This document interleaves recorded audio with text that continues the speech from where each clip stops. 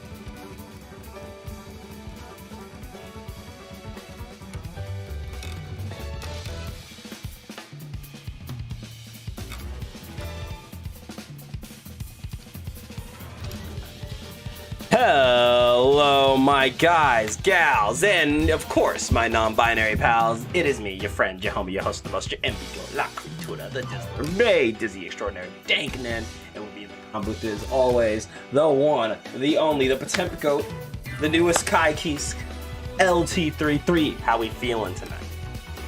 Fam, I am feeling glorious, ready to watch my friends play Guilty Gear for our entertainment, and let me tell you what, we have 5 very hype first to 10 exhibition sets set for you tonight, and if you want to see what Guilty Gear is all about, this might just be the place to do it. Absolutely. Friday Night Fights, if you don't know, is a weekly first to 10 community exhibition. We have 5, count them, 5 first to 10s. It's always a good time. We sit and commentate. You can bet channel points to see who wins each set. And I'll tell you, 3, we got a doozy of a lineup on our hands. A doozy, a little bit of schmixery, a little bit of mix and match, and find out who wants to play the game at what time, but it's going to be hype all the way through. Yo, starting off with some intensity, we're bringing First to 5 versus Taiga to start off the night. That's going to be hypeness from the get. Absolutely. I mean, Bridget Eno, again, like, we see a lot more Bridget lately, but I'll tell you, we haven't gotten to see Eno in a little bit, and First to 5, of course, is the first FNF. Really, really strong player. I think it's going to be a really, really fun set to play-by-play of, followed by Jeekly's own Mav versus Gragan, going into Megalomancer versus Yoshi, into Hazel versus Judas, and to finish off the night, of course, we have a cult. 2 big heavy hitters returning with a Cultic and Big Will. Yeah, that's right, the Big Will coming back for Friday Night Fights. Like, you want to talk about some top-tier Guilty Gear strive to cap off your evening on a Friday night. That first to 10 right set at the end of this is going to be explosives, guaranteed. But like we're saying, going from the top to the bottom of this list, it's bangers all night. One set after the other. We are guaranteed hype, set play, and excitement from all of our players. I'm really excited to see everyone throw down, but let's not waste any time. But before we get into it, quick reminder, y'all, if you like Friday Night Fights and you want to be part of it, well, maybe I should leave it at 3. How can you sign up for Friday Night Fights? I always forget.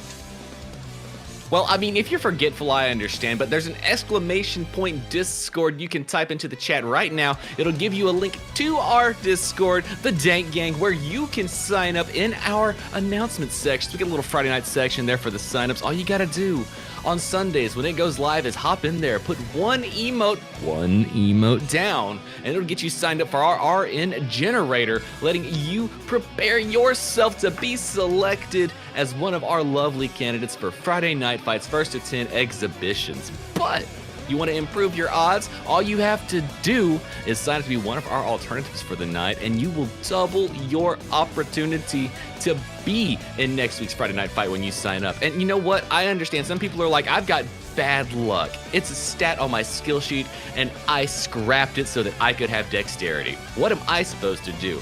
Well, what you can do, sit around here, learn in our community who plays the game a little bit better than everybody else, and then put your channel points on the line so that you can get 10,000 of those sweet banging dank bucks, and spend those channel points to get yourself a grudge match, guaranteeing you and one of your friends a slot on next week's FNF if both of you sign up in that section for signups on the one week y'all want to scrap up. But just make sure it's not the team FNF event, because for those, we have to kind of let the grudge matches flow.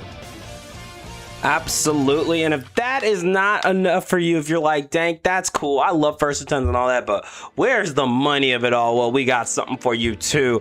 DxG's Hunter themed Guilty Gear Strive monthly open BXB bracket is on the horizon. Not this Saturday, not next Saturday, but Saturday, February 28th, the 16th Battle Olympia will be going down with $150 in the prize pool at 5 p.m. Pacific, 8 p.m. Eastern. So make sure you guys sign up. Link to the bracket and the match video pinned in chat. And hey, while you're at it, come claim a code for us real quick. We'd really appreciate it.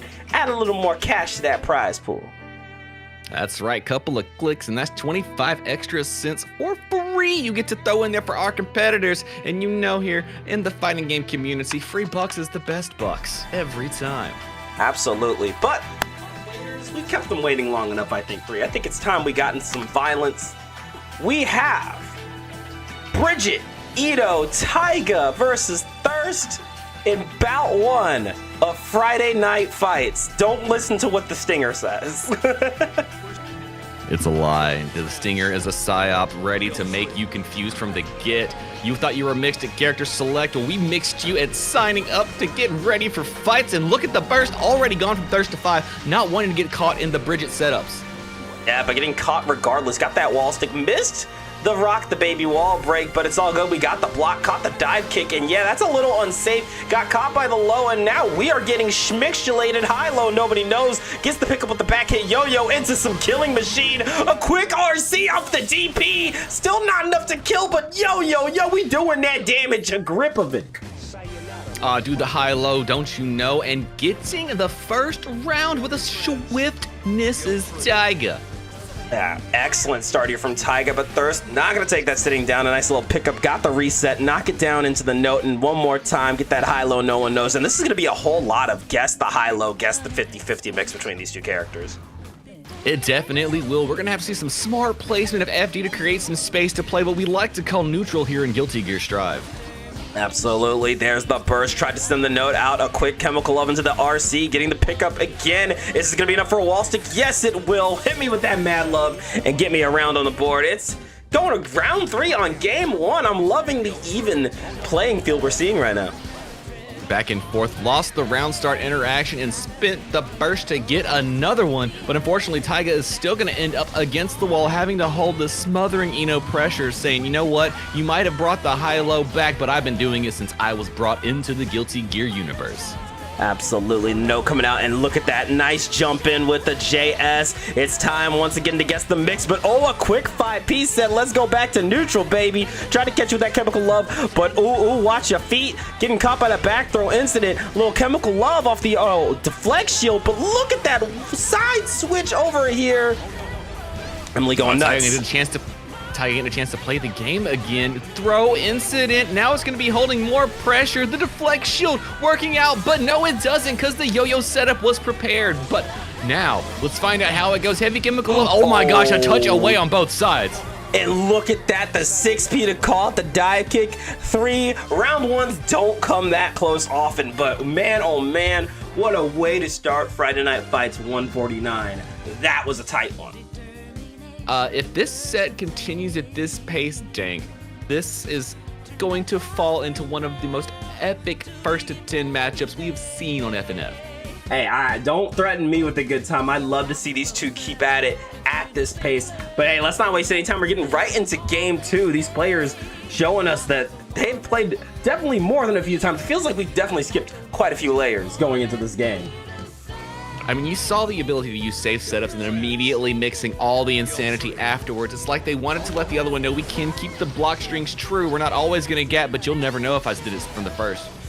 Absolutely. There's a little run-up throw, setting up the yo-yo, close slash to keep that shit tight. Into that JD, got the pickup yo-yo into the wall stick. A little killing machine to get that hard knockdown into positive bonus. Hop on that tricycle, ride right over that witchy business. Oh, what a 6P in neutral. Says your buttons mean nothing to me with it embody invincibility. Double notes? Let's just hold Bridget right there against the wall. Thirst to 5 trying to get pressure going, but Taiga off the wall. Quickly putting more setups in. The double overhead doing the business, and it looks like we are going to have to get one more reset, but back throw incident is going the other way. That side switch looked accidental, but Taiga definitely able to clean it up and clutch it out. But something I really wanted to acknowledge, you know, when we saw the notes earlier, this is something Thirst does a lot. Uses notes to really cover not where you are, but where you're going to be, as you see with the preemptive air punishes. I really like that style of play. Genius stuff, especially if you think your opponent does want to escape out in certain ways like Bridget has been known to do in the past, you know, jumping to the air, throwing yo-yo, trying to get awkward angles for set play setups. And when you are a quick moving character and funny angles like Eno is, you definitely have to lock down one location of the screen to control where the mix is coming to your opponent. Yeah, between the use of Note and the use of Chemical Love, we've seen a lot of screen control here from Thirst, but that burst was a little antsy, and now Emily gonna take full advantage, but look at that run, and here we go. Got the pickup, a little reset off of the low dive kick, a little safe jump here, and ooh, tried to bait out that burst, but no, Em holding on. Look at the defense off the wall, opens up with the low. We're going in for the crossover on the other side. Taiga bringing disgusting Bridget mix into the game. You gotta love the four-way mix. And a nice RC ducking the Chemical Love and getting the yo-yo pickup. Again, low profiling Chemical Love is such an invaluable counterplay. And I really like how Taiga is utilizing it. A great start from her so far, but Thirst to 5, no slouch here. No, absolutely not. But that gameplay from Taiga right there, I don't know if I saw what I think I saw, but that might have been a Sharingan going off at the end of that. How did you know? The wait, the delay, the PRC, the 6P. It's like they're living in the future. Absolutely. Yeah, you could definitely feel the hard call-outs in the ring right now, but let's keep it going. We have just begun.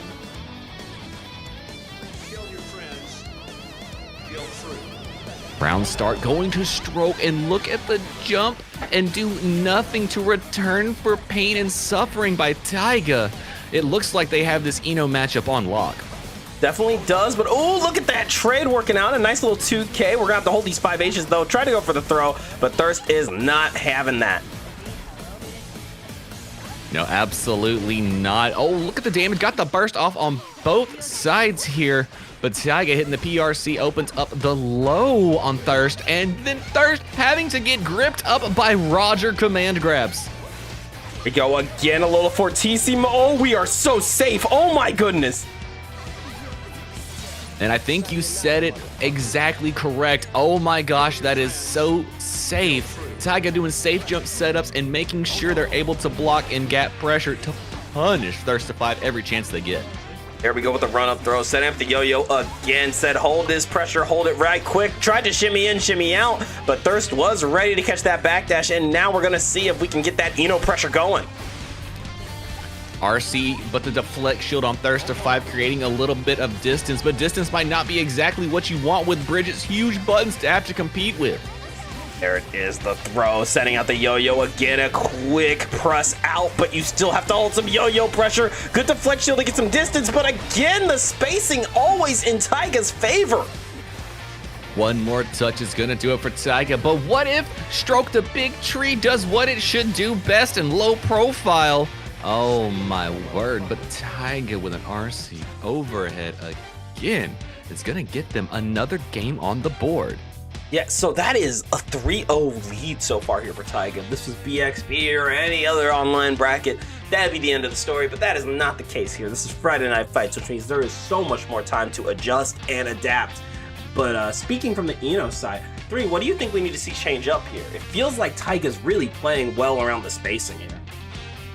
It does, but it's not like Thirst to 5 is not doing the correct things, trying to control space with the heavy Chemical Love and Note, not letting themselves get too gung-ho in the pressure. It just seems that the neutral control that Taiga is doing knows exactly how Enos like to play the game and is playing around it immaculately.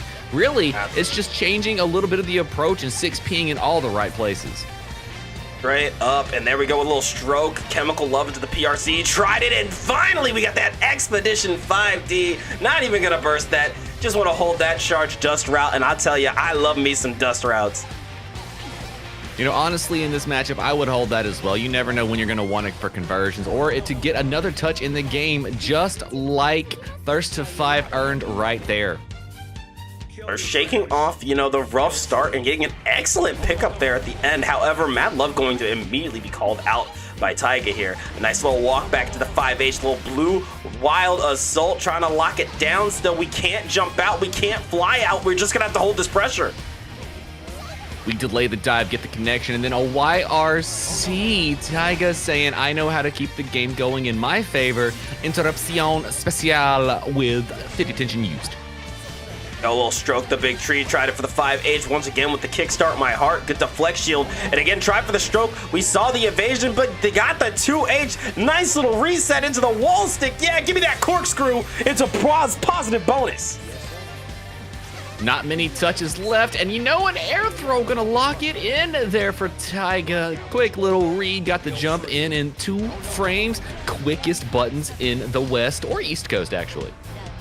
There we go. We'll stroke the big tree, calling out that 6P attempt. Called out the kickstart. What a nice punish here. And now we see that smothering pressure of Eno. We need this wall break, and we need it bad. But that DP is going to be getting them off of you. One more time, though, putting that pressure up. Got to pick up with the JD into a little Fortissima to get the kill. Not wanting to give any chance of any kind of play, straight into super for the game, getting a breadstick on the board, no shutouts. Put your brooms away. It's over. No sweeps tonight. Yeah, you know what? I'm always happy to see a lack of sweeps. We like close sets here. We like tight sets here. And hey, big shout out to Big Will. First of all, Will, great to see you again. And second of all, glad you like the graphics. I know we upgraded quite a bit since the last time you've been here. Friday Night Fights, still the same show you know and love, but a little better now. That's right. We're getting a little bit of a polish on the edges, you know, coming in here like we're not an Unreal Engine 5 game. Wink, wink, nudge, nudge, dot, dot. All right, you just woke up, Hazel. I don't know. Are you going to confirm your match? Are you still in? Yeah. Hey. If you're here, you're good to go. We can see you in the chat. You can play. That's right. Not too late. Although you shouldn't have signed up earlier. You're okay though. Oh, quick burst here from Thirst to 5. Half the life gone, but what a clash straight into stroke. Special canceling the right way. Oh, and tried to go for the throw, but an immediate DP here. Taiga not going to hold this. Go for the 2S of the 5H, follow up a little scoot into the throw. Sets up the yo-yo, and once again, more pressure, but that 6P coming at you hot and heavy. Got a full neutral skip, baits out the DP. Are we going to see a burst here? No, not quite yet. You know, that's that problem with DPs. You feel like you know when gap is going to be actually used by your opponent. They're going to press buttons afterwards, so your invincibility interruptions happened. But as you see there, when you make that call out and you're just incorrect, there is nothing to save you from pain, suffering, and punishment. Absolutely, but there you go with the jump in, caught the yo-yo on the back, hit one more time, send it up, got the 2S. It's a wall stick, no super, so just gonna go for another reset. And I gotta say, I like this. Don't return to neutral, keep your opponent locked down. Quick throw, okie doke, got the yo-yo set up, double the overhead, triple it. Why not? If it didn't work the first or the second time, maybe the third time will be the one. Oh, but look at that, catching the backdash again. Thirst has been calling those out, and I love this confirm into Fortissimo, giving us that hard knockdown and the positive bonus. But we got to be so mindful here. 100 meter, go for the YRC, get it off of me. And yeah, you want to burst that. You want to see if you can absolutely take this back. Big 6H looking to catch a press here. Can you be my hero? I can see it in the future. I think you got it. You already know we better check in on our local Eno mains, because you know they're addicted to that megalomania. Getting the kill, score 3-2. Taiga still in the lead. But yeah, that's a megalo for the chat, guys. I know y'all feeling that. I know we feeling that. Saucy. I like him. I like what I saw there. Gave me that topped up like A2 covering up the day. Lovely stuff. Going to catch up to 3 if I think things are going this way.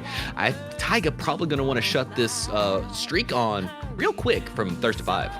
Yeah, absolutely. That's one of those rounds where you absolutely got to shake it off. We all know that megalomania can be a bit of a mind eraser, but you cannot afford that right now. No, absolutely can. What a jump up to dive a kick for punishment's sake. Did it real quick for the throw as well. Oh, PRC fake it out for the throw again. This is getting disgusting, Dank. Am I allowed to see this? I don't know. We might have to censor this, man. Look, we're trying to run a chill stream here. We can't be showing gore on the timeline like that. 7 golden letters here for Thirst to 5. An absolute change up from earlier. Look, I didn't verify my age in Discord yet. They might actually ban me for watching this. I gotta be careful here. The low, do it again. Oh, what a burst. Nobody has a way out of combos now. And Thirst to 5 sitting on the lower end of the life scale here. Let's see how things turn out. There you go, yo-yo, out, going in again for the JS. Another reset, another guess, but going in for the corkscrew. Little 2K, fake it out the mad low, quick RC, going in for the low. That is devious. You got your opponent in the corner. Hold that wall stick into the mad love. Quick bit of hold this fireball. Tried to hit a charge dust, but nobody was home. Expedition 5D delay. We gonna punish, deflect, shield as well. Full combo. We're gonna get a wall stick instant as well. No, we go for the reset. Oh, but reversal super got my back if nobody else does. Thirst to 5, tying it up 3-3 in bout number 1 of FNF.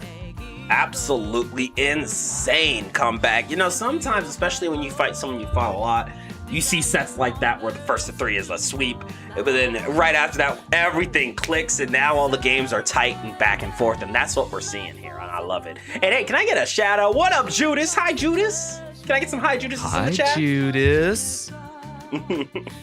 Hi. Don't think we forgot. Don't think we forgot. Let them know that we got the love for the Judas in the building. Into game number 7. Oh, wow. Best shimmy I've seen all day. Oh, what an interruption as well. Stroke this big hit, said Taiga. Trying to get more pressure. The yo-yo is out. The Eno is trying to escape, but landing right where Taiga wants. Thirst to 5 finally getting the touch to start their own game plan. Stroking at just the right spot. I think Thirst to 5 was sitting there stroking the thing until it was just the right time. Waiting it out. Corkscrew in. Let's do it again. Combos into wall stick incident, but not enough for the hard knockdown positive bonus. No, not quite, but here, going for the Fortissimo, but it felt like Taiga knew that was coming, and then some immediate pickup here. Drops that JD, the 5D pickup, but you know, we're all good. We got the kickstart. We forced our opponent in the corner, and yeah, no super for you. Just getting the kill with the 5H, and that's going to be another round here for Taiga. Something inside me felt 6P coming out, but I don't know what occurred on the side note of it. Stroked out. Oh, there's that 6P. I could feel it. I could feel it, Dank. I knew it. Yeah, no, I can definitely feel it too. Trying to go for the double note. Deflect shield seems like it's getting diminishing returns here. It was really helpful for both players earlier in this set, but now we're baiting it out where it's just not working. There's the run up with the throw, setting up the yo-yo one more time, forces the burst, get it off me, stroking in, but Killing Machine shutting it down, said stay over there, 6P. We are scrapping 3. We're scrapping Deflect shield once again, stopping the note, stopping the approach. What is happening here? These two are scrambling. But there it is, the Mad Love Corkscrew into JH. They don't get much crazier than that. No chance to breathe, no chance to think. You just all focus all day, and oh my, 6P on the other side just as well. We manually gapped the pressure, caught OS's, I do believe, delayed the overhead, got a mash on a Bari on Taiga's side, 6P to steal the turn back. PRC pressure opens up with a low. Thirst to 5, gonna get a reset next to the wall, baiting out the YRC. This is not gonna be quite enough. Oh no, it is. Send them to the next game. Yeah, let's not forget, Bridget is made of glass and paper, and it shows there. An insane lead steal here from Thirst to 5. Like, wow. I mean, just had to light themselves on fire. The first 3 games were just the warm-up. Thirst to 5 was like, okay, now I understand. Comprende, complete, download, accepted, and confirmed. Yeah, like just the change up here has been insane, but I would be foolish, and I think everyone would be, to count Taiga out here. And did I forget to put the bets in? I sure did. That's how good this set's been. I forgot to put out the bets.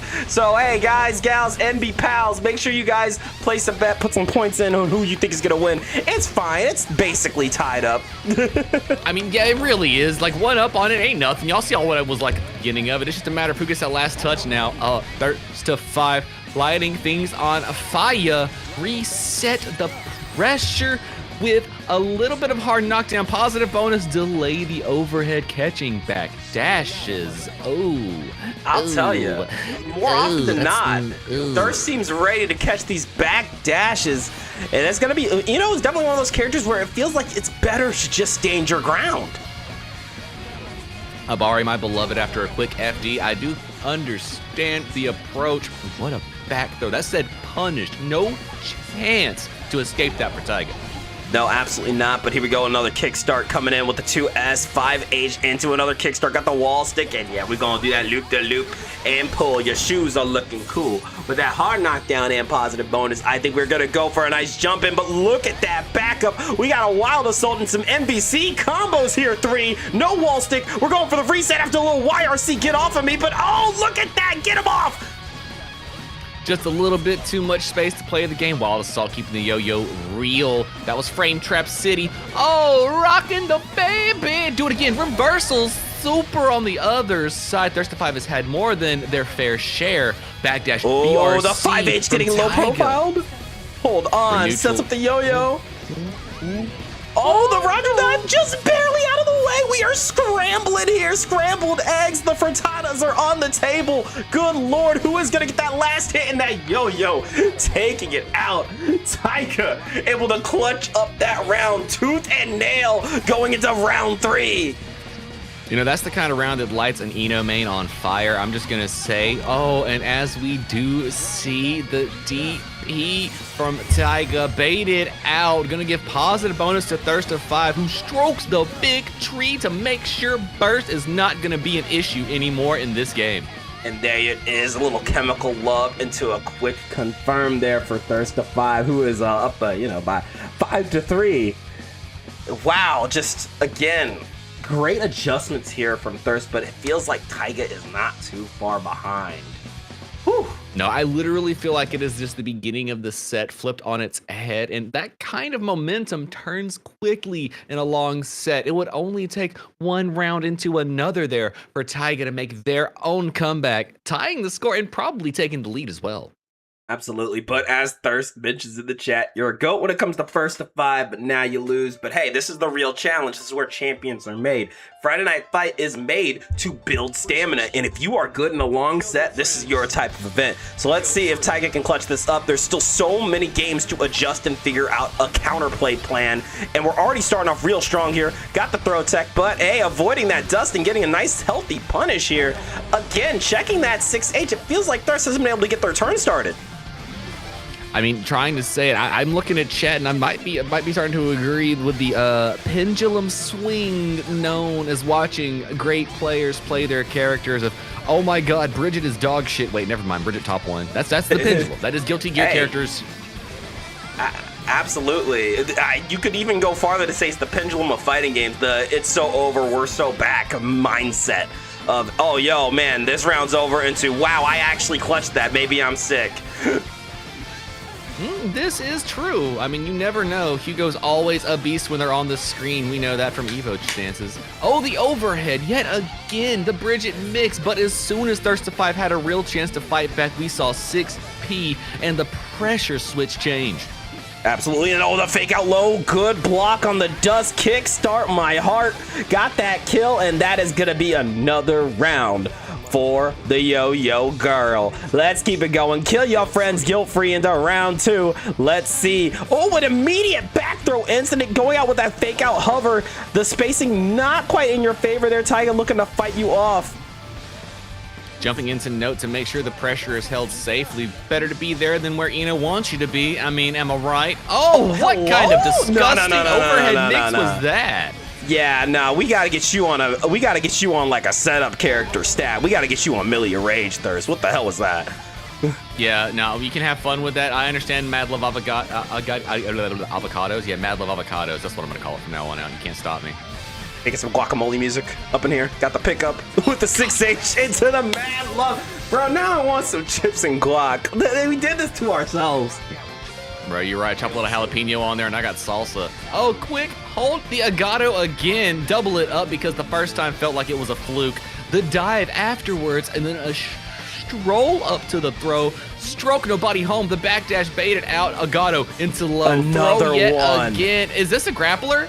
Nope. I think Reverse we might be playing a little Street Fighter, but there's that back throw incident. As you mentioned, got the pick up with the booty bump. Yo-yo out. Woo, killing machine from the other side. Setting up the yo-yo. You better block for your life, baby. Guess. But there's the throw. You can't block a throw. Pulling up again. One more time. Text the air throw. Taiga on an absolute mission right now, but getting caught by the chemical love. Avoiding the notes. Got the JK. Shit. Got the knockdown. One more time. Can we get the mix? Can we get that last hit? We need y'all. Dusted, no, wait, RC overhead into Oh. the Pepe! It was the Pepe! Oh, the Pepe got you again. You wasn't looking, and then the Pepe came and rocked your ass. Sucks to be. You know what? Raise your hand if you got thrown. I got thrown. I was not expecting that after all of that pressure. To rock the baby coming out of nowhere like an RKO from Randy Orton. Good Lord. Free. You earned that game. Free, even on me. I'm trying. I know. I was not ready. I'm sorry. I'm getting shades of 2009 Randy Orton after that, all right? That was terrifying. Rock the baby! She just rocked the baby! Out of nowhere! It's a snake, Bridget's a slithery snake! Oh my god. Little 2D action. Got the pickup with the corkscrew. Insane conversion. I wish we got to see all of that. But caught the backdash off of Mad Love, which means you are going right back to that corner. Going for the reset. Stroke the big tree out. 6P. Get off of me. Into the wall break with the 4TCMO. Hard knockdown into positive bonus. I didn't know you could stroke the big 6P. Look at you go. Okay, you learn something new every day. Hey, you can stroke anything if you try hard enough, all right? This is truth. This is truth. If you're brave enough, and yeah, you're right. Oh my, 2H, nobody home. Quick counter hit, and that's going to be a round for Thirst of 5, trying to extend their lead by just a little bit. Oh, and I like that jump around. Went around and ended up getting a nice good hit. Jumping out of the way of the yo-yo, though, and calling out the landing with stroke. That is some gross call-outs here. Look, I got to open you up with a low, and my logo's that far. Why not? Especially if you're Eno looking witchy whiz the business. Oh, back throw incident after the spiral. More notes on the screen. Stroking under the killing machine. Let's go. Thirst of 5. You know, I haven't seen an evasion like that in a while. Insane moves here from Thirst of 5. Went for the note, quick RC into the stroke. Again, really trying to play that almost zony Eno game into a quick RC dive kick set. I got you right where I want you. Bust the head open there. A 6-4 lead here for Thirst of 5. The Eno gang is eating good tonight, 3.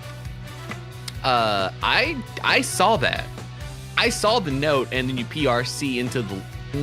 I saw that. Devious. That was cheeky. I like it. You Eno man's got some explaining to do. I'm just saying. Hey, welcome in Megalomancer, one of DxG's own. I believe we'll be seeing a bit later tonight. Looking forward to your set. All right. You ain't explaining shit. Why not, Megs? Come on. I asked politely, and by politely, I mean with all my health bar. Not enough health bars, I fear. Throwing out the yo-yo, blocks the chemical love, and jumps around the 5H. Now we're playing that whiff punish game, saying who will swing first. But there's that knockdown, the slow walk up, looking to bait out a DP or some type of defensive option. But again, both players holding tight here. We're playing some neutral. Yeah, these Eno mains ain't giving me secrets until they get life bars stacked up like Sephiroth from Kingdom Hearts 2. What a back throw incident. Yo-yo's out, just block the return on it for the tension meter. Okay, Thirst of 5, I see you, but so does Taiga. Quick shimmy out, gets the burst, running face first into the note because blocking with your face is sometimes the best tech you can have. Absolutely, but not in this regard. It is not going to kill, but we are going to get some wall break, and we're going to get some positive bonus here. It is a guess for round scenario here. A great chemical love into the RC, got the low, pick it up into the Mad Love. Are we going to see the burst? No, we are not. The Wild Assault blocking it out. One more time with the Mad Love, 100 meter here for Taiga. Quick BRC, tried to go for the air throw. No luck here, but called out the throw attempt. Kickstart the heart. That's another round for Taiga. Using the big buttons like you should, especially in the Eno matchup where she has quote-unquote stubby buttons. You know, good approach, but not the best neutral control, to be honest with you. Where Bridget tends to excel, but unfortunately, extending, hit hurt boxes, get back thrown quickly, but a DP says, get off me when you leave such big gaps in your pressure. But there's that 6P into the Mad Love again, going for that quick low little kickstart here, trying not to give Eno too much distance, but it is not gonna matter here. Note out again, and holy air throws. Oh, nah, you didn't. Tried to go for the fly in, but met with a killing machine. We're getting disrespectful tonight. One more time, try to go for the high low, and oh, I felt that throw, but here we go. Pick it up one more time, and Thirst of 5 now up another round. Whoa. I guarantee you Taiga felt that throw even more, though. It's one of those throws where you start questioning your life decisions. I'm reflecting on all of my possibilities and the ones I never took. Oh, what a back throw punished. The startup of some buttons, maybe a barre, maybe options going on the screen. The overhead, BRC to keep the combo going. Thirst5 wants this positive bonus. There you go, wall break into positive once again. Trying to go for the 2H, but I love that jumping with the JK, forcing the burst, a little kickstart coming in. Are we gonna see a button in response? I saw that 6P attempt. Taiga trying to bait a burst, but no, Thirst holding on to all these resources we've acclaimed throughout the game. Great use of it, caught the backdash and the stroke. Gonna catch the second use of backdash. Thirst5 making commitments with the meter to keep it safe and coming away with another game. Really, really great adjustments here from Thirst5 as we've seen from the past couple games. Friendly reminder, both players do have a character switch or a minute of time to collect your thoughts. And you may not want to go for the character switch, but going for that minute or even like a 30-second for a color switch is viable. Anything to slow down the pace we're seeing here from Thirst. But no, we're just kicking it right back into this next round, which, definitely has its merits as well. It does, especially when you're playing a similar character as far as like how you want your mental stack to be laid on your opponent. Both of these characters do well without letting the opponent cool off their mental pressure. So as long as they're speeding back into the next match, there's a chance they're not going to know which high-low is coming next. Oh, and I do like the burst bait. However, Taiga not taking it. A little double overhead into, well, a third overhead, getting the killing machine and a big grip of damage. Hard knockdown into positive bonus as we go for the jump in again. RC overhead throws our text around here in this neighborhood. The double overhead triple blocked out by Taiga. Burst used by Thirst5, trying to catch more pressure. Great use of invincibility. Same on the other side with the 6B. Just blocks RC. Overhead connection. One more set of pressure and the cross up to the same side for the funky mix is gonna do it. I'll tell you, there was a whole lot of overheads in that round, but here we go, starting with the low, but again, we are not trying to deal with any of that. There's the jump in, got the knockdown, Yo-Yo set up, and again, watch your toes, watch your toes. More pressure, try to go for the throw, but Thirst is not having any of that, forcing the burst out of Emily. Yo-Yo is out, trying to get that big hit, and there it is. We're rolling in, Mystic Ball attack, got the knockdown again into that quick overhead. That's gonna be wall stick into another loop-to-loop and pull.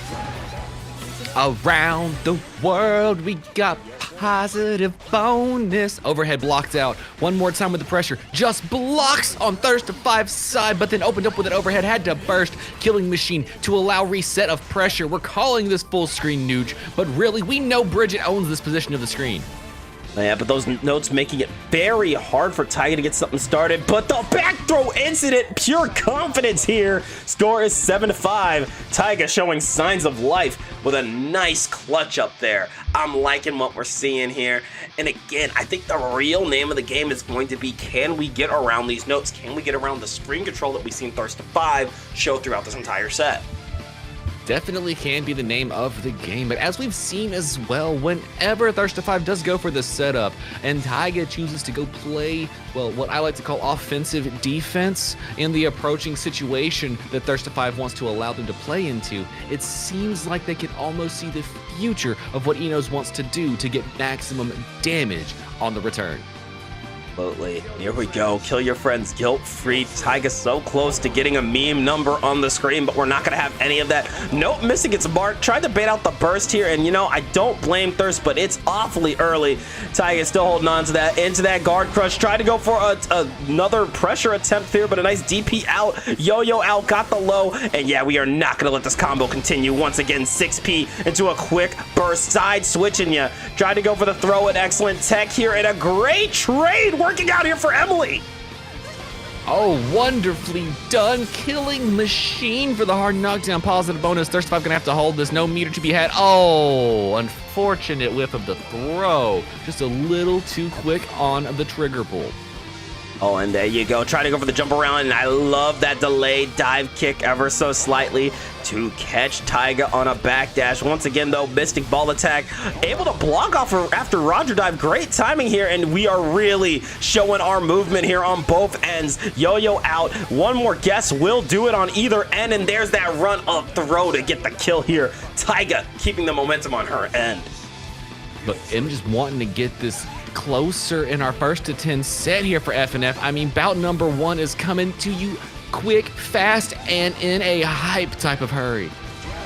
Here you go, Wild Assault into the 6H. Got the pickup. There's the wall stick and the Fortissimo. Hard knockdown into that positive bonus. Doing a grip, a good 40% combo there. DP to get off me. Trying to hold throws, but we tech those around here. Thirst5 not letting it go away. The FD after skipping in, pick up into the round 3 situation here. But Taiga sitting on all that burst while Thirst5 still has to wait just a couple of seconds before they get theirs back. Oh, and there we go with the knockdown again. Trying to wait it out, another 6P. There's the knockdown again. And the chat clamoring for Thirst to win one more game on both ends. Nobody wants the brain rot tonight. Please, we can't have it. Thirst5 is locking in just to make sure we never have to occur. Wall stick incident. We went for baits in the air throw. Oh, I sensed Megalo in the future. That's really what I think they wanted there. I definitely felt like it was, but if you can't get a Megalomania, an air throw will do into the Fortissima kill. An absolutely still mental destructive round here. And we have avoided the dreaded number, the brain rot number, if you will. The score is 5-8. Thirst in the lead. I saw that 3. Don't think I did. You missed shit. Don't say nothing. You missed a thing. Saw nothing. All right. Well, score 5-8. That's all I know. 5-8. Very, very good clutch up there that from Thirst. But I don't know, man. I just don't think Taiga's out of this yet. Oh, no, definitely not. You've seen how close these sets have been. It took just a little while for Thirst5 to get their speed and steamroll to their lead. I would not be surprised if Taiga had the exact same kind of situation going in their favor. Absolutely. Here we go. One more time. And a color switch here from Taiga. Again, utilizing those 30 seconds that you don't have to give up your minute yet. And I think that's smart. You know, slow down the momentum. Thirst has been on an absolute tear. Quick pickup after stroke, the overhead into low, trying to keep it mixy, doing it again, getting the burst off of Taiga, who do not want to end up in a wall break situation. Oh, and I like that nice jump in. And there you go, caught the legs here in a quick burst into the stroke, got the knockdown once again, and we are trying to go for some mixy business. No, actually, we're just gonna go for a straight up run up. But Taiga not having any of that back throw incident. Here we go. Oh no, it was just a little too quick in the gung-ho. Blocked the overheads, but not quick enough to hit him on a punish. Stroked the tree into a little bit of destructive finish. Oh, destructive finish. That's a title I haven't heard in a long time. But there you go, pick it up with the 6H into the Chemical Love. Didn't get the second one, but that's all good. We got another stroke. We keep that pressure up. JS after JS into the stroke, into the 2K. And we're going for a slump. Met with the DP, though. Got a little too cheeky there. Great 6P on the side of Thirst5, but an even better throw from Taiga. The Oki pressure, close slash hits. We're going to take it to a wall stick incident. Killing Machine doing exactly what it needs to do. Get that hard knockdown. Positive bonus setup. And rebaiting out the burst as well. Dank. Soul Stealer. Their soul is mine. Shang Tsung out here. You know, Shang didn't strike me as a Bridget player, but really good for him. You know, after at least 2 rounds, they guarantee to have the setup. You know they got it. They're going to totally transform, put the hoodie on, call it a day. Actually, you know what? I'm sorry. What am I thinking about? Shang Tsung plays everybody. Always. Exactly. He's that Shang guy. Tsung is everybody. Shang Tsung is even Seth from Street Fighter 4. Oh, God, don't even utter that name. Pulling up with an overhead into the wall stick. And there you go. Yo-yo set up again. Again, we do not want to break the wall yet. Get a little extra damage. But now we are rocking with some positive bonus. There's still some meter here for Thirst5, using it to utilize a nasty overhead. Got the corkscrew, got the wall stick. And yeah, you don't want to waste any time. Fortissimo to get the kill. That was guaranteed almost a quarter of the life bar, but Taiga was trying to scrap back with a swiftness, and yet again it came down to a final touch on either side, and it's been like that since the start of this bout. Yeah, I couldn't agree more. It's just really just been, I think this is one of those sets, even though the score it definitely isn't skewed in too hard, it really isn't telling the story we're seeing. This has been a really tight set. Absolutely has. A hype one and a great way to kick off Friday Night Fights. Y'all chat, let them know you got. Who do you have actually? Let me know, is it Taiga? Is it Thirst5? Let them know that you support them right now. Oh, but here we go, a little back throw incident here from Thirst5. The sauntering over, trying to bait out a DP or reversal option of any sort. But it's not going to be the move here. A nice run in with the JS, and again, we're walking up. Caught the backdash, and you gotta burst that if you're Taiga here. Oh, try to hit some more pressure in there. Taiga using the YRC, but Thirst5 with the suffocating pressure. Just smothering with the mixture. Oh, using a burst as soon as the opportunity arose to keep the offense on their momentum side when the turns were traded. Notes to hold the pressure. The chemical love to keep it even more suffocating, and then opening them up at the end. We are one round away from Thirst5 taking the first set, but Taiga trying to get their pressure started. And yeah, no bursting your name here, which means you gotta hold this wall break. That's positive bonus here for Taiga. Once again, BRC going for the 2H, really trying to check any air approach in that. Yo, the Chemical Love checking the Mystic Ball attack again. It does seem like approaching with the roll has been fairly difficult here for Bridget. I have to occur, and it feels like Thirst5 is just already prepped up, coiled, and waiting for the punishment, just like we see here on Taiga's side, going for the safe jump setup, ready, locked, and loaded for the punish for reversal supers.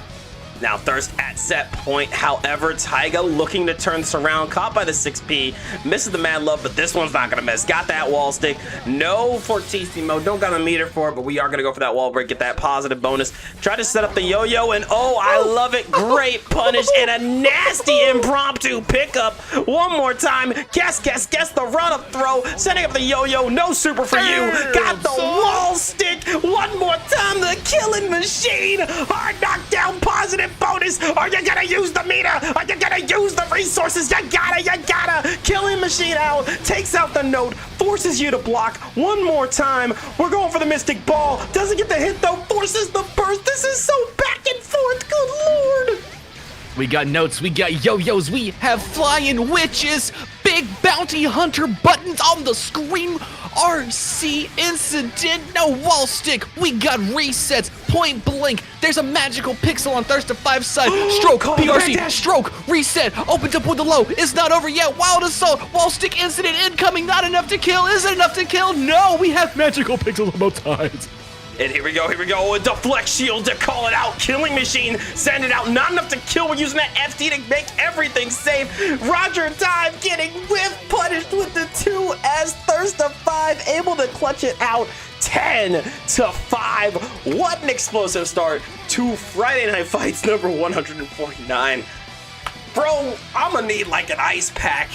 I'm gonna need my blood pressure checked. What in the world? I mean, welcome to Guilty Gear Strive. That's all I can say. Do you think Marissa versus Mai does that shit? No. No. Dude. They don't. I'm sorry. Hey, Like, you gotta know. I'm just You saying. gotta know. Look, I don't think Bob versus Roger Jr. is gonna do that. I'm sorry. It's gonna be hype. I don't think it's gonna do that. I just don't. You can only find that in Guilty Gear Strive. I see the comments saying this game last year. Bro, I don't think it was just for players. It felt like it for all of us. Like, dude, I don't think I've ever seen such a scrambly last interaction. Like, one of those moments where you just like, I pray for the end, not because I'm not enjoying it, but because I don't know how much more my heart can take. Good Lord, what a show. But that's one of those moments that sends us back to, y'all need that clip from season 3 when they showed those two players at the tournament afterwards and they're both like just sobbing in complete stress after the fight. That's what we were experiencing yet again. Absolutely. Very gimmicky nature of Thirst5 is very, very fun to watch. I haven't seen some of those mix-ups before in a while. Again, are you sure you're not a Millia player?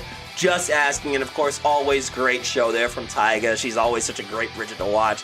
That was awesome. You are good to go play Overwatch. You go have fun with that. Thank you for showing up to Friday Night Fights. You can go play Rival Watch. I understand. I don't blame you there. Go do what you gotta do. Yes. Hero shooters. But yeah, insane first set. And if you watching at home want to be part of Friday Night Fights, well, sign up for this event. Go live every Sunday around noon to 2 p.m. Pacific. Signups close Wednesday at 9 p.m. Pacific, midnight Eastern, and the show is every Friday at 6 p.m. Pacific, 9 p.m. right here on Twitch TV, Dank_Nen, and YouTube, Dank_Nen. Come sign up. Friday Night Fights is full of good vibes, good sets, and good ass gear. So we'd love to see you guys here. Come sign up, or, spend 10,000 Dank tokens to get a grudge match and guarantee your spot here if you want to skip the RNG poll. Exactly. But you know what? If first to 10s aren't your thing, you're like, but Dank, I want to do some tournament sets. But Dank, I want to win some money. But Dank, I want to be a Battle Olympia champion.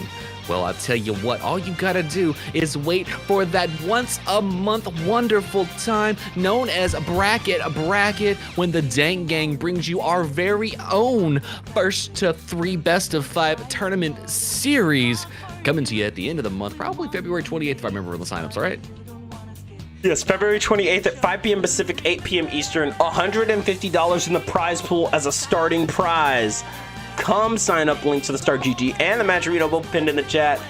Come sign up, come secure your spot early, and if you can't make it but you want to show some support, give the match arena link a click. Come claim one of our codes real quick, or if you're feeling really generous, throw some cash on the prize pool. Never necessary, but always super appreciated.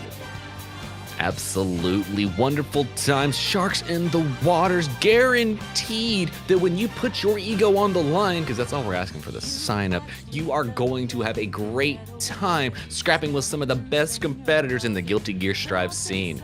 But speaking of some of the best competitors in the Guilty Gear Strive scene, coming up next, y'all, in this first to 10 activity on Friday Night Fights, we have none other than Jeekly's own Mav coming to face Gragan in our next set of the evening.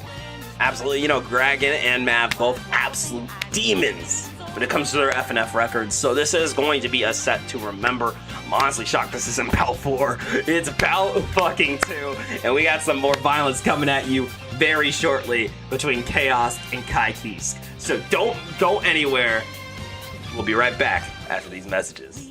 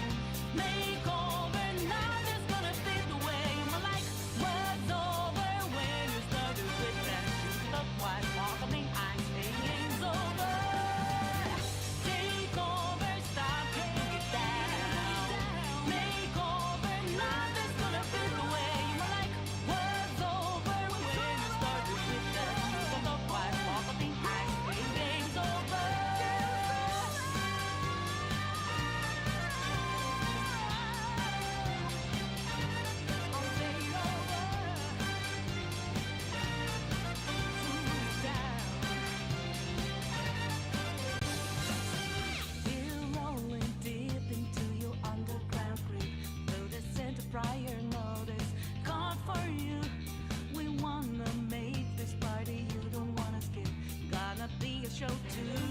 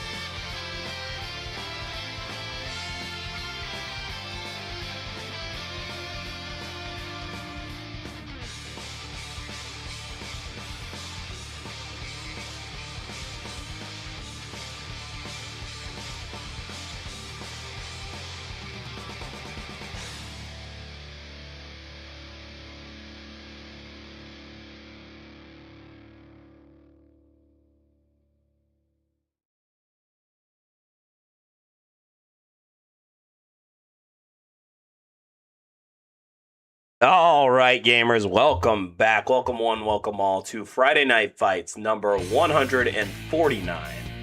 It's me, Danknin. I'm with LT3. You guys know what it is. Welcome back. 3, how we feeling? Are we ready for some more Guilty Gear?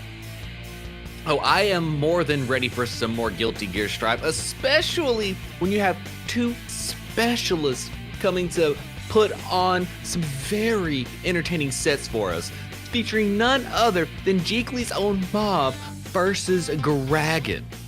Yeah, Mav versus Gragan is a set, you know. That's a hype one. I'm like, yo, RNG's has blessed us here with some Chaos Kai action. I haven't seen Mav in a little bit, but of course, their Chaos is absolutely disgusting. Gragan, I want to say we've seen a couple weeks ago? I can't remember. You calm enough of these, they all start to blend a little bit, but I'm excited to see these two. I think it'll be a really fun set. Absolutely, I agree. And oh my word, is that a Giovanna we see on the screen from Mob to kick off the night? Oh, well, not what I was expecting, but a pleasant surprise. I'm always down to watch some Giovanna. And Giovanna is one of those characters that I feel like if you want like a solid secondary, you know, a character that can just kind of cover any matchup, I think Gio is a great pick because, again, a character that goes pretty much even with the whole cast is really, really strong to have. Definitely is. I mean, she might not have a true DP per se, but that dash play that they have, the Wavu, if you will, they play one of the best with punish games in Guilty Gear Strive, at least in my personal opinion, up there with probably Chip, Milia, and Jealousy Rage Abba. And I agree with you, Matt. She's a lot of fun, and believe me, when you get those hacky sack combos down, when you start feeling the magic of the dive kick, it's good stuff. But, oh, you know, Gragan not committing to their main either. We're going for a secondary showdown over here on FNF for bout number 2. You know, secondary's coming out for bout 2. I respect it. I fuck with it. I see the vision. You like what you see and you see what you hear. And oh, my beautiful thing. Start off the day with a quick touch. Gragan wasting no time, stealing her turn back right on point and almost going wall to wall here off the get. Finally spending all that stamina gauge. There you go, a nice little backdash into the far slash. Got the doggo kick. One more time, going for that jumping fuzzy into the dive kick. Send them to Brazil, all the way to the corner. Going for that Travail, and tried to go with the far slash, but an immediate DP. Shimmy in, shimmy out. Caught the burst out here. I like what we're seeing here, but that is 100 meter. But are you going to get a chance to use it? Hard to say, especially when being held up by Giovanna pressure in the hands of Mauve, but Gragan going low with an elk hunt, quick pickup, spinning all 100 meter to put the life totals near about the same, but with hard knockdown, positive bonus, and a whole bunch of offensive pressure incoming. And there you go, the nice gazelle step into throw to start it off for Gragan, getting round 1 here. But that is just the first round. That is just first blood. A quick 6P there. But look at that, calling out the dash up with 2K2D. Oh, a slight delay there. And Mav able to take their turn and put on some nasty pressure. The Hawk bakes it all the right time.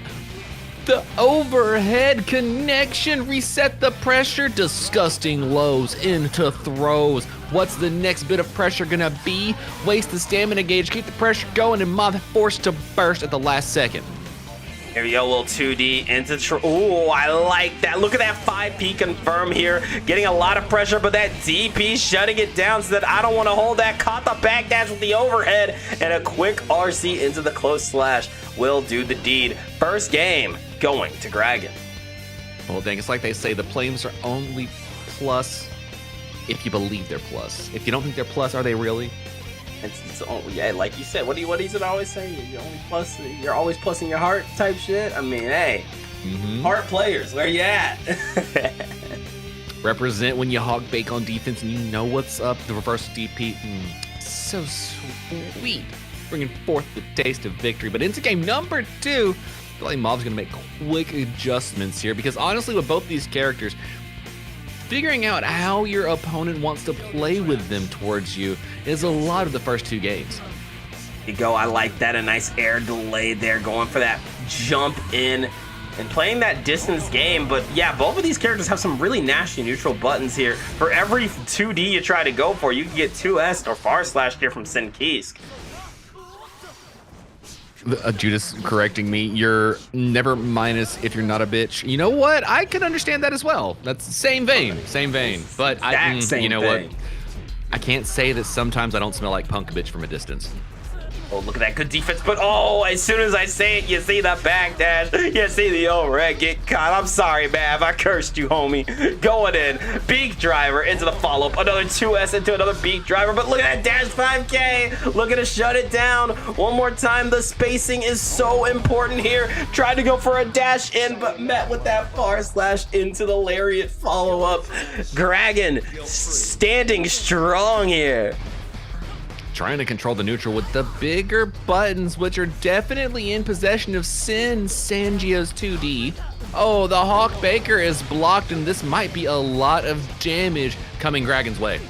Oh, absolutely, and we're gonna let it rip with that Beyblade kick. Not enough to get the wall break, but hey, forcing your opponent to the corner with that amount of damage is not a situation anyone wants to be in. Almost there with the burst, instead holding on and going for a DP into the back throw. Instant Dragon about to lay the hurt down. Dust blocked, trying to keep the pressure going, pressing buttons into reversal on the other side. Mob got a little bit more life on Dragon's side before the rounds tie up, but Dragon is not done fighting yet. There you go, one more time, a little dash 5K, got that beak driver, but oh, look out, watch it, toes 2K into the doggo kick here. Mav with a nice adjustment here. We're going to game 3. Big feet doing big things. Sin Keys throwing flags on Giovanna, but Giovanna quickly getting off of the wall pressure here. Mob holding their own until creating a little bit of space and getting the burst baited out of them by Dragon. Yeah, that was one of those bursts you could just smell the I want out of here. And yeah, there you go, that nice 10-piece combo into the wall break. Mav trying to back off a little bit, but you're seeing these 2S's come out. Dragon really trying to control the screen. So now Mav putting on that serious pressure, gonna suffocate the opponent. Got the switch up, but oh, I see that 2K. We are gonna hit you with that RTL. Boom. Was that game 1, 2? That was game 2 with the quickness. That was game 2. Y'all, we in for one.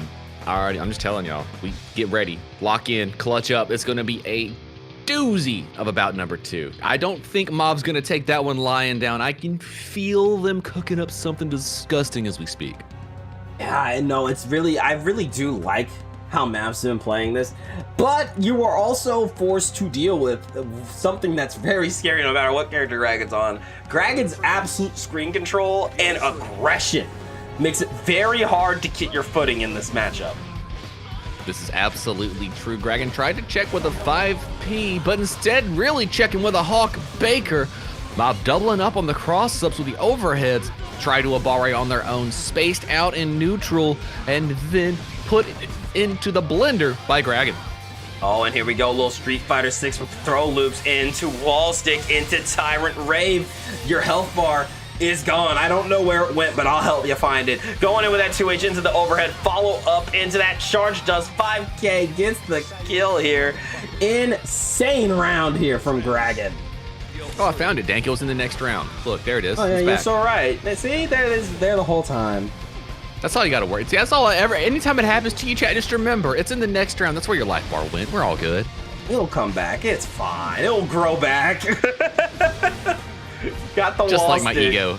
It grows back. Don't worry about it. Just crush it. It actually makes it stronger. Saiyan style-y.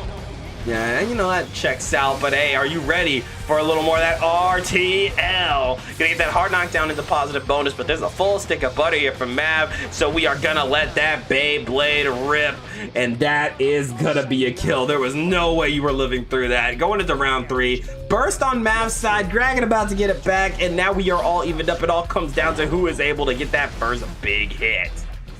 Another Hawk Baker on the other side. Stagger into the overhead pressure. The close slash was very damaging, but none as bad as the chase down pressure here from Mob. Calling out the backdash with safe jump JK's. Straight into the super pickup, overdrove, positive bonus incoming. Oh, but such patient waiting it out from Gragan until the last possible moment to burst. Oh, and I like that dash 2K. Just waited for just a second to see if we were going to respond in a nice 5K for good measure. Mav with the point on the board. Score is 2-1. No tournament sweep here. Put the brooms away. That's right, we still gotta determine who would make it forward in tournament styly before we get into that deep water. You know, it's always fun figuring out who comes out swinging, who can really set the standard of who's gonna be taking the offensive side of pressure here coming into these bouts, and who really wants to scrap up and get that first 3 to walk away with the micro win. Yeah, you know, hey, again, I really do think there are layers to Friday Night Fights, and if you ask me, like you just said, the best of 5. That's a real W. The first person to get the 3, you're feeling good about that. You're like, okay, but I won the tournament set. I may lose the first attempt. I got that tournament set. But let's be real. You want both. Mav wants both. Trying to go in with the Travail. But there's that side switch, and you want to burst that. You don't want to hold that. Got the jump in with the JH into the Travail. Met with the DP, and here comes Gragan. Double close slash into the throw attempt. We are running up with another overhead. All that aggression into Tyrant Rave. We got that hard knockdown, and we got that positive bonus. FD, get off me, please, Sin. Mav is begging for a little bit of space in the pressure, but the gap was just what Gragan needed to take the round. That looked like it hurt. Kill your friends guilt-free once again.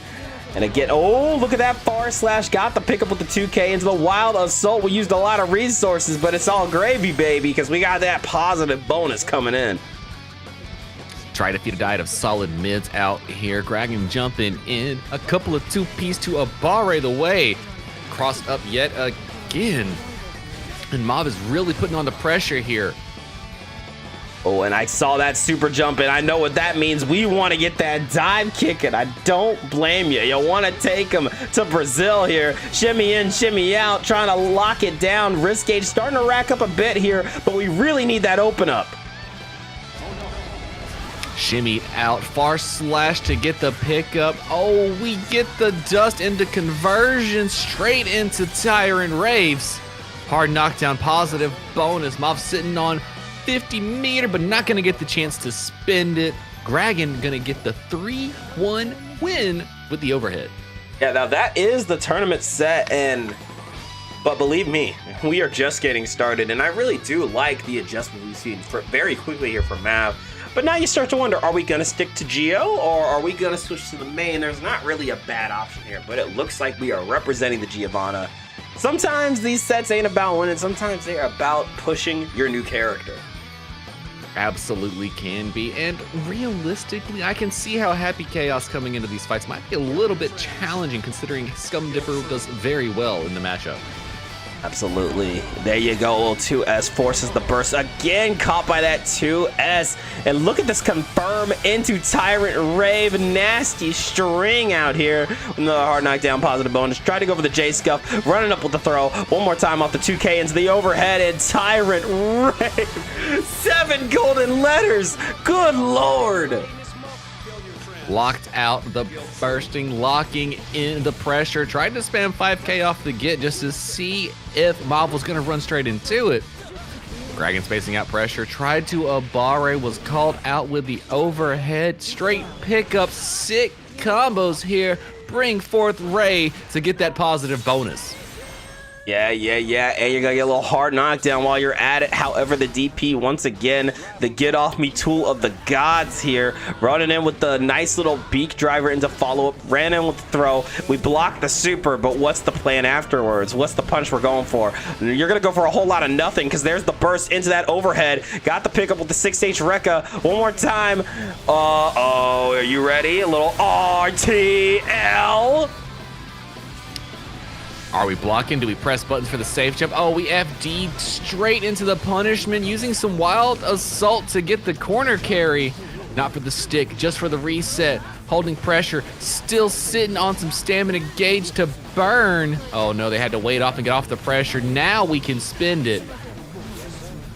You could really Small feel touches. Mav trying to catch them. Oh, another DP. These tiny hits are adding up, but it's not enough. But that air throw will do it. Good Lord, what a call out here from Mav. Bring it to round 3. Oh, Burst is going to be back in just a second or two. Will it get spent? No, we're going for Post Hawk Baker for Oki. Back throw incident on the set. Mob trying to FD create a little bit of distance. Fed a solid diet of mids. And the overhead connecting as well. You can really feel Gragan fishing for that burst, but Mav not giving it up.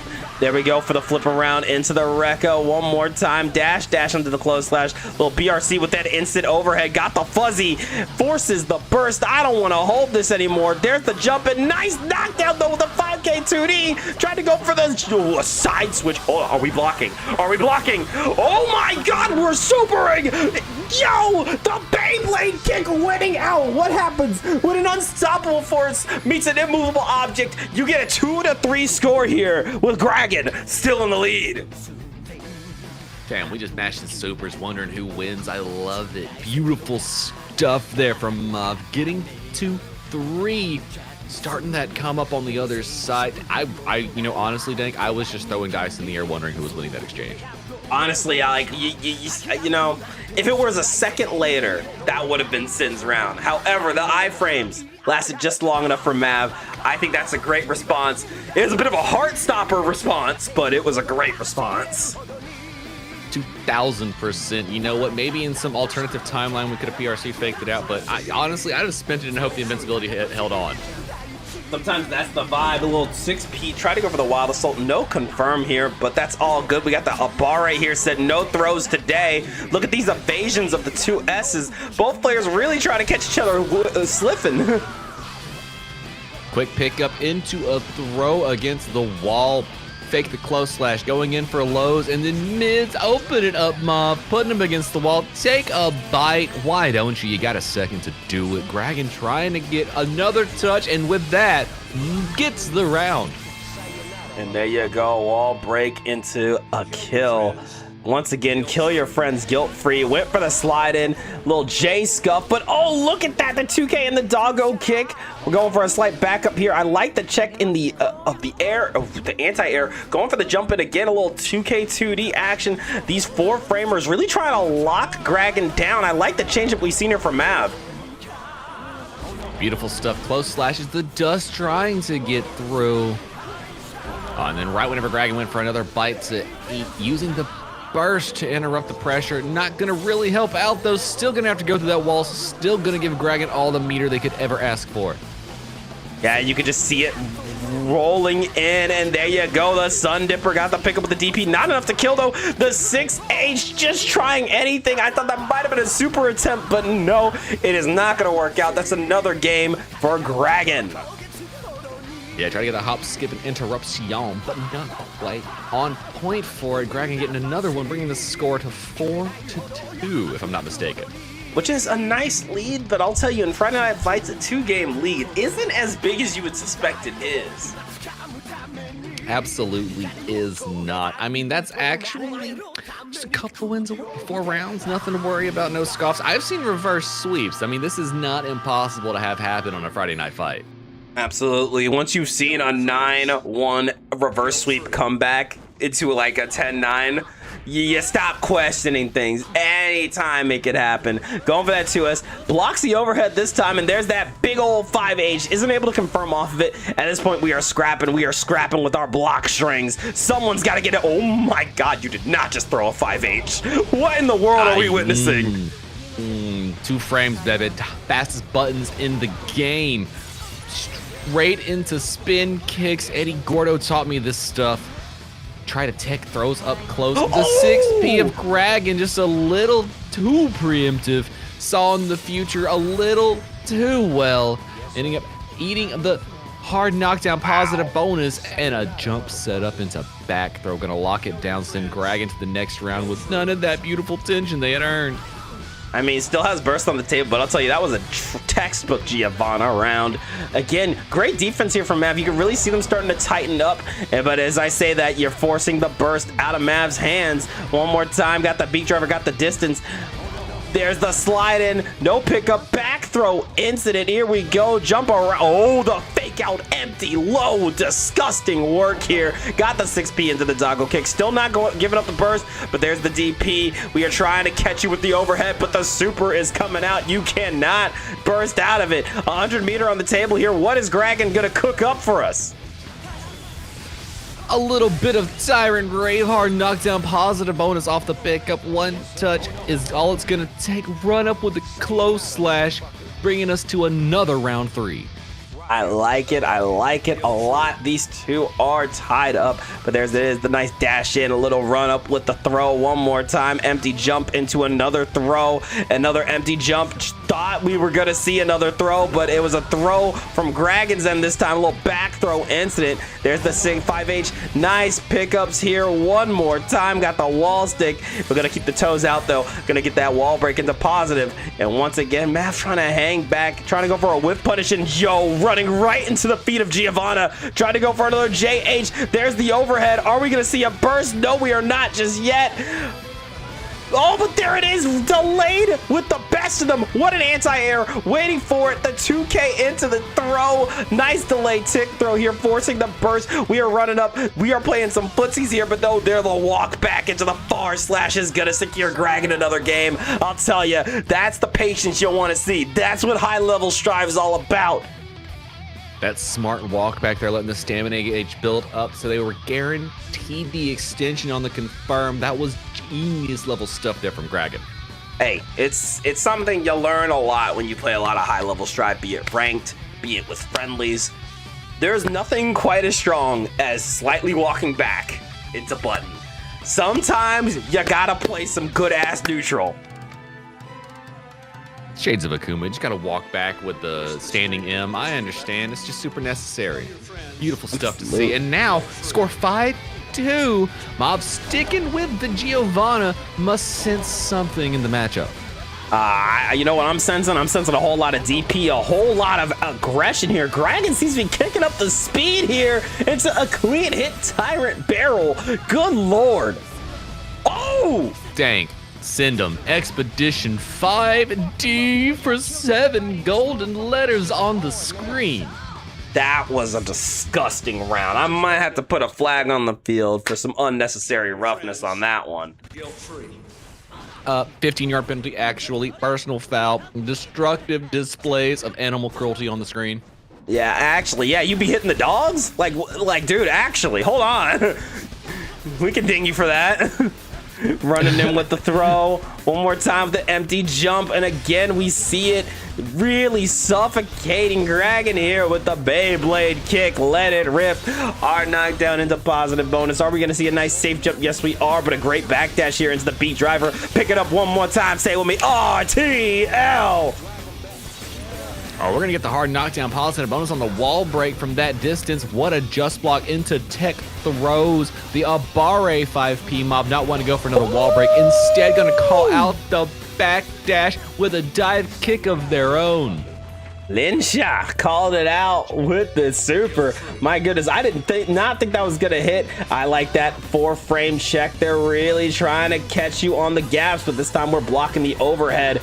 Called out the backdash from Mav's side here, and look at all this pressure. Oh, great Hawk Baker in the middle of pressure here. The dash up 5K mob playing Giovanna like we've all heard the best of them do.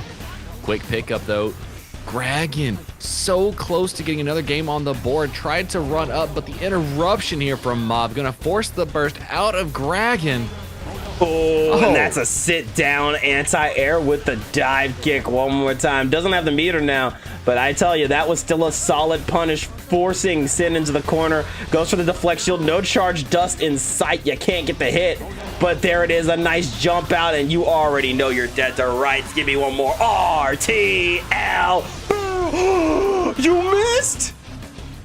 Oh, it's not over yet, Dank. It could be a clutch situation. Oh, there's a Hawk Baker to seal it up, though. Gragon not wanting to let that one go to the wayside, bringing that score 6-2. I gotta say, I respect the jump in here from Matt, but we've seen a lot of DP representation here from Greg, and Greg is one of those players who's really not afraid to let that shit rip. And I mean, time and time again, it's worked. Maybe a little more baiting on the DPs. I think that would really turn this around. You would say that, but you know what also could turn it around, Dank? A little bit of happy chaos. Bang, Oh, shoot. bang, Here bang, we bang. go. Why not bring a gun to a flag fight? Honestly, you know, Strive would be a whole, Guilty Gear as a whole would have been a whole lot easier if guns worked the way Chaos used them for everybody. All I'm saying. Don't give Elfelt that idea, Dank. What are you talking about?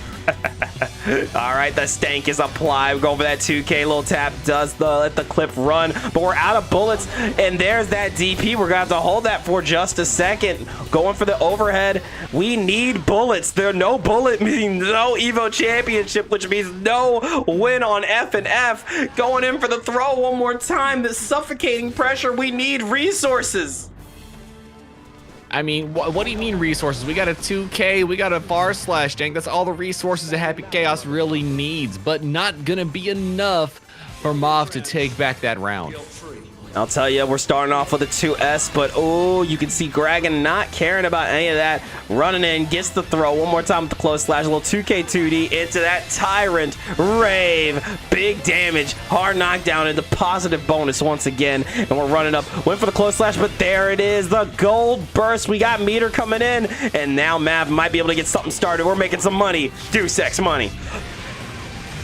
Oh, that's straight through the wall. Get that hard knockdown. Positive bonus. Happy Chaos pulls the gun out. Curse is still applied to Gragan, who doesn't mind hitting the Hawk Baker when they feel like they need to. The BRC, the steady aim shot point blank. Oh, what a call out. Did it again with the low. Oh man, and you know, you see a moment like that and you're just like, damn, that's unfortunate. But Gragan once again up 7-2. I do think the switch is the right move here for Mav, but you know, sometimes it does take a second to reacclimate to your main, you know? Exactly, and you also have to figure out how the other player that is already warmed up on their character approaches your new character. Sometimes the other person is already able to switch up a little bit quicker than the person that has made the character swap. Absolutely. It really just comes down to, you know, did you take a couple seconds? Did you take a few breaths? Are you feeling confident on the character still? Are you are you still holding on to the last few games? But here we go, letting the clip run, got the pickup with the pistol whip, forcing the burst here. And burst being off the table is a huge advantage, especially when you're checking Sun Dipper with 2K. Chaos is back on the screen. This is the Mav I'm used to. Make some money. Deus Ex money. Hit that roll through into confirm. Curse. Fit check for concentration's sake. Curse still applied. Pull it out with a 5H in the negative edge as soon as they saw Gragan wanting to press a button on the screen for that wall stick Deus Ex money reload positive bonus situation. Oh, put the gun away and you're out of concentration. This is such a bad scenario to be in. You just have to survive. And there you go, jumping out of the way. RTL coming out. BRC caught by the 6P, out of meter, but that 2K of the gods. I know Testament's jealous. I know Axel's jealous. I know Jacko's jealous. Holy shoot. Mav with a clutch up. Oh, what a low from downtown here. Gragan trying to find their way in, crossed up. Unfortunately, the backdash Happy Chaos shimmy specials. Oh, but you still get opened up by the same pressures as us all. Even when you're that goated, the run-up throw, PRC into aerial. Ooh, and you couldn't even jump out. Gragan's so ready to check any means of escape. And there you go with the Sun Dipper or Charge Dust. And sometimes you just gotta go to round 3, but at least you got a lot of resources back. Welcome in, BFBG FGC. Welcome to the party. Welcome in, welcome in. I hope you guys are enjoying the set. Oh, didn't get quite the shimmy, but Curse was reapplied to Gragan in the get, but Mauve gonna take a lot of damage for applying that Curse. There it is, Tyrant Rave again, holy. And there's the real weakness of Chaos, that absolute lack of defense modifiers. This man will melt if you get your hands on him. And that's a really dominant round there from Dragon. Now up 8-2. Great stuff here from Dragon, and you saw Mobs getting very close to putting some more on the board, starting to put things together here with a Happy Chaos. Hopefully it won't be too little too late. Something, something, something. The score is not showing the story we're seeing here, but we do need to see a clutch up here. It's just Dragon's aggression has been so suffocating no matter what character Mav has been on. This is absolutely true. And when you have access to an overhead such as that, it makes Sin feel suffocating no matter who you're playing as on the other side. There you go. One more time. Double 2S. Went in for the low. Nice 2K into the roll around. Pick it up with the pistol whip. Tried to bait out a burst, and we quickly reset. Going for a reload into a wall break. That is positive bonus for the homie Mav. 2K curse pressure going in. Dragon blocking out. Hit with a tap dust though. Fuzzy blocking. OS checked. Point blank. Haymaker punch. But Dragon's on all the meter you could ask for. Here we go. A nice overhead. Oh, and the back throw burst did not come back in time. I saw the vision, but yeah, it just didn't line up for you there. And that's going to be a kill for Mav. I like it. I like what we're seeing here. I feel like we were just a couple of button presses in the wrong place from Dragon stealing that round. But Mob tried to get the burst to get the pressure, reset. Dragon all up in Happy Chaos's face, trying to check the grill, but Mob was ready, rolled out, applied some more bullets. There's only one in the chamber, and as soon as it spin, Dragon Holy hit 2S. the burst. And there it is, the Haymaker punch. You can feel Mav starting to find that screen control that we've seen from them time and time again. Back, setting up the clones, but we're getting a little backdash happy here. We got to be mindful here. Gun out, little 2K 2D action. More Wild Assault coming out. More, but we're out of bullets, which means you're going to have to hold some pressure. Once again, using that evasion, put on the BO orb. We got a bullet and a dream in the chamber, but it looks like those dreams are going to get crushed. Dashed even by a Tyrant Raid.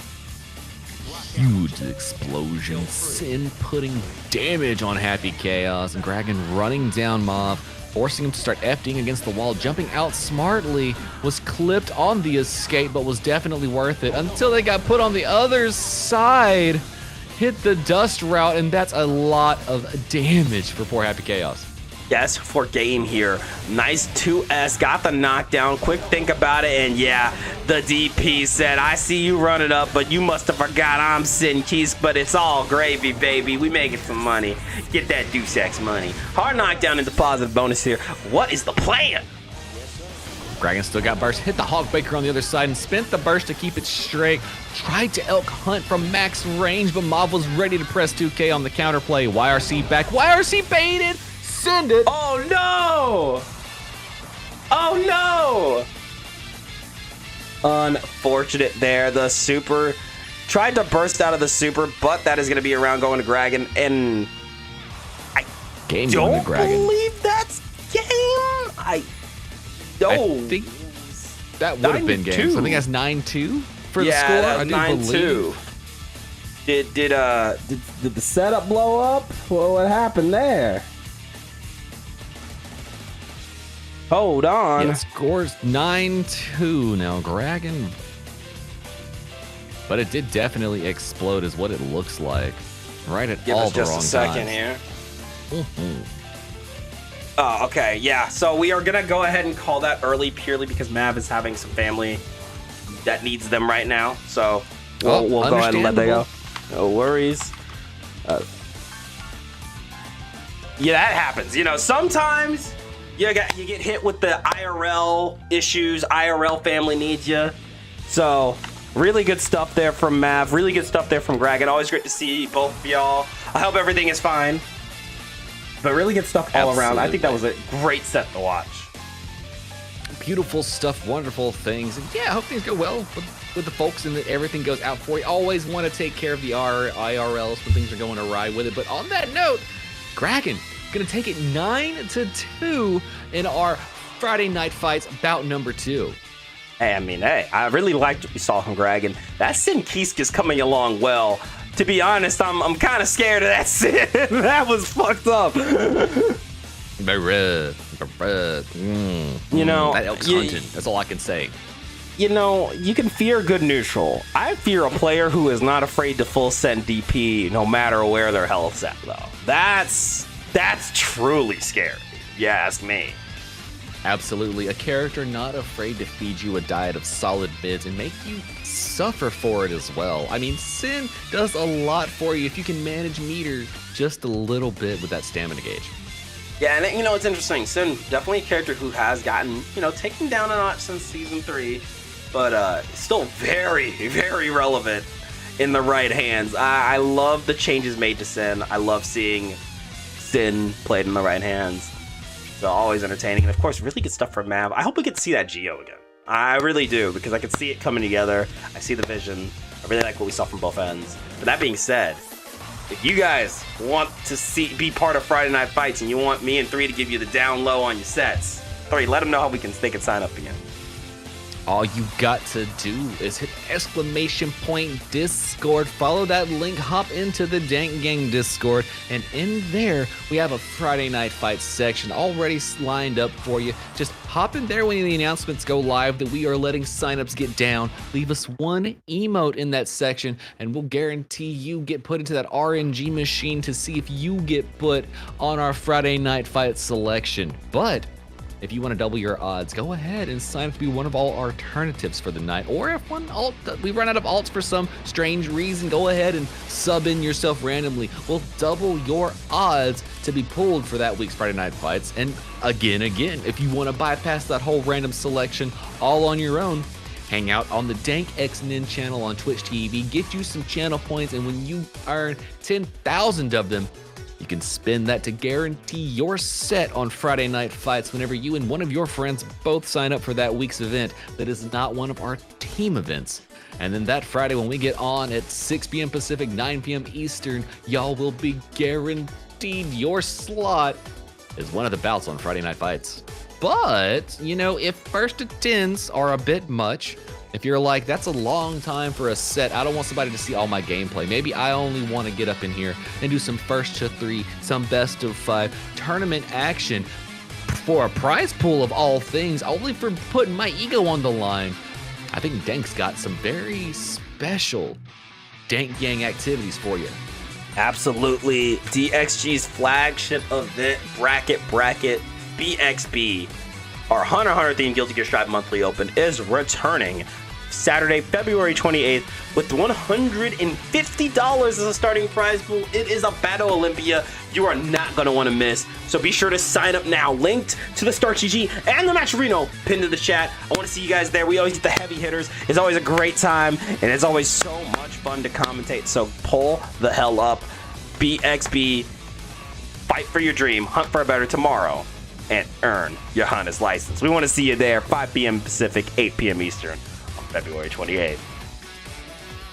Absolutely, and if I'm not mistaken, Dank, this next first to 10 bout we got coming up for you is going to bring some hypeness, because we've got one of Dank Gang and Get Good Gambit's own Megalomancer coming to face none other than Yoshi. Oh, then this is going to be fun. First of all, Megalomancer, a member of DxG, so always great to see them. We're gonna get to see either some Eno or some Slayer. Very, very mental player. Very focused on draining the mental and playing around and seeing if they can shake you. Whereas Yoshi is a very neutral, focused player. I think this is gonna be a very fun clash of wills. I'm curious to see if neutral's gonna win out or mental warfare is gonna win out. And it's gonna be a fun set to see. So you guys don't want to miss it. Go grab a drink, go stretch your legs, go use the bathroom, because when you come back, there's going to be no breaks on this train. We'll be right back with some more Guilty Gear Strive Friday Night Fight action after these messages.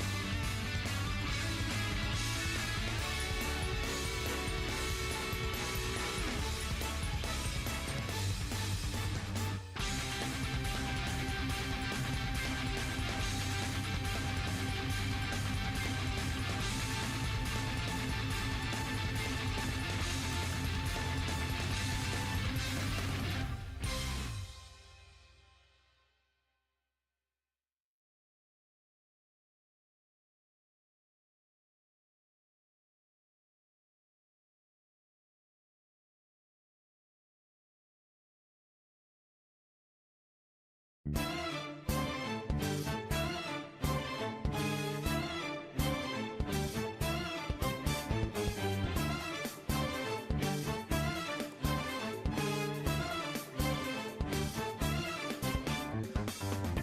to run me through, hold on, think again. Don't you know what you're starting? But you sure we got the clue? How bad this we go? Don't you know? No more art. And as you look to the horizon, not a cloud, but then stormy weather's go too cold. Seems like it crept up out of nowhere, all around you is not what you foretold. You never see it coming. You see that my mind is too fast for eyes. You're done but the time it hit you, you're not surprised.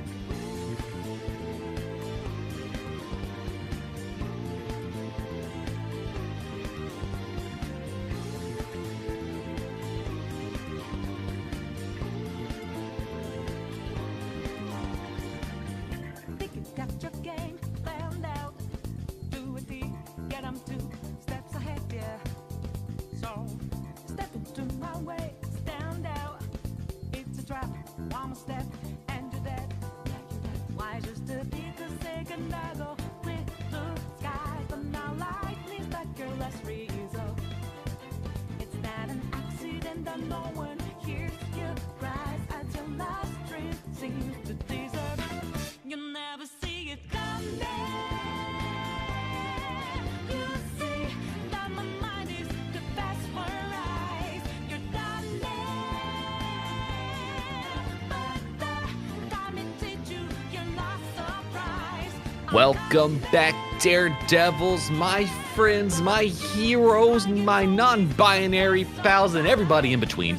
We are back here with some more of the Dank Gang's Friday Night Fights, brought to you in part by none other than DxN. DxN, La Criatura, 5H specialist and guaranteed to get rid of your life bar in just 2 touches. But that's there, and later on, Dank, I think we've got a very, very hyped set coming to us next between none other than Megalomancer and Yoshi, the Wandering Wraith. I'm excited again. Megalo, a very explosive, very fun to watch player. Not always focused on the safety, more focused on the can I make your brain melt. And I love that type of play. Going up against Yoshi, who is a very patient, neutral playing player. I think it's going to be a really fun clash of play styles. I think it's going to be a good one to watch. So without further ado, I hope y'all are ready, once again, to place your bets. Who are we betting Put your on? money where your mouth is. I need to see you put channel points on the line because I guarantee one of these days we're gonna have top to bottom Friday Night Fights. Oops, all grudges. I was hyped the last time we had that. I think we need another one, Dank. I think y'all out there need to start putting them channel points on the line. That shit was fire. I'd love to see another Oops All Grudge matches. But hey, like 3 mentioned, there's only one way to make that happen again, and that's to make some money and make sure you guys are betting. And you know, I try. You know what? I do try. I do try to kill you in 2 touches. I try to not waste your time too much, but you know who's not wasting our time either? Our players. They're already good to go. I didn't know they were in the room yet. We got Megalomancer with the Eno. I'm assuming we got Wanderer with the Soul Bad Guy, but I ain't getting a look at the characters, so I'm ready. Let's see it. Let's get it, and thank you for the compliment, Megalo. I tried to style my hair a little bit before tonight. I definitely did. Had to get that fit check in. You know what? I immediately framed 1 spectator bug, so yeah, let's rock this. Anyway, Dank, I see the hypeness going on. We actually have Biken versus Eno on the screen. I'm kind of shooketh. I thought we were going to get some mixed up, but this is going to be a hype set. Well, you know, I'll tell you, this matchup feels a bit nostalgic. Eno versus Biken is a bit of an FNF Season 3 classic, if you know what I'm talking about.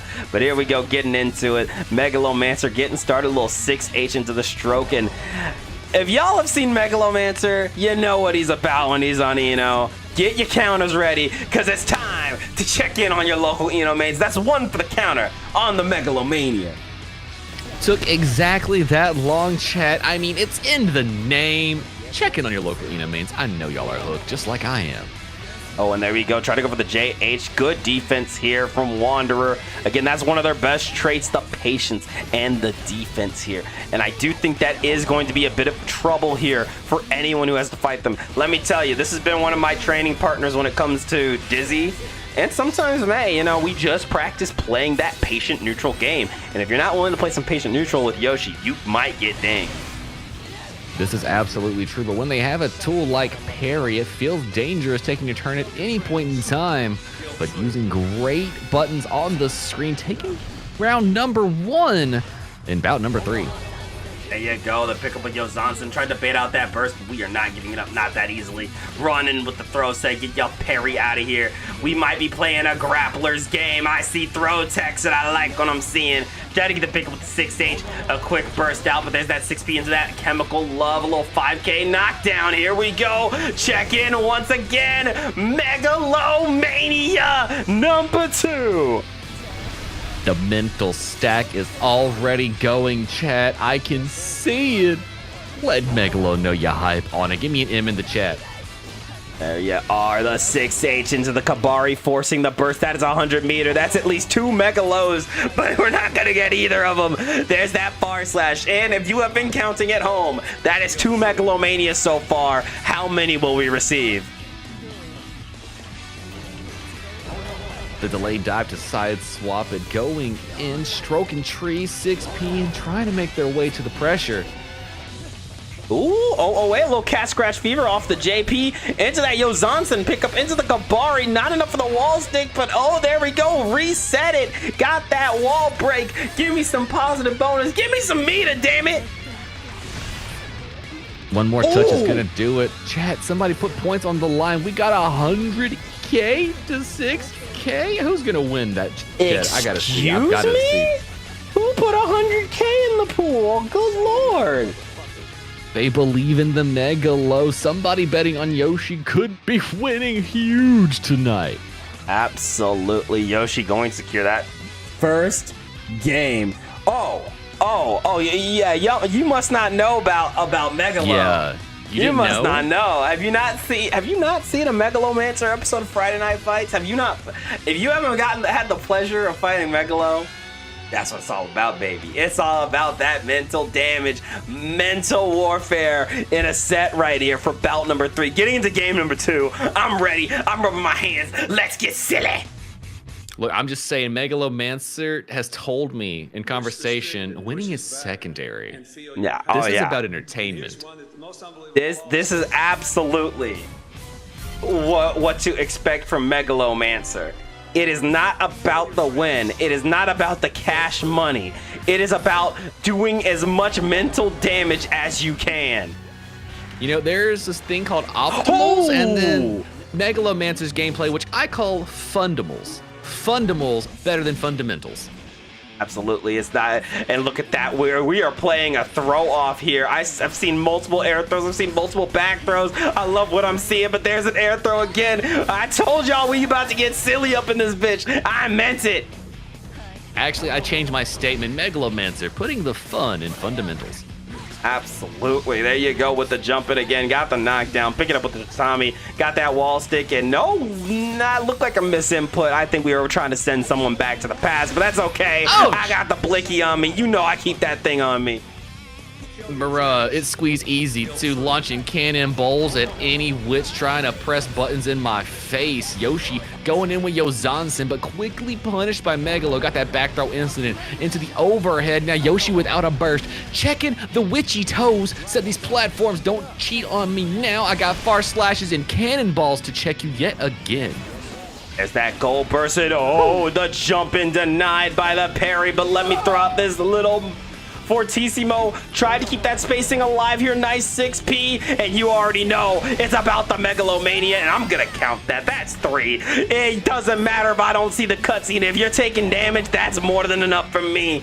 But the damage is not gonna be enough to do Wanderer in. That is a 2-0 lead. But you know, if we're going off of Megalos to wins, I mean, it's 3-2. That's all I'm gonna say about it. Maximum damage. I mean, that is actually the typical Megalo. Do you let them hit you with 10 Megalomanias before the end of the set? Like, who really won that? Who really won? That's bringing the heart of the old school first to death back, where it's like I'm gonna stay here until you get tired of beating me. Then I've really won the match. Absolutely. Yeah, your record is 18. If I do believe, if memory serves, that is correct. Whoa, what an air throw, checking things quick with the business, not dealing with pressure. Note, nobody home though. Wanderer ready to block out exactly where she wants to play the game. Oh, and there it is, another run-up throw. Look out, Megalomania missing its mark. We're not going to count that. If it didn't hit, it doesn't matter. Oh, well, you know what that means, Dang. We're going to start putting in layers, because if we've seen Megalo do one thing tricky, it's hiding these Megalomanias after things get figured out. Quick reversal to super after Tatami, PRC to be funky with it.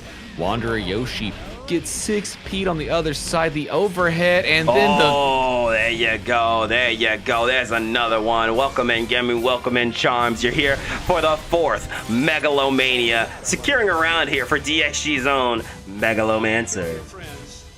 I see you, Charms. Megalo, the worst move in the game. I understand. That is exactly what you say, huh? Yeah, I believe you. If you would consult the graph, and by the graph I mean the score. I mean, this is true. This is true. Henry Cavill's twin telling us really what's up about it. Oh no, the fade down buttons. Gemu, welcome in, fam. I see you there too. Don't think I didn't see you sneak in here. And Black Strings, howdy, folks. Man, welcome in. I hope you're enjoying the show so far. Tried for it. Oh my goodness, going for the stroke the big tree. Big 6P into the H chemical love. And there it is, another one. 545 Megalomania. Check in on your local Edo mains. Can you parry this? I think so. Oh, the back throw incident. Oh my. Oh, suffering. I saw the vision pain. there.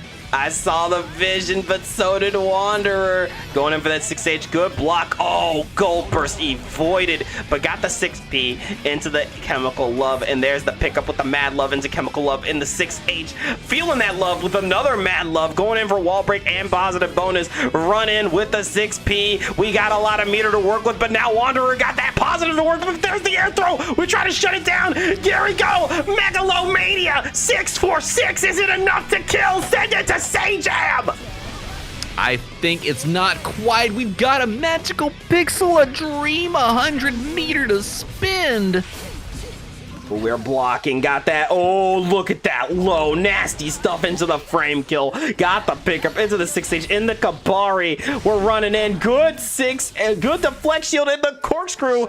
Going to secure a game for DxG's own. Put the brooms away. I'm just gonna, I mean, not to be that guy about it, but like in 2.0, can we get an Eno buff? Can she like, when she does Chemical Love, can she like hold up or down and get it like spaced high or low? Can we just like do that for her, please? Look, all I'm saying is, it's giving me shades of HMC, where it's like, man, I did all that only for it to not fucking kill. That's all I'm saying. Like, I'm sorry, I saw the hit and then the non-confirm off into it. I'm like, they could have just held down and then like hit the confirm if that was the way it worked with the move. Like, something could work. We can figure something out here. That's what I'm saying. Dude, I don't even play this character. I'm kind of feeling, I'm like, yeah, yo, why did that not work, dog? Like, this should have killed. That's actual fact. Oh, the dashing with the overhead. Stroke not there. Tekken throws as well, but straight into the skies above. Wanderer Yoshi putting their own form of mental damage in here by parrying Megalomania's approach. Absolutely, and there you go with that cross-up. Yozansen into the gun super to get the kill. Bang, bang. Here we go again. Kill your friends guilt-free. Starting with a stroke to big tree to call out the Yozansen round start. You have to hold this route. And there you go with a Mad Love reset. Trying it again. Got the wall stick into wall break. That's positive bonus and a whole grip of damage here, 3.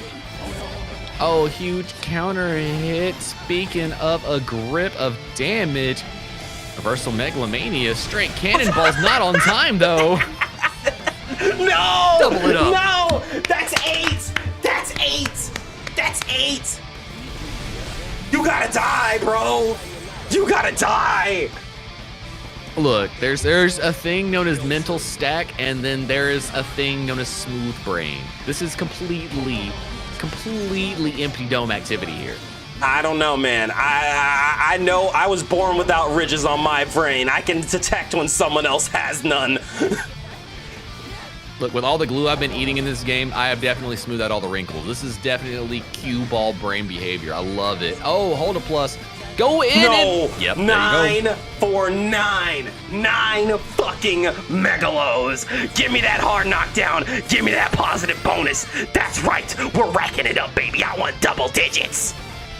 Oh, we're getting close, dang. There's, we have another Megalomania approaching. Wanderer Yoshi, you're gonna have to play with a smartness. At least they know what's coming at them. Quick cannonballs, and that's ending the round before another Megalomania can go off.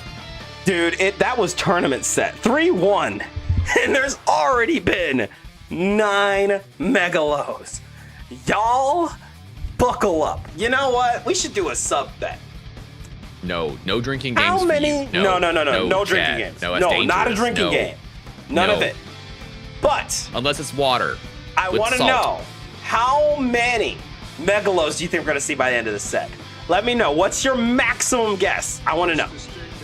Please, Chad, let me know. I cannot go past finger and toe numbers. That's the maximum digits I'm allowed to count to, so y'all will have to help me out here. You know what? I'm going to go a little higher than the record, but not too much higher than. I'm going to say a nice clean 25 Megalos. What are you thinking?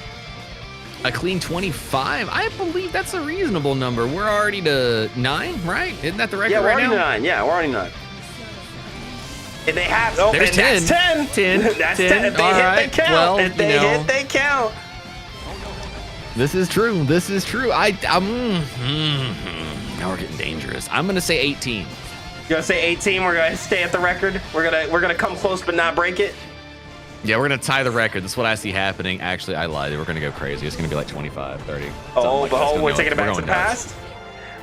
Oh, Stroke. but there's the stroke. I got this big old tree right here. I'm gonna stroke it right into your kneecaps. Just watch me do. Watch me do. For It's the one of round. those strokes. I'm gonna be honest. I was smelling burnt toast. Do I need to? Oh, should I that be kind of concerned? stroke? I'm I was worried thinking- now. I was thinking Professor Oak stroke. My bad. We went a different kind of tree here. I understand. Here we go. Look. Oh, nice 6P. Here we go. The JS picking up with the 6H into the bat. Love it. And you already know that is not going to count. It is blocked, which means that is still 10. Still 10, but the throw made it mighty dangerous. I can't even front. Cannonballs beats the 6P every time. Wake up, back throw incident. Sitting on the meter. Got the stroke on the wrong side. Oopsie doozy. Reversal options on the inputs. Damn, them crosses be doing nasty stuff to my inputs. I'll tell you right now, there's the knockdown going in for the stroke, and here you go, the JS Bonanza getting their walk-up throw. A little stroke the big tree coming out, and one more time, all these JSs, the mental warfare into a Megalo. See, that's gonna be number 11. That's 11. That counts. That's That solid. definitely Even if it's on counts. wall break. Golden bursts. Meter coming, but not necessary. Perfection on the screen for DxG's own Megalomancer. Bringing that Great score stuff. 2-3. And hey, kick some ass at your local Genmu. You better clutch that up. I already can smell the first place. Come on, have That's fun. right. You know how we own these locals. That's what we're about out here. You know what it is.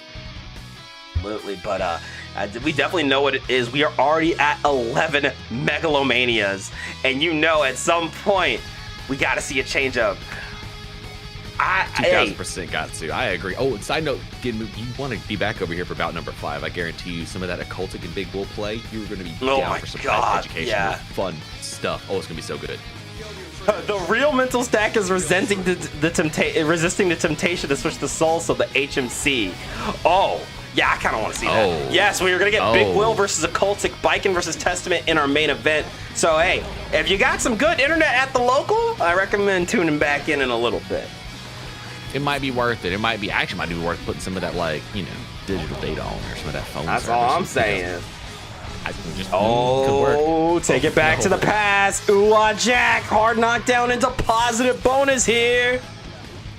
Yes, get the 50 meter on Wi-Fi. Megalo's side. You know what it was, but the beady jump heavy does the thing it needs to.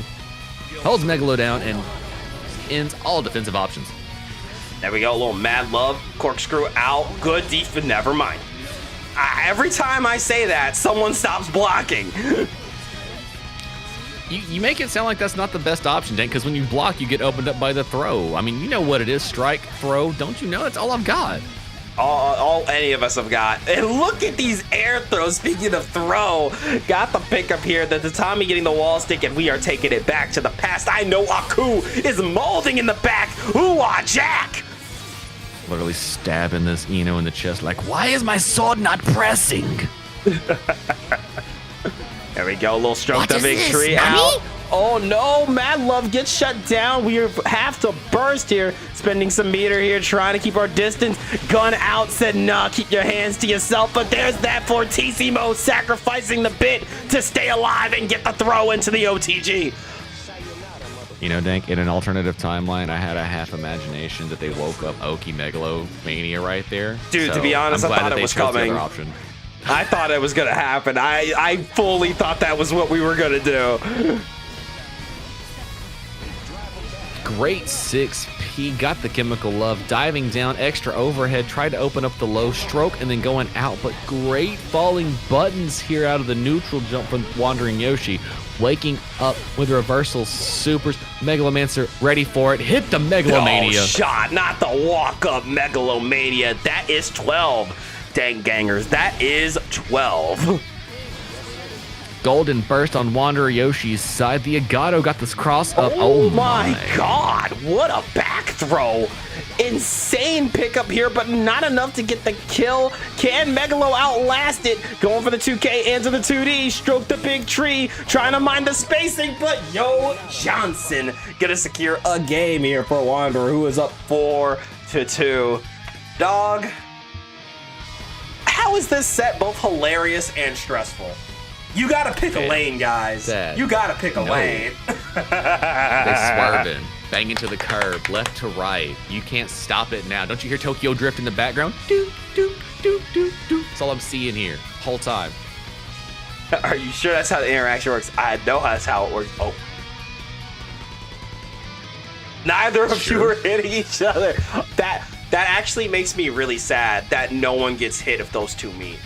That actually breaks my heart into pieces. I'm so sad. I'm so devastated. I will never recover. We can't even get like a... Do we get a clash at least? I mean, they're grabs, so probably not.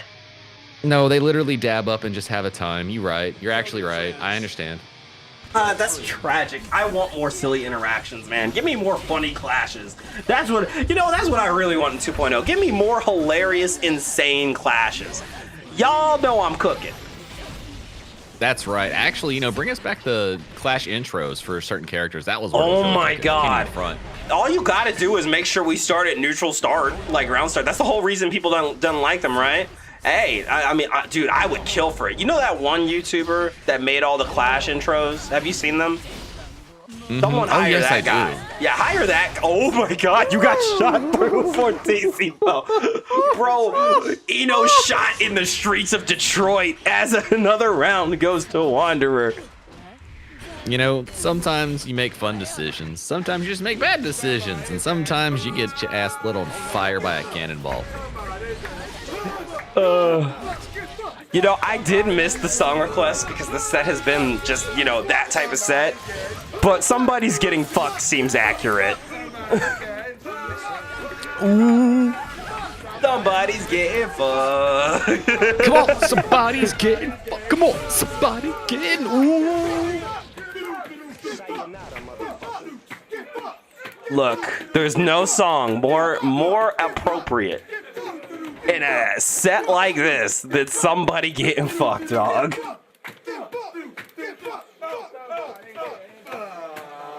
I can hear it. That's all I got.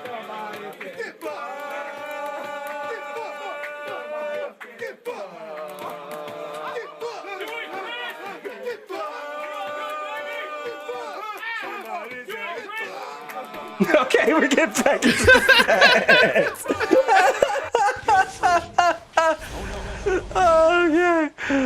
Gabe, all right, open him up with a low. Trying to go in. Gold burst. We ain't stopping yet. Dang, this train's only got rails and we're on them. I swear, man, going in for that Fortissimo. I haven't had enough supers. Running in with the throw, immediate tech. We tried to go for an air throw, but there you're met by the 6B, and there's that parry. Don't you try to strike me. I only know throw. Oh, we hit the cross up on the other side with it. Oh no, shut the door. We're going in. Corkscrew driver. Into the 6H. There it is. Pick up overhead again. Tried to walk in with a funkiness. Yoshi throwing cannonballs, but great block out here from Meg. Ooh. Getting the round. Okay, so we got to talk about that. I love that quick dive kick to immediately land right in the spot, an Abare spot. That's some quick thinking, and I love that. Deflect shield didn't work, so they tried to Abare wrong side. I felt like it was a 6B that got crossed up. The back throw incident. Megalo, quick overhead, the shimmy up low parry, but nothing was home. Waiting it out. 6B. Megalomania. Another Megalomania. 13, just like today. Friday the 13th. 13 fucking Megalos. Good lord. Rolling in with a parry. Yeah, put the mad love away. All I got is parry. Going in chemical love. Immediate back throw incident. We tried to low profile, but caught from behind there. Getting the kill. This is not a new record. The record still stands at 18. Yeah, we still got 5 more to go, but only a few more before we get bets. I think Dank was into, 25? I said 23. Was that how many we were getting on? Yeah, let us know in the chat. How many do you think the set's going to end at, regardless of the winner? I've got 2 numbers. I've got a 23 for the low end, and I've got a 33 for the cap end. I'm just saying, we could go ham here.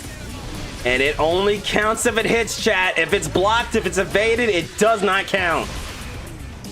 Oh, the jump cancel after the cannon shot. Let's go for the extra bit. Tekken throws. Go for the overhead. Oh, we delayed the overhead that time, but an immediate back throw punish here. Golden burst on Megalo's side, but nothing prepared. Wandering Yoshi falling with huge buttons. One of the best on Biken's kit, at least in my opinion. And you can really see Wanderer utilizing these jump ins because you can't Megalo a jump in. But there's that 6P into the chemical love. One more hit will do it on either side. And there's that JS. Got the kill. And that is dead to right. 6-2 lead here for the Wanderer. Now, I mean, it's not like Megalo, as you see, getting very close to clutching up the game. And that has pretty much been the story the entire night. Oh, God. I just read their Liz quote. Wait, I don't see it. What did it say? Nah, you got to read it on your own. You have to read it on your own, fam. It's that good. Oh, that's hilarious. Oh, that's hilarious. I love that. Thank you, Megalo. Thank you for that. Thank you for that. But I am nothing about scrub quotes, 25-7. Let me tell you, this matchup is definitely not easy for Eno, but the switch to Slayer means the Megalo record is not changing. I know this is a tragic day for Eno fans, but I'm hyped to see some Slayer. Look, I'm going to say instead of it being the end of the Megalo, I'm just going to put a little dash in it and add Last Horizon.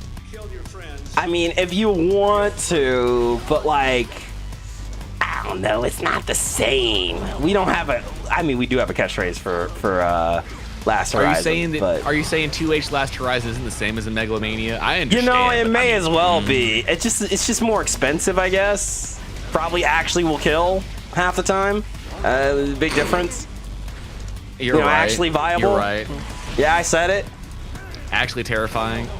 Yeah, actually scary. Speaking of, we are at that point where we could end up in a 2H game win situation already.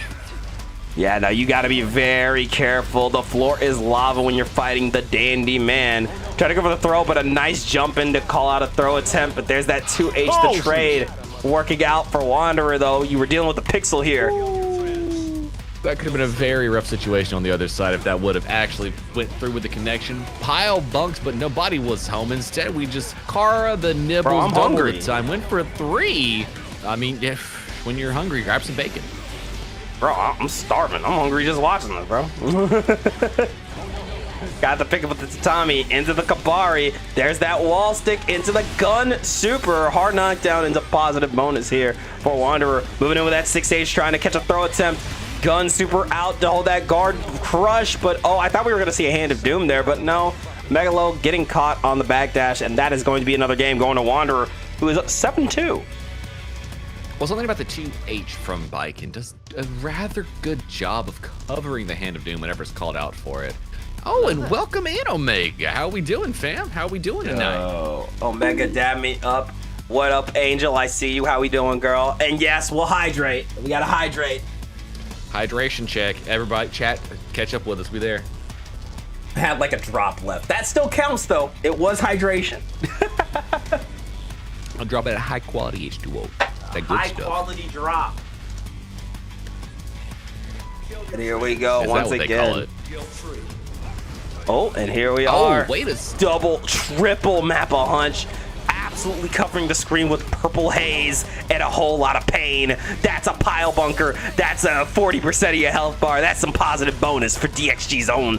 Going in, Master's Hammer. Left, right, good night. Caught by the throw. And now we are in some serious trouble. 2H into that last horizon. If you want to add it on, we add it on. That's 14. And that's a deleted bike. And we all knew that was more than enough. And he brings her back. Bro said, give me that point. It don't matter. It's the same shit. Yo, the way the tether just brought her straight back onto the screen instead of her bouncing around to the other side was just, thank you, animators. The Thank where you going? The where you going is fucking hilarious. Oh, tried to hit yet again. Megalomancer smartly holding on to the burst, not wasting it. Oh, the 6P. This is going to be another quick 50% off the board. Our knockdown ends up positive bonus once again. Went the jump. Oh my god, what a throw! Hello? The dap up right there with the command grab. That was almost a terrifying situation there for Yoshi. Gold burst. I see you, Megalo. Green. I see biblical it. levels. I see it. You know what? I can't even hate. I would be greedy too. But yo, look at that. The greeds all around. Went for the gold burst, but immediately was able to avoid the gun super. Pile bunker called out the jump in. Tried to go for the throw, but we are getting shot in the streets of Detroit once again. That is another game, another win for Wanderer. Up 8-2.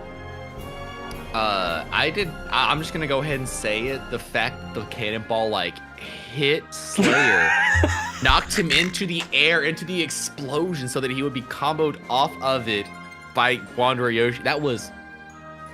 That's elite stuff. That's elite. That's pretty nasty. You know, I don't think you've lived. I don't think you've played enough of the Baiken MU until you have dash RC through a gun super. Have you done that? It's beautiful. It really is. It's up there with when you really lock in on 6 ping ram sword toss mid screen. Yes, exact. It's the same shit. Oh, parry again. Oh. 2H wall stick sayonara life bar. Oh no, we're back in it. Maybe a little pile bunker happy, but that's all good. I still got that back hit bunker into the bite, but here we go. Take it back to the past. Keep your universe hit to yourself. Sharon is not screaming it out. Hell no, not today. Oh no. Oh no. We are scrambling out here into the yummy nibbly bits, but not enough to get the kill. Kabari in the follow-up is gonna fade it out. And I'll tell you, this patience from Wanderer has really been telling the story here. It absolutely is, which when you're fighting Slayer, that's the way you handle it. Be patient, make sure they overextend exactly where you want to, and don't get into dangerous situations. Of course, Megalo, no not slouch. Really letting that be an option. We got 100 meter to sit on, doing it again. 1-5, 15 with another Jamiroquai last horizon, sending you to the other side of the planet. This time coming in on the right side of things, looking beautiful. Oh no, great place to burst. There we go, Cha-Cha, real smooth. Got a nice little confirm, trying to go for a reset, but caught here, in trouble. Little pile bunker coming out, but a great block here, and once you block a pile bunker, no RC means it's my turn. Bursted again, quick pickup into the wall stick incident, double bunkers, do some damage, 5-piece and a soda. Tried to dandy step away from cannon fodder, but became it instead. Here we go, a little overhead, tried for it, 2H into the bunker, and just like that, Megalomancer ending the dry streak, getting a point on the board. Score is 8-3. DxG Zone is not out of this yet, and I love to see it. And if you're keeping track at home, the score is 15 of the combo command grabs. Exactly. Hey. If it's a command grab and it costs meter, we're counting it. 15, very close to breaking the record. Just needs 4 more. I'm not counting 18 again as a new record. That's the same record. We need at least 4 more. Well, but Wanderer saying, Yoshi. all right, what are we going to see? We're going for mental damage. Is Soul Bad Guy coming out to play? You know, meeting mental damage with mental damage is a fun thing to witness. I'm here for it. I am absolutely. Yes, we are. Let's do it. Soul Bad Guy, the guiltiest of gears. You know, I'm very pleased by this. I'm so happy that Megalo has found a kindred spirit of, you know what? Fuck it. Let's just see how much we can fuck with each other's minds. This is fact. Not only that, but both of these characters are willing to do a smooth 80% off a burst bait on you. Absolutely. It is an absolute you get touched, you're saying bye to your health bar type of matchup. Let's see it. We got Soul, we got Slayer. The set is really just beginning. Kill your friends. Guilt-free. No more parries, which means you are going to have to hold that damage. Let's see it. Put down the parry, pick up the invincible dragon punch, and let's see what happens next. Also packing a command grab now, so this should be a fun bit of a change here. I'll tell you want to talk about characters I love fighting and watching equally? Soul Bad Guy's at like the top of that list. I love this fucking guy, dude. Oh my god, there's no way. There's every way, both sides, Dank. We know this is just gonna be the way it goes. Absolutely. We're about to get straight up ignorance. Wild throw shut down by a pile bunker straight into the bite. And oh, I see that we're blocking. Well, I mean, kind of blocking. And there's that. Oh, DP. Out air with the DP, but said, hey, sit down. It's late, bro. You can't be yelling out at like fucking 8:18 Pacific. It's late. The sun has gone down. It's like you're old man now, Soul. Don't you know these things? You're Soul Grandpa guy, actually. What time do you think Slayer goes to bed? I know he's ancient. Or do we think that he's maybe he's a little more, maybe he actually goes to bed like a young person, like around midnight, or you think he's like a 9 p.m. type of guy? Like, oh, the sun is like about to go down or just went down, I need to go to bed. I figure he got up right when the sun goes down and tries to catch it like probably 3 hours before it comes up. Small window of opportunity. He sleeps extra to keep the skin fresh. Slayer goes to bed early but gets up 4 times enough night for various reasons. Sometimes it's a blood bag. Sometimes to spend some time with Sharon. I trust it. I trust it. Look, you've got Sharon, you've got T, you've got your favorite shows on Netflix to catch up on. Like, I mean, Slayer's a really intelligent fellow. Keeps up with the stock market as well. All we got to check on his investments. It's just what Slayer does. He's a vampire, but you gotta understand, at some point, as a vampire, especially if you lived as long as Slayer, I'm sure he finds some joy in human activities. I don't know. That's just my thought. What happened to feminism? This fight used to be women. Hey, acknowledge the butch lesbian on the screen. Hey, look, right there. Right there. That is my HRT hero. What are you talking about? Soul Bad Guy is right there. What are you talking about? That's Sarah Bad Gal. Don't start with me. And there we go, pulling up, flying knees. One more time, forces the burst. Fafnir, yes, getting here. Tried to bandit, bring it yet again. Do it again, why not? We're getting funky with it. Oh, there it is. Look out. Hey, a point on the board for Wanderer. Touche, my friend. A little HMC. Sorry, that literally just took your score down 1. Now Megalo's only got 14 command grabs. Yep, it's only 14 now. Take one away. Heavy Mob Cemetery stole it from you, literally. Ooh, the gold burst and tip. Lovely stuff there for Megalovancer, though. I love it. Double knockdown. Do I hear 3rd? Yes. Do I hear 4th? I hear 4th. Do I hear a 5th? No! I see a bio bunker bounce! How did they know? I don't know, man. At times like those, you gotta wonder, can you see the other person's set? Can you see like the pad? Can you see the pad on your second screen or some shit? I don't know. But here it comes again. Are you ready to jump? jumping out of Let's the go. way, but Oh, caught no. by another flying fist. Good deflect shield into the bunker, and the 2H floor is lava. Gets the kill here. Megalomancer not done yet. Bandit brought it right to the Dandy Steps front door. Put the vampire through the wall with a 2H. Give that positive bonus to Wanderer Yoshi. It's getting late once again. Tried to pull up back throw incident. Tried for a dandy step, met by a haymaker. Left, right, good night. Throwing down the fists into the pile bunker. Give me that super mappa hunchy. A knockdown into positive bonus here. What's the plan? Jump in for a bite, a huge universal contact. Hit the low. That's 100-meter. We fishing, Dank. I sense it I already. know damn well we both want that 100-meter moment. And there it is. Oh, shit. Oh, God. Just like an inch away from getting last horizon, but Megalo's still able to secure the game. That is fucking hilarious. Ooh. Can we all agree that we are so thankful it's a strike and not an actual throw? Can we just all be thankful? So grateful. It's a strike. So fucking grateful. If that shit was a throw,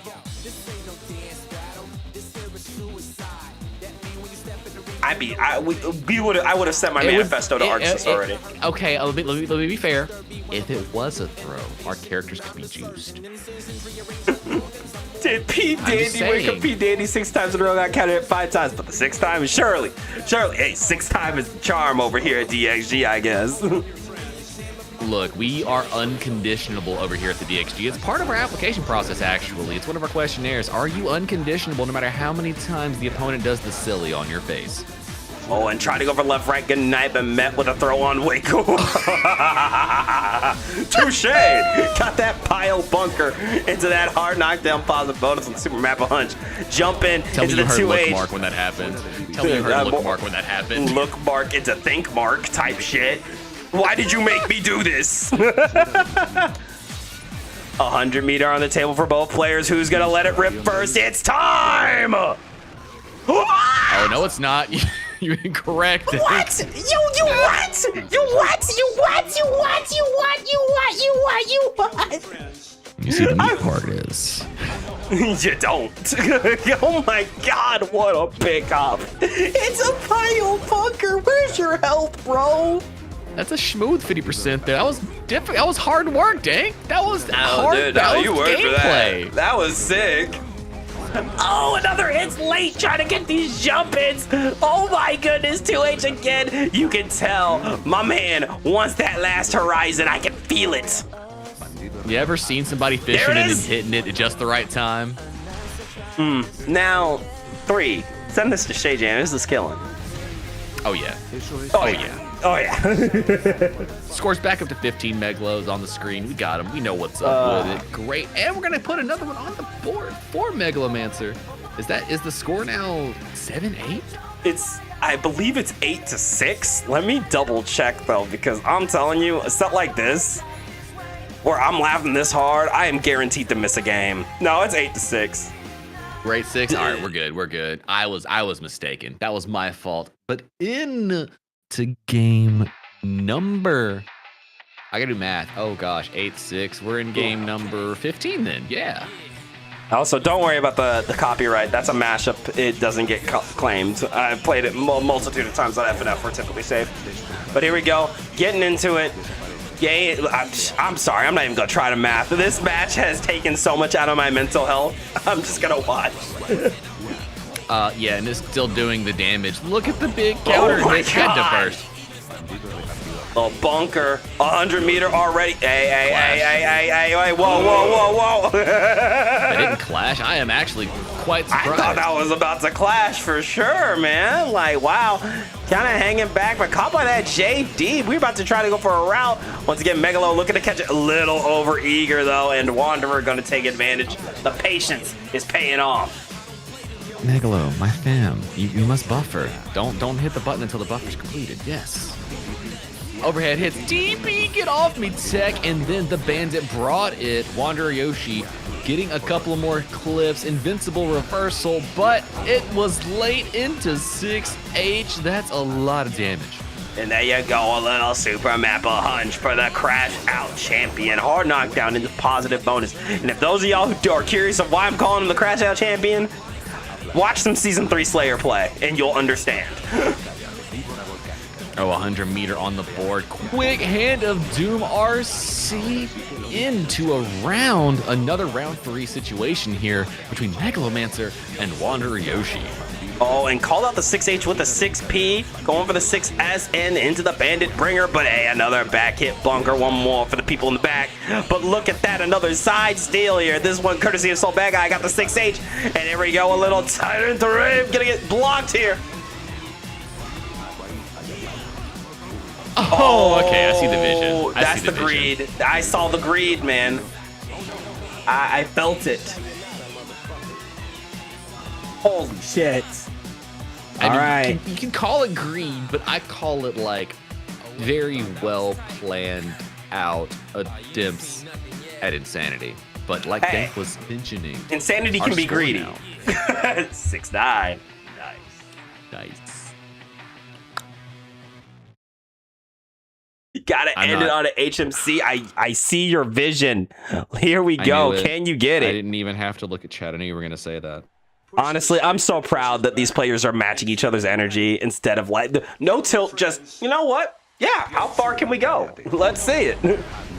The 2S gets the burst off of Wanderer Yoshi's side. The small walk up by universal hit. Oh, tried to double up the nibble. Still, the greed is known and expected at this point. Absolutely, and there you go, running in with a 5H. Another one said you're trying to get out of here, but I'm not gonna let it happen. A little bit of that Tyrant Rave.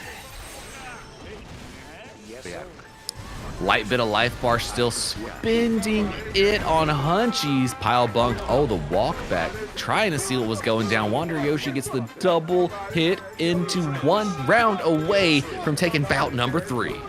Somebody getting fucked coming back with a Mario Kart rendition. Will this be the energy Megalo needs to get another point on the board, or will Wanderer run away with it? Who is getting fucked? You know what? Yes. The answer is yes. Here we go. A little super mappa hunchy. Hard knockdown into that positive bonus once again.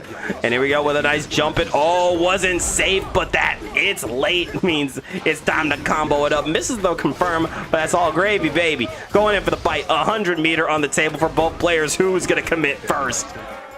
Tried to charge the dust. Heavy mob cemetery. Jumped over. Bites. Quick bites. Let's go, Oh. Dank. Let's go. Oh my God, It's not bro. over yet. I love it. I love it. We ain't done yet. Final round here. Set point for Wanderer. But Megalomancer is still alive and well. Getting caught by the back throw, though. The Hand of Doom not doing what it needed to do. Quick DP on Yoshi's side for the pickup. Oh, a barre from Megalomancer trying to find their way through. Getting the DP punished. Forcing the burst. Oh, no! Again, these Abares coming in so clutch, but we need more than some mash outs. But here we go. Last time trying for the HMC, and you know Megalo is not going to let you get that easily. Bile Bunker coming in into the Master's Hammer, and the set ain't over. I didn't hear no bell. Score 7-9. But wait, there's more. There's always more. We got games, more Guilty Gear Strive, command grabs cometh. Score now 7-9. Megalomancer trying to narrow that gap up. I want to see a 9-9. I want this bout 4 curse early to really kick in. Hey, look, the second we pass the 6-9 threshold, we are in bout 4 curse area. The curse is here early, y'all. Someone call Yuji Itadori. Let's get it.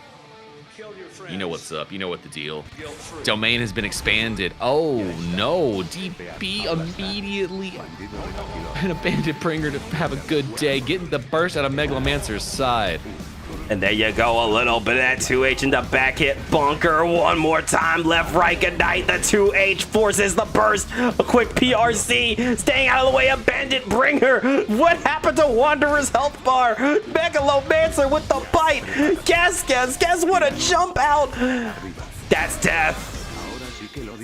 One round down, Megalomancer's back's against the wall, and maybe that was all it took for them to really lock in and get ready for the gameplay. Oh no, a far/round start from Yoshi, and the command grab whiff from cross-up dandy step and pile bunker. And here we go. Oh my god, what a DP into the back hit bunker again. Give me that last horizon, no wall break. We are taking you right around the world. Quick world tour around the world in less than 80 frames.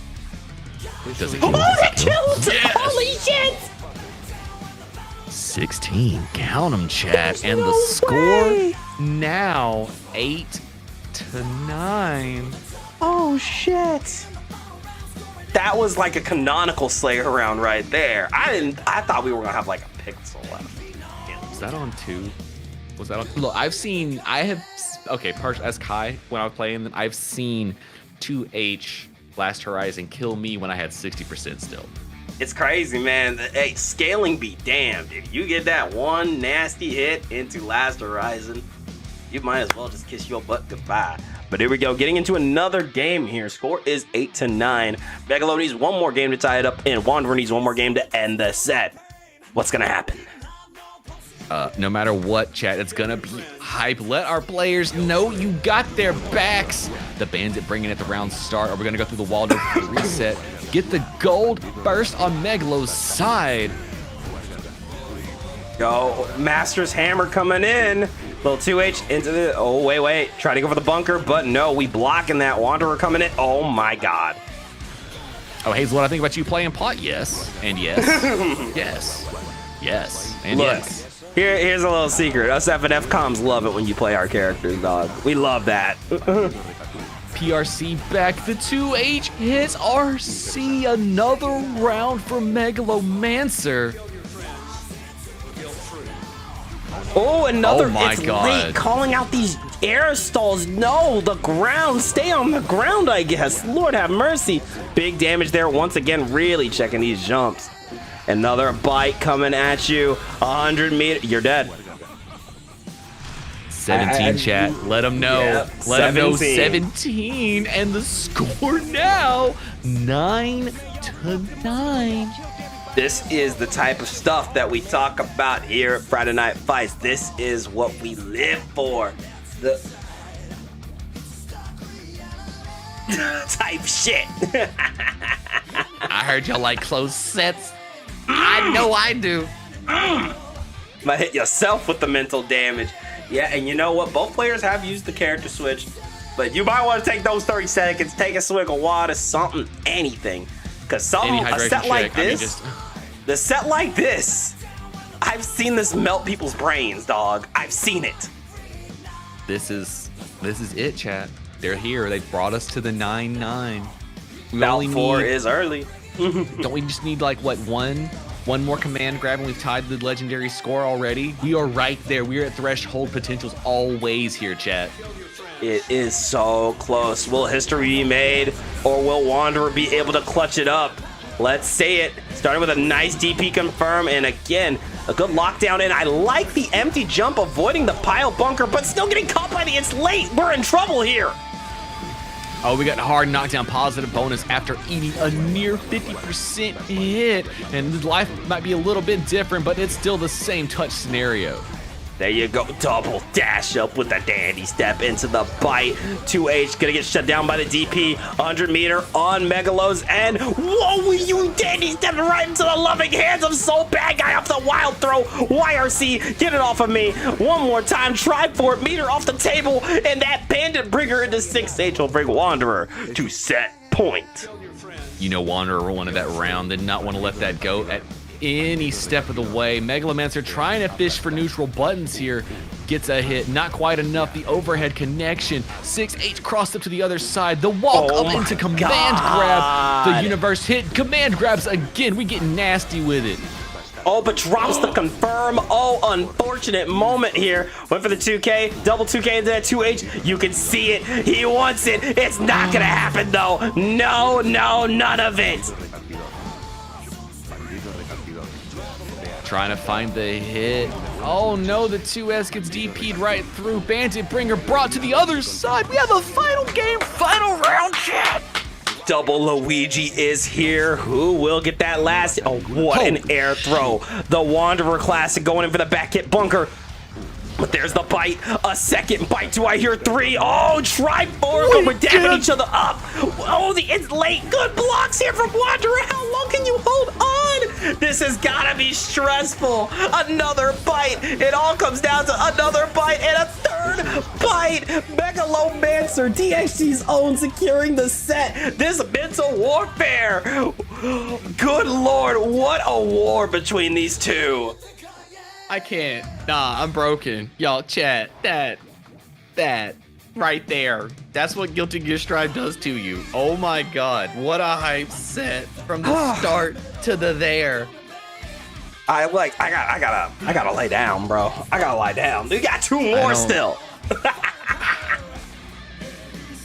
If you think you want to get into Guilty Gear Strive and beg a load up like that, or get Yoshi wandered across your face just like you just saw there, press !Discord in the chat. It'll get you a link to the Discord. Over in there, we got our Friday Night Fights section. When we bring up the sign up section, just leave us 1 emote down there. That's all it takes for you to be put into the RN generator to see if you make it into that week's Friday Night Fights. But if you want a little extra shot at it, sign up to be one of our alternatives or sub out for somebody in the fight if we run out of alts, and you'll get double the opportunity to get yourself into the RN generator.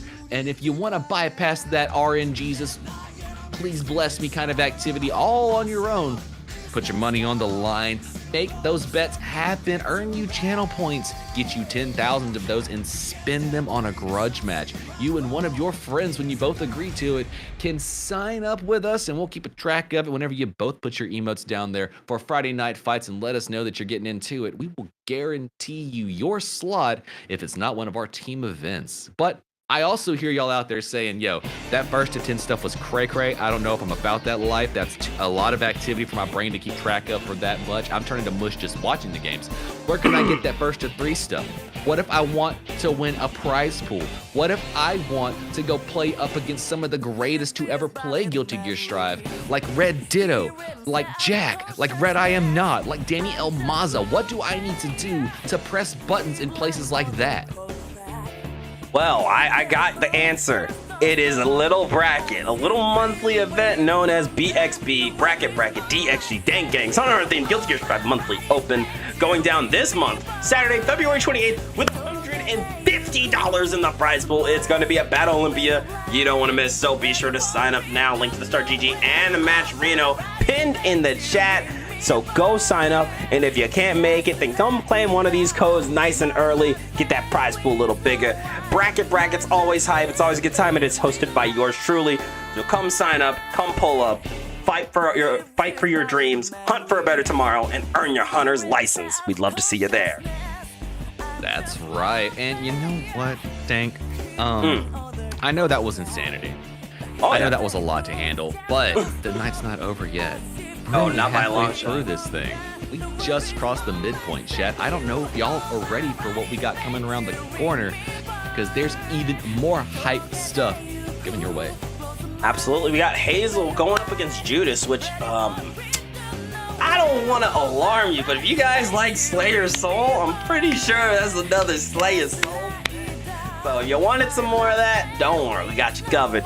We're gonna take a short little break, run some ads so you guys don't miss the violence. But when we come back, Battle 4 is gonna pull up right after these messages.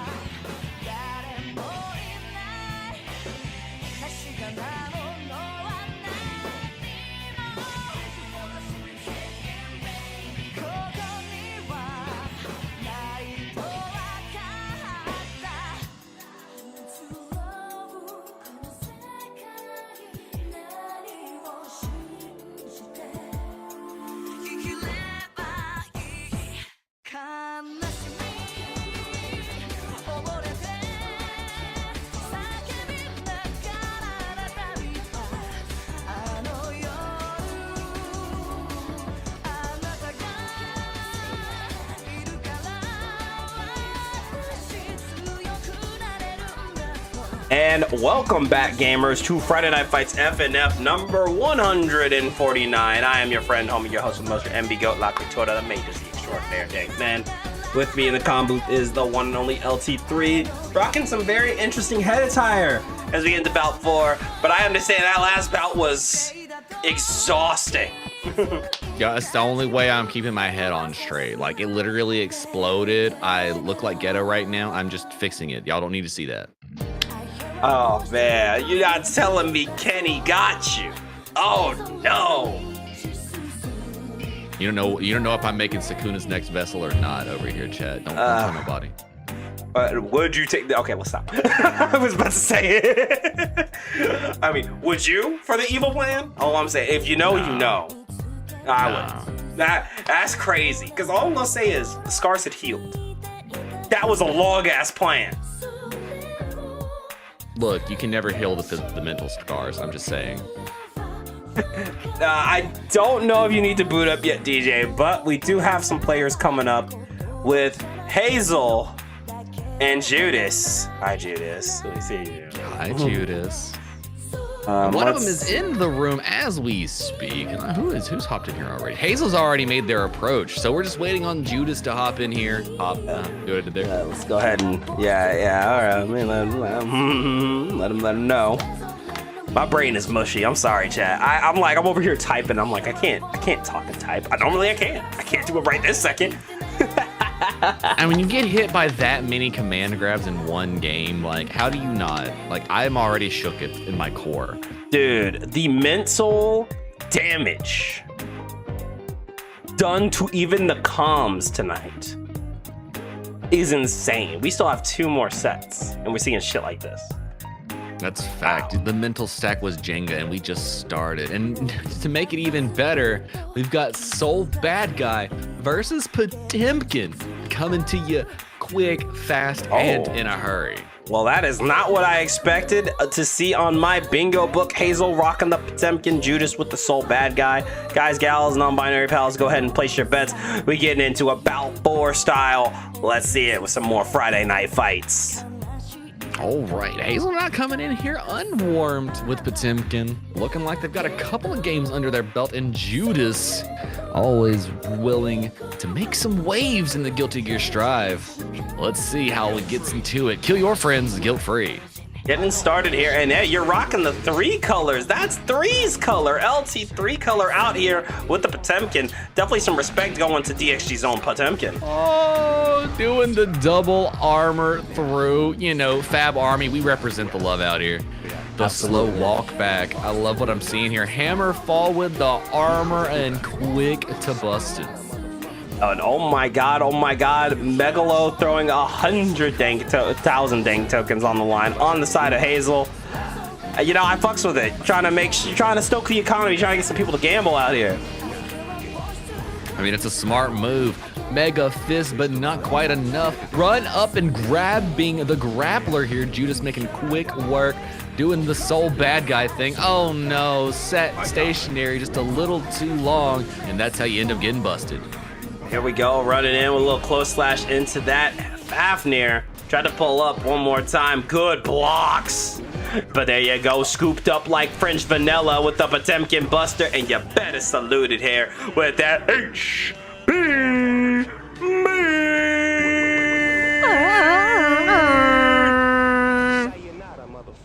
Game 1 here going to ANC and OEG's own Hazel. Great start from her.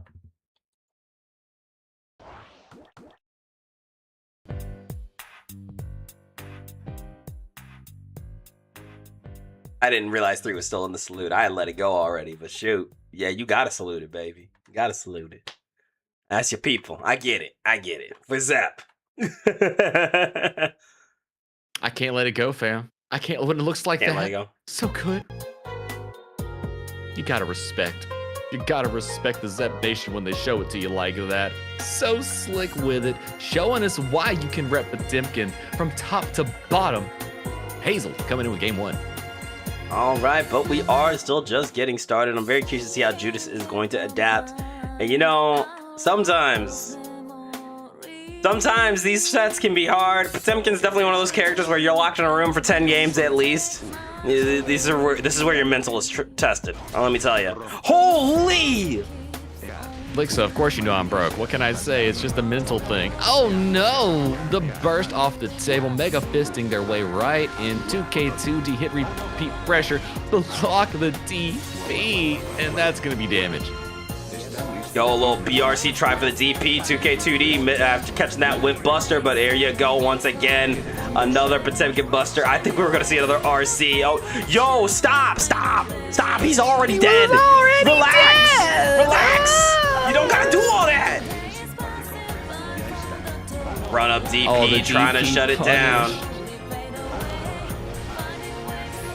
There it is. One more time. Big damage. The FUF coming out, and you are dead to rights. Just standing there, aura farming is disgusting work. 2-0 lead here for Hazel. I mean, technically, it could have been the respectful way of doing it. I mean, honest, dude, you know how many pot players I've seen will either go for the taunt or like a heat knuckle? The stand there and wait, let it happen is kind of the respectful move if you think. Because let's be real, if that would have, to do the like kneel down taunt respect one would have been peak. It would have been peak, but very respectful not to do it. Yeah, no, just said, what, the fence is out. I don't need to say it. You already know. Why would you give me such a terrible idea, Dank? I hadn't even considered doing that until you mentioned it. I mean, at this point, I'm an enabler, okay? I've accepted that. You heard it here first, folks.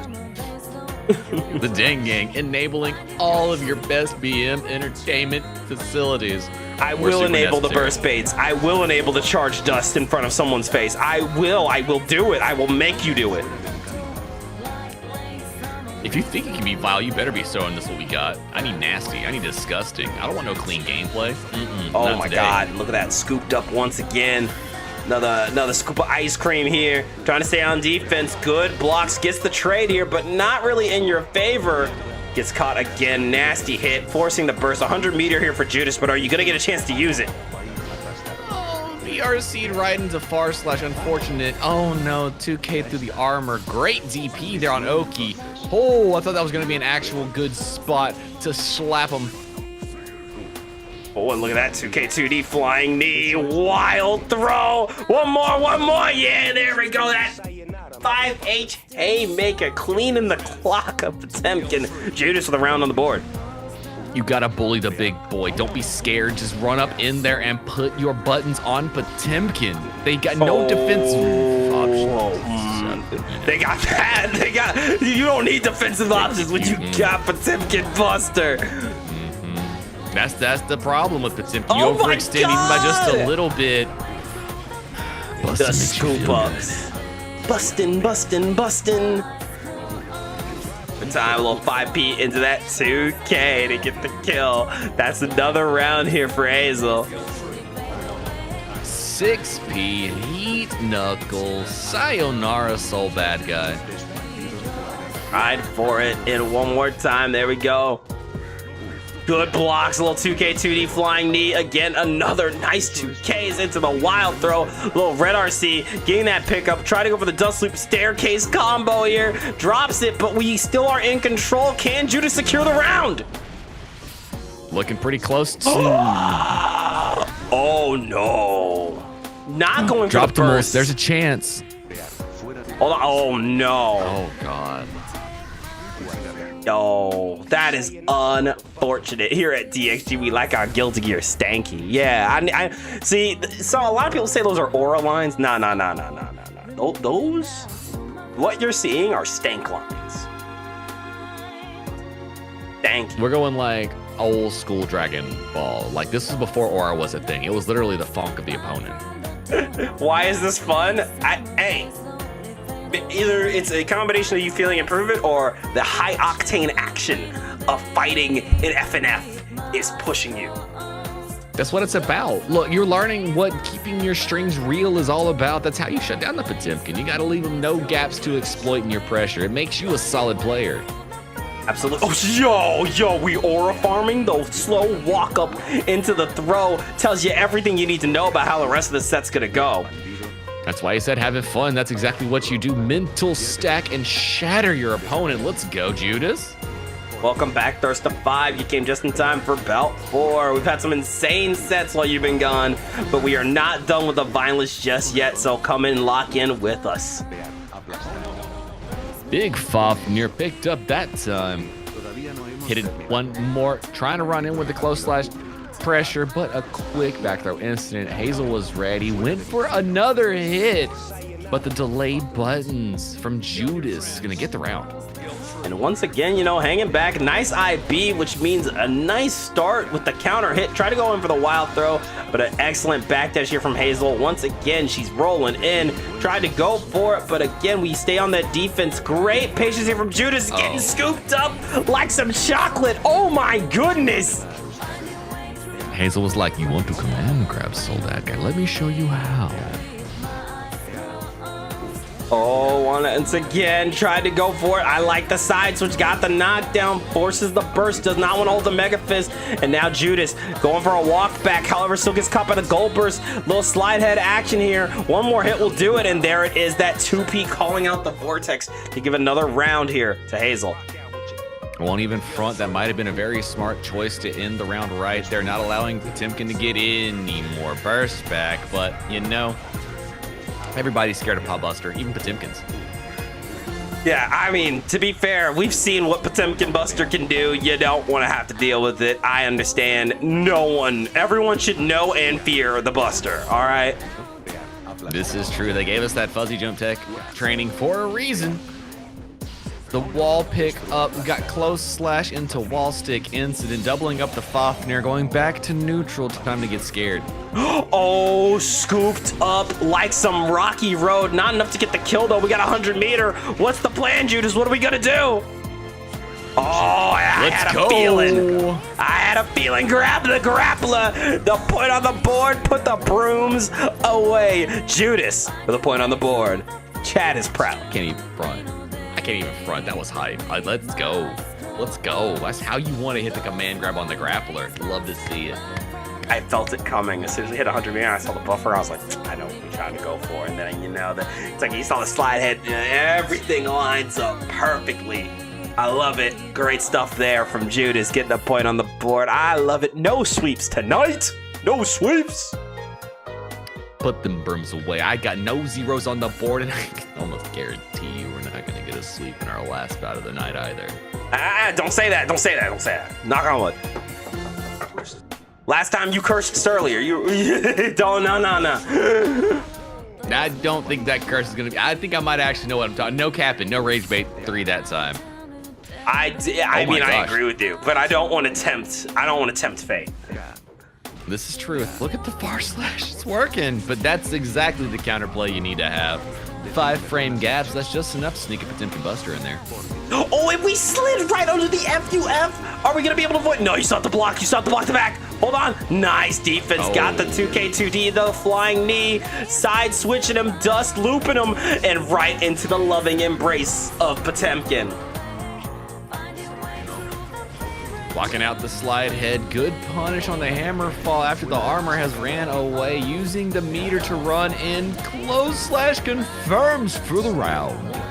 Excellent stuff there from Judas, securing a round on the board as we get into another one. Little 6P coming out. I like the walk under, but hesitated when going for a throw or a strike.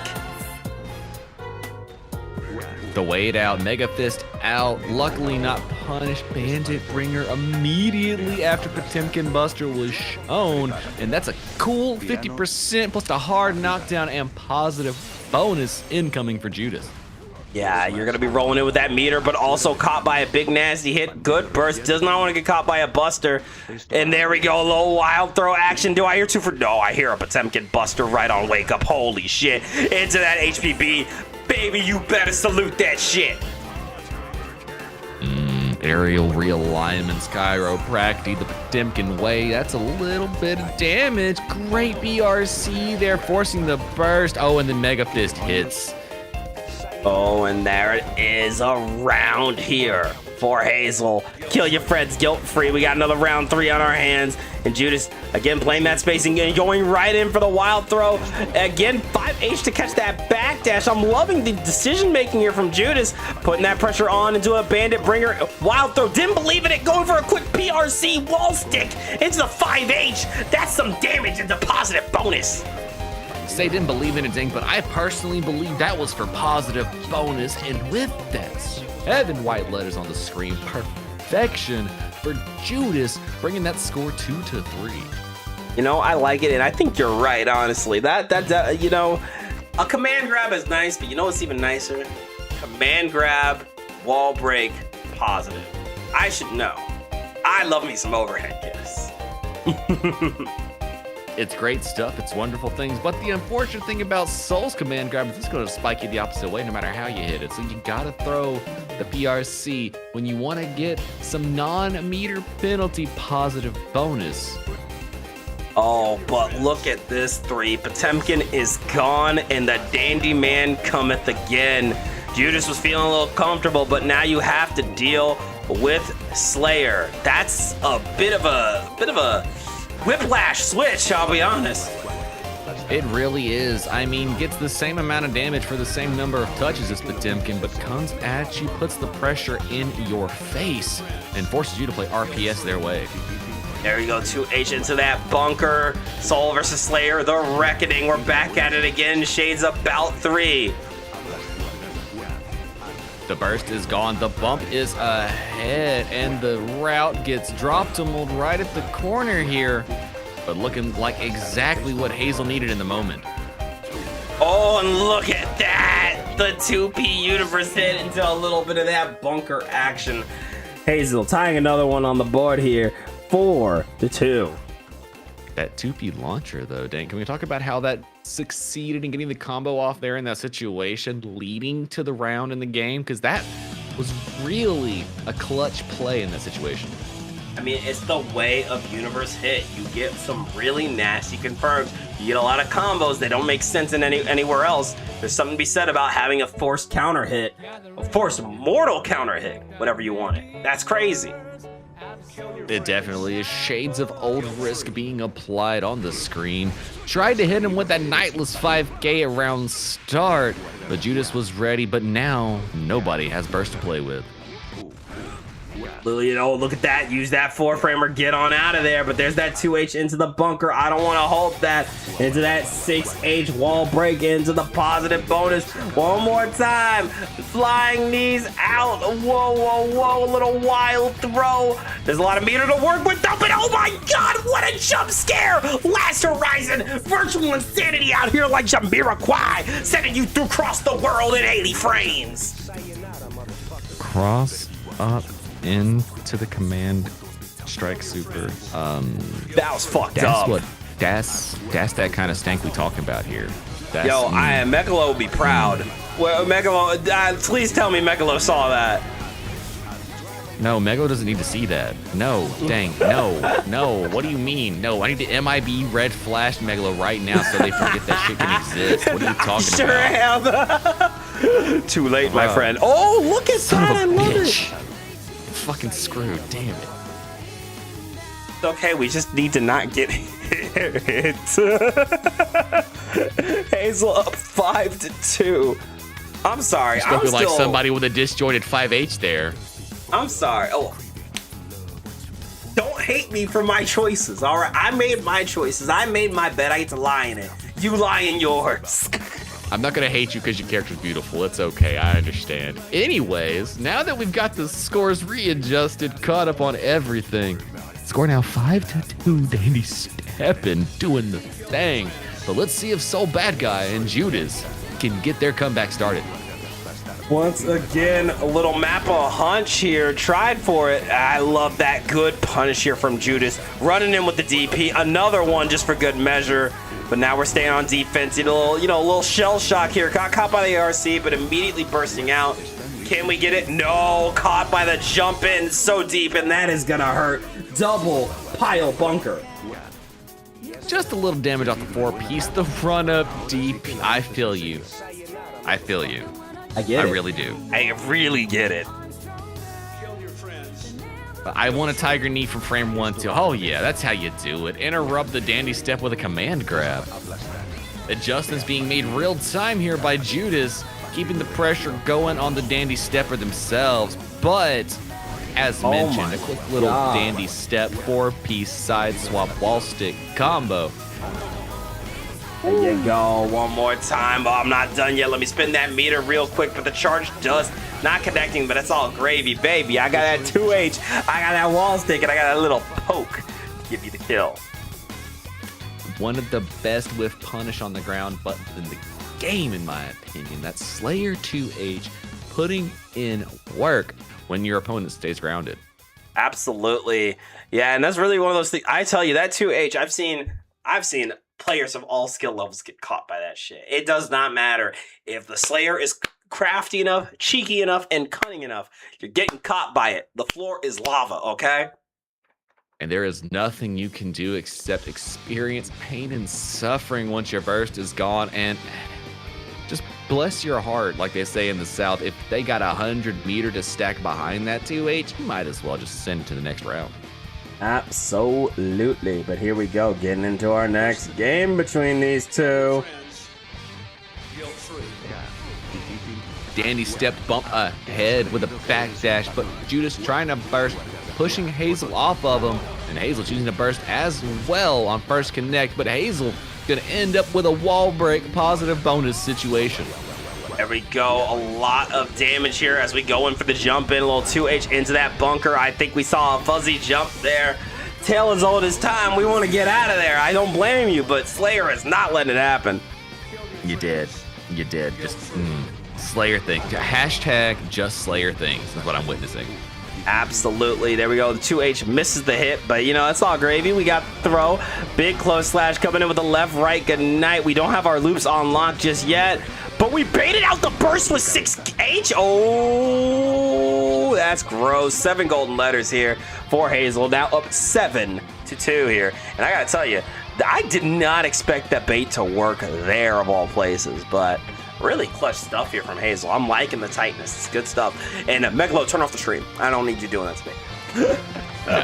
No. You've got enough hashtag just Slayer things in your book for 1 week. We don't need Megalo, anything else. DJ, you guys can leave. You guys can leave. I'll call you back when it's Battle 5. You'll be all right. Don't worry about it. I need y'all's Testament game upping. That's actually what we need here, right? Actually. Pay no attention to the vampire. Different Slayer in 2.0. It'll be okay. There'll be nothing to worry about. We got 2K2D trying for it. Mappa Hunt run down, saying please press a button and do a thing. End up near about wall stuck. We dandy loop until the break of dawn. Oh, and you could tell Hazel wanted that last horizon, so she waited it out.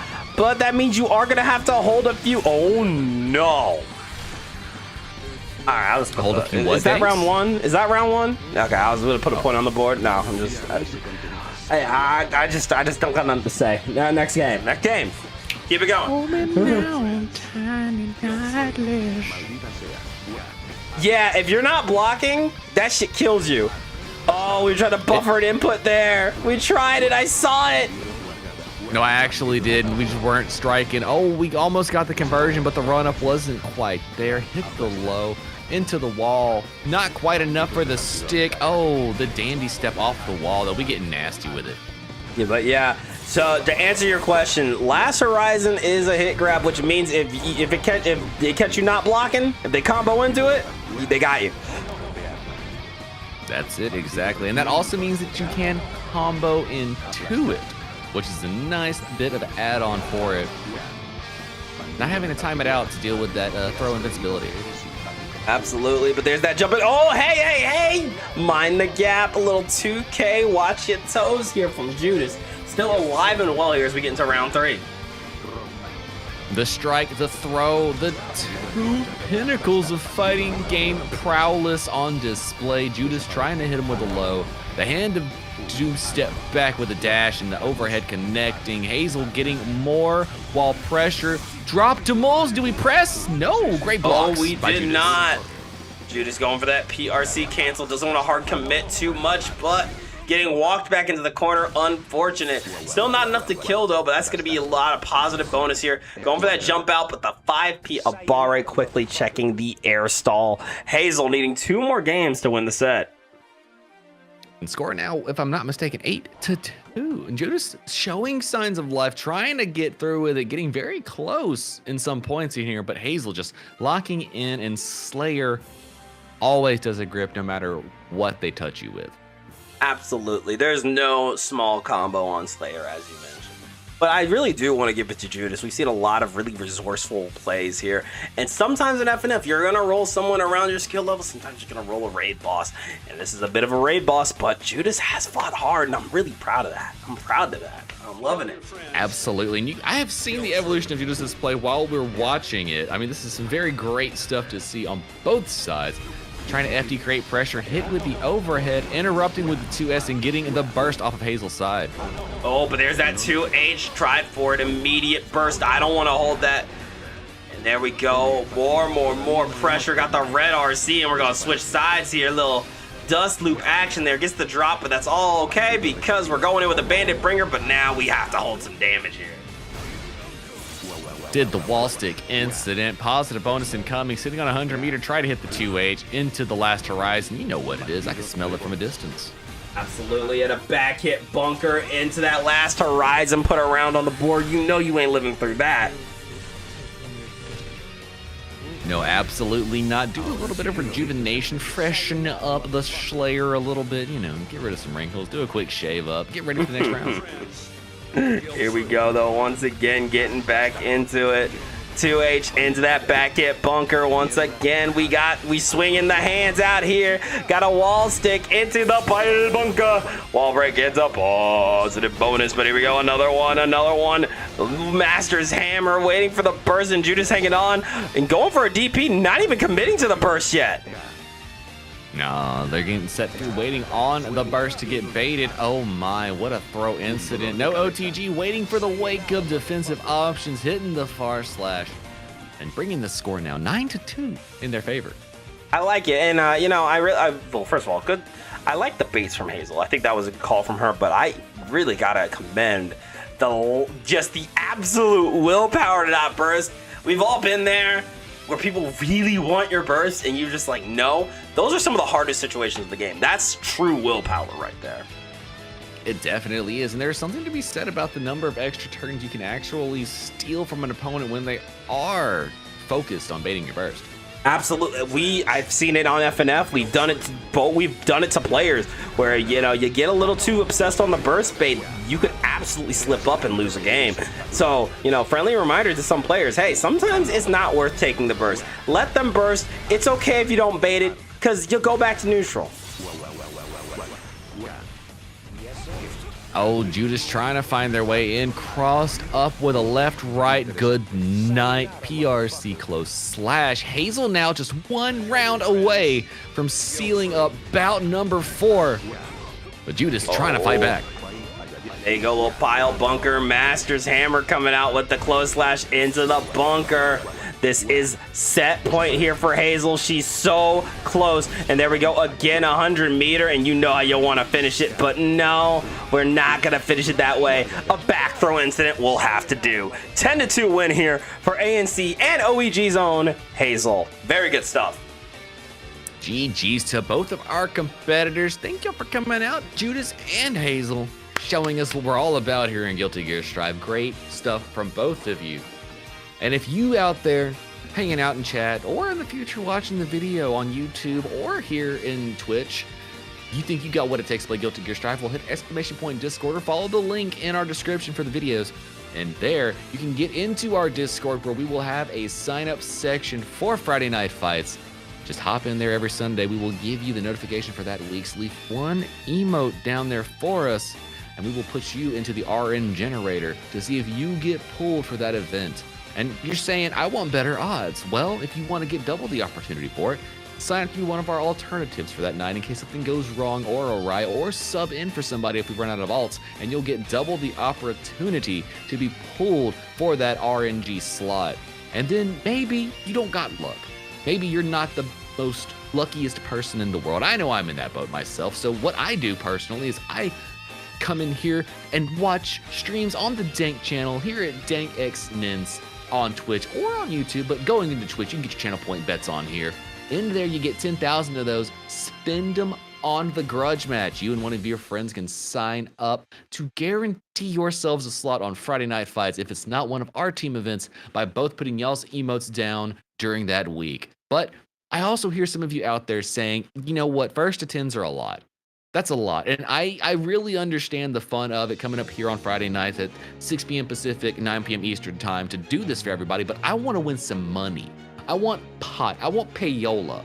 I want to do 1st to 3 best of 5 tournament action with some of the best Guilty Gear strivers in the world. I want to become one of those daredevils. Dank, don't we got a little bit of a Hunter x Hunter themed activity to fulfill those dreams? Absolutely. BXB Bracket DxG's Hunter on Theme Monthly Open returns Saturday, February 28th with $150 in the prize pool. It's an event you're not going to want to miss. Come become our next battle and be a champion. Come earn your Hunter's license. Signups are live, pinned in the chat, as well as the Matcherino is also pinned in the chat. Give it a click. Go claim one of the codes and come sign up. I want to see you guys up in there. It's another BXB. It's going to be hype. I'd love to see you guys there. It would be wonderful. We need more Battle Olympia champions. We got floors being built up left and right, and we got to fill some of those slots with our favorite players. So come prove you've got what it takes to win Dank's money. Absolutely. Somebody please come take my money.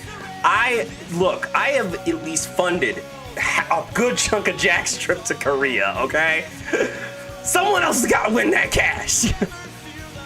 It'd be helpful, it'd be useful. Not like we mind, but like, you know, it looks better than paying one person that Never much. mind, but like, I know some of y'all want this cash, all right? I know you do. So make sure you sign up for BXB and train to deal with Happy Chaos, Gold Lewis, May, the works, because those are the regular characters over there. Exactly. You never know who you're going to find in those pools, but I guarantee you, you'll find somebody that expands your ability to play Guilty Gear Strive. Guaranteed. And speaking about expanding your ability to even like see Guilty Gear Strive in a different way, our Bout 5 is going to be a mind-expanding event because we have 2 great players coming to you to scrap up.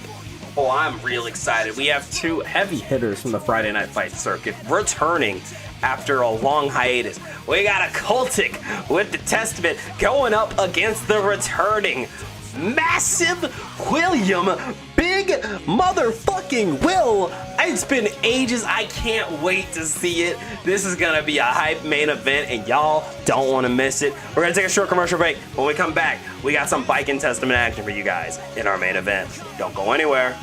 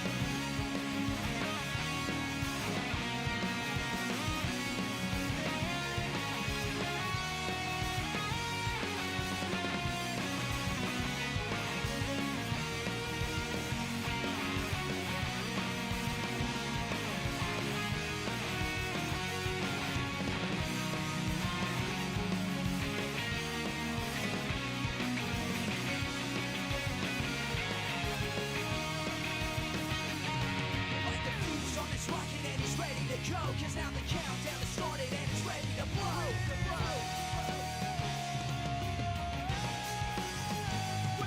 Intergalactic continental champ running things, hyperactive instrumental and pulling strings.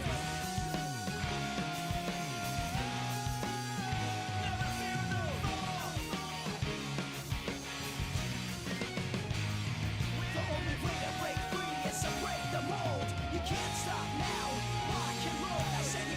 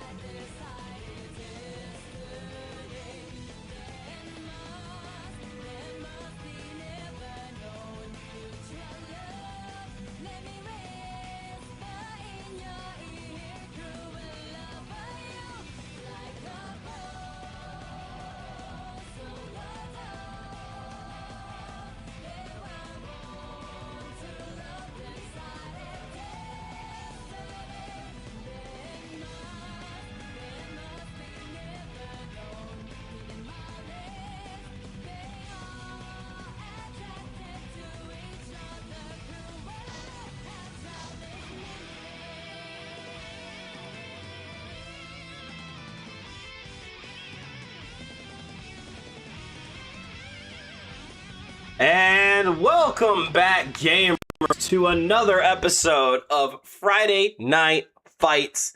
It's number 149 over here at DxG. I know you guys have had a great night. Me and 3 have had a great time giving a play-by-play as per usual. And y'all, we are ending it off with a fucking bang. Occultic versus Big Will is our main event. And I'll tell you, they don't get much crazier than that. Wouldn't you say, 3? Oh, I guarantee you this is going to be explosive counter hits, lots of damage, insane set play, and mind-expanding Daredevil action for anybody interested in Guilty Gear Strive. Absolutely.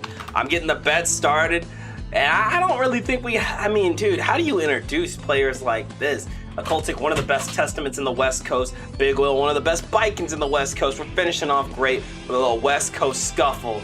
I can't wait to see it between these two. Let's get into it. Bout number 5, y'all. Exactly, and even when you look at this matchup on paper, it feels like both of these characters have the tools to deal with the matchup. Nobody's really on a bad setting here. It feels like what we would call even as far as it's concerned. Absolutely. I can't wait to see these two go at it. Get ready, because we got Viking, we got Testament, and we got a whole lot of violence in our final set of FNF 159. And it's been a second since we've seen both these competitors on here. Occultic, probably a couple of months since they've been on here, but Big Will, even longer since the last time they've been on FNF. Might be dancing on the line of 6 months since we've seen Big Will, if not even longer. Knowing, just as a lot of us know, Big Will did take a hiatus from this game. It's been a hot minute. So I'm very curious to see, if the time off has done him well, or maybe you're trying to knock off a little rust, but already a very explosive start here for Occultic. Girls, let's suck your bye on the screen as we go for that hard knockdown into positive bonus. Absolutely untouched, going for that the high arbiter right into a kill. A beautiful start here for Occultic. Perfection on the screen, the best thing for Testament to do. Oh my God. What a 6P on the cross-up Yo Johnson. Yeah, that's the type of shit where you turn around. I turn around to the May plushie. I'm like, May, did you see that? Did you see that shit? I'm like, yeah, I saw it, but like, no, Johnny's gonna have to tell me that was really what happened. The immediate TKO Johnson for the overhead, up close personal, and Occultic hitting an upward Grave Reaper as well, shutting down the air approach of Big Will. And here we go, once again playing this patient game, but there it is, that /great spacing. Tried to bait out the burst, but I like the delay here from Big Will. Are we blocking? No, we are not. Immediate reversal. What a teleportation and an upward Grave Reaper again to shut down where Big Will wanted to be. Occultic taking game number 1. Very strong start here for Occultic. Also, whoever put that number of tokens on Occultic, I will find you. I will find you.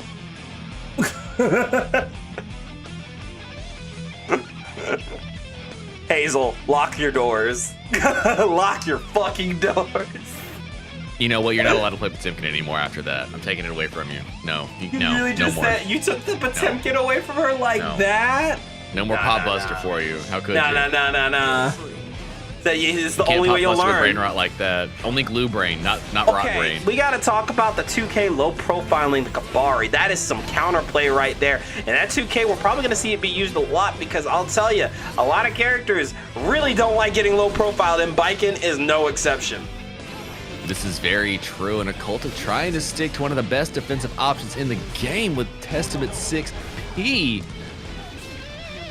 And it working out the second time. Going to end up putting a Big Will through the wall for some positive bonus.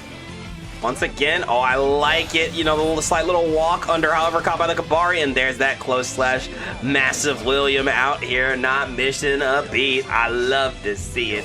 You keep putting in those tokens, y'all. I think you got at least 2 minutes. Throw some tank tokens in there. Are we really slinging Gargantuan Billies on the screen? You love to see a huge counter hit and Arbiter from the low for Occultic, who's trying to play in a perfectly spaced out game. Here we go, Kabari out to punish that 2H, no run in there. And another Yo Johnson coming in, a little 2K into the 6K, sets up to the Tommy, a Kabari coming in. But there you go, 2K2D, throwing out the projectile one more time, 2K2D, staying applied into that overhead. Got the pickup in there, it is Suck Ya Bye back on the screen. Girls, Girls, girls. Look, I want to be real. I'm kind of surprised that Perry did not clash with Arbiter, but I see the vision. I understand. I mean, is it... How I mean, what would you at least get guard crush in that regard? Because you're not going to get the parry. I can see at least guard crush. No, you wouldn't get. I think you would just get cancel intention gain. It would just make more sense. Okay, that would make more sense. Because like you're throwing a projectile at a parry. Like a parry, you should be able to counter a projectile. Just slap that thing out the way. Be like, that's my attention now. Thank you very much. Oh, and I love it. Good backdash into the gun. Super. Got the side switch. It's a wild assault. Massive Billiam out here with the wall break. It's a positive bonus. Kabari whiff, jumped over Occultic, trying to find their way in, running down the backdash. What a clash on Kabari! Let's go! And yeah, Occultic does know the MU. You can absolutely 6P that tether, get it out of there. Out of sight, out of mind, but once again, tried to go in, tried to rush in, but caught by the plus frames here. Occultic securing 2 games and a quick early lead. However, this is Big Will we're talking about. I think we just need to make some adjustments. This is whole lot of start of the set. Let me see if I can figure out your patterns territory here. This is exactly that point, and when you're dealing with a character that controls neutral as well as Testament does, sometimes it's hard to find your way in, especially if you are a character like Viking, where you have a couple of mid-range tools, but Testaments are just a little bit better in those locations. Yeah, agreed there, but here we go. Caught the backdash into the wild assault, all off 6H and 3. Look at that damage. I am sick and tired of acting like Testament ain't crazy right now.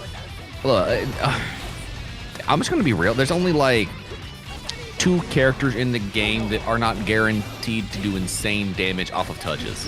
That's true. That's true. One of them is Bridget, and I feel like I should know the other one off the top of my head. Lucy. Oh yeah. You know why? I keep forgetting Lucy's in the game. For good reason. For good reason. But those are the you ones I would tell consider me. that, and even to them, they do have ways to get some damage on the screen. We're talking like near about 50%.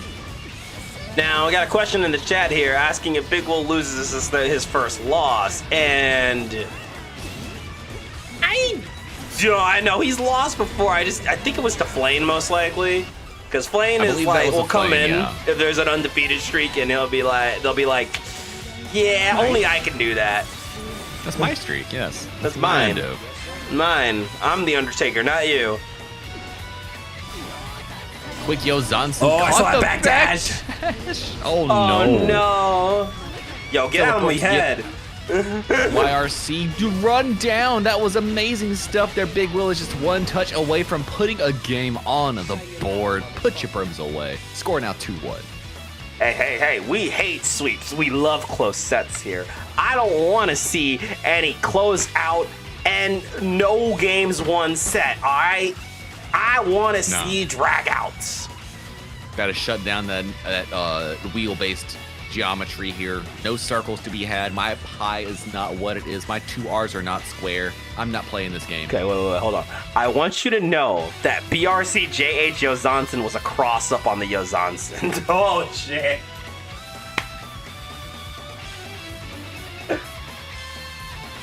Okay. Oh, shit, man. Okay. What? They just build this like game that. Is hilarious. This game is a fucking laugh riot, and I wouldn't have it any other way, man. And they play this game for money, like $150 for the next bracket. Starting prize pool of 150 going down Saturday, February 28th at 5 p.m. Pacific, 8 p.m. Eastern. Please sign up. Link to the bracket and the Metrino pinned to the chat. And if you can't make it, well, consider, clicking that Metrino link, claiming one of those codes. Or if you're really feeling generous, throw some cash our way. It's never needed, but always appreciated. Absolutely. Oh my gosh, burst off the screen, trying to stay alive, but Occultic pushing Biggest Willis through the wall, bringing forth Succubies, putting Stained on him and sending him for hard knockdown and positive bonus.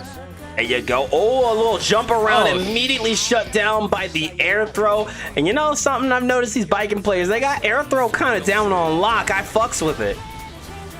If you got Yo Zonson on lock, TK style, I would assume that you've got your air throws on check too. Look, I'll say it.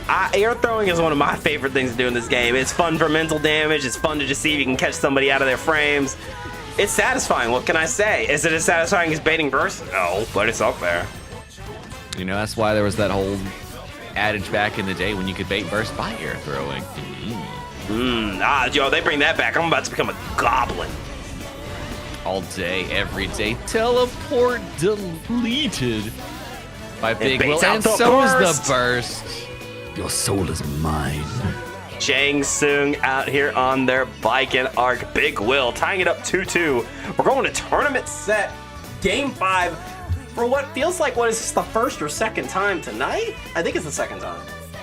I feel like it's the second time. At least the second time. Might even be the third. Might be a tertiary Always event. satisfying. Always satisfying when it happens. I love these tense, close sets. You can cut this tension with a knife. Let's see what happens. Who's taking the tournament set and the momentum going into the rest of the FNF main event? Kill your friends. Guilt-free. I've got my spork ready to take a bite out of this Guilty Gear action. Let's get it. Quick burst and spent Wild Assault on the occultic side to try and go for wall break off the Gid. Oh, and the Kabari. Ooh, what a low what profile. another. We've seen it a few times here, 3, and it is come in clutch multiple times, but it's not going to save you from that 9-framer. You're going to have to hold this now. Tatami out. Misses the 2K. The spacing not in your favor, and there's that BRC. Watch out. Good blocks here from Occultic. The steel cage is applied. It is going to be used against you. Oh my gosh, Oh, what dear routes Lord. here by Occultic. Holy. Oh my god. Yeah, I'm gonna clip that. We might have to take that to replay. That was gross. Gotta respect the game. Just you gotta respect the game. That was awesome. That was awesome. The Emperor Incarnate doing it again. Big Will said that was pretty hot. So much so I'm gonna light my gameplay on fire. Go. Oh wait, hold up.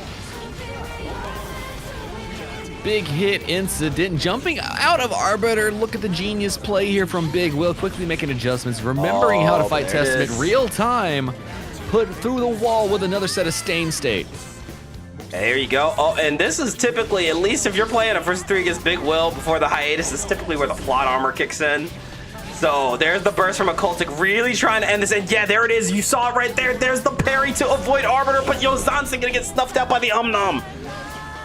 Oh, we got the burst off the table here. One touch away, both sides all day. Oh, Big Will is really brave. Not afraid of anything, but chipped out at the end by Upward Grave Reapers.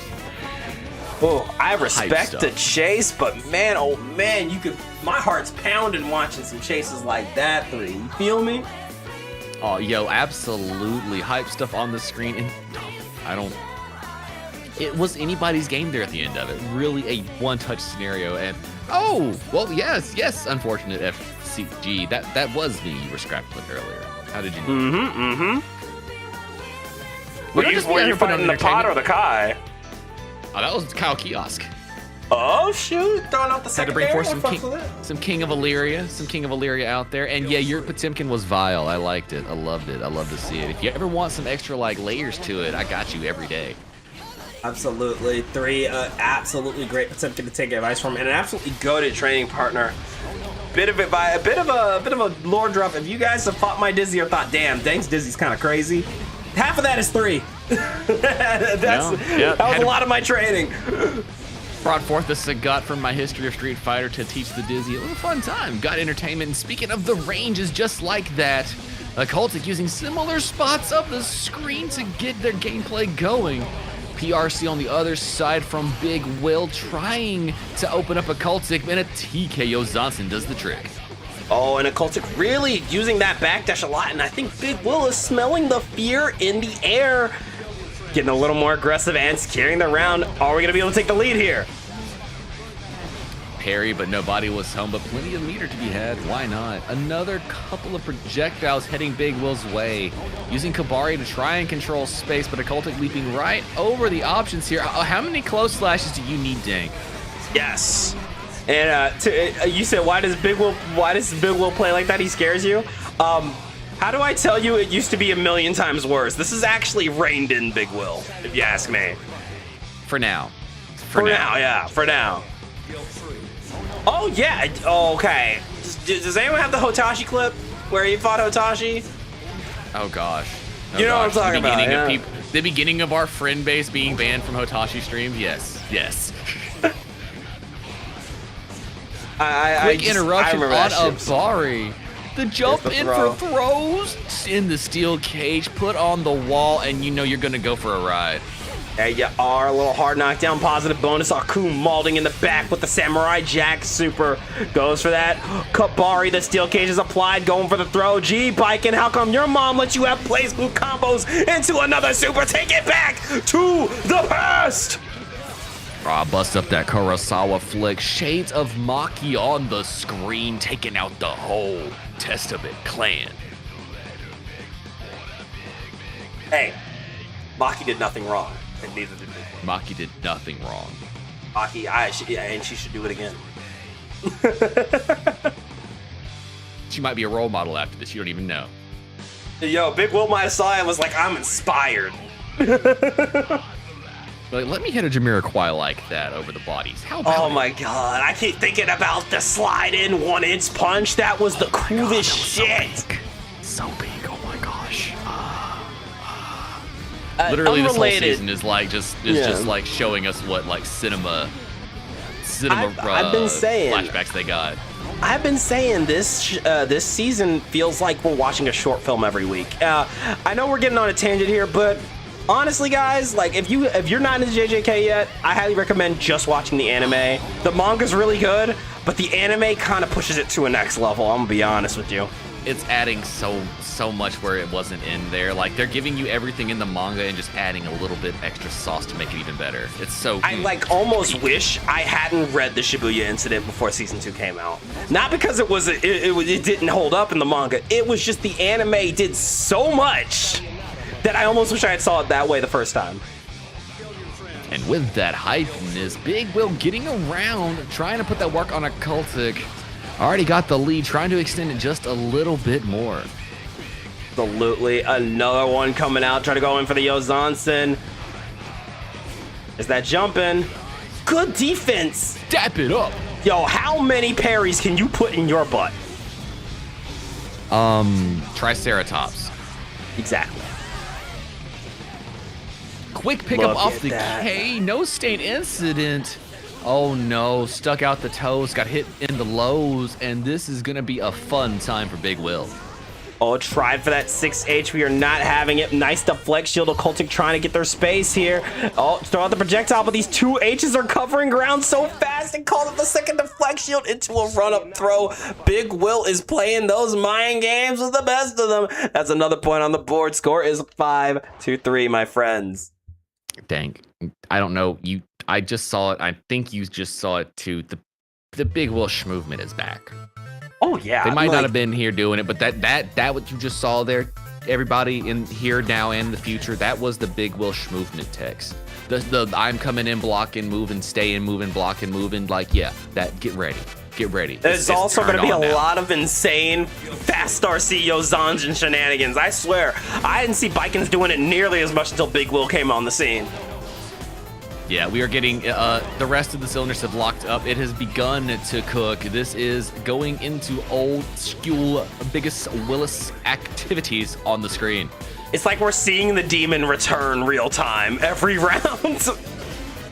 This is like retired Yusuke coming back and being like, "Oh wait, yeah, I was that muff, wasn't I?" Let me type back up on this. Let me remind you why I'm that fucking guy, I guess, type shit. Wild Assault coming in. Got the pickup with the projectile. We are not holding any of it. Once again, staying on that defense. The Cultic getting caught by the Kabari. Unfortunately, gonna have to hold this damage.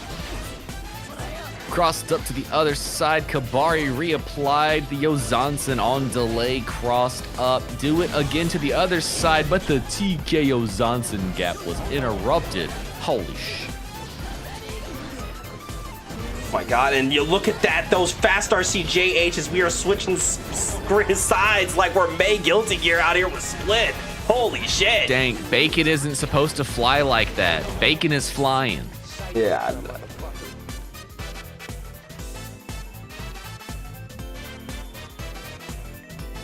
Oh my god, I'm shocked at just like, dude, again, this isn't even the first. We've seen Big Will plenty of times on this event. We've seen Big Will plenty of times in brackets.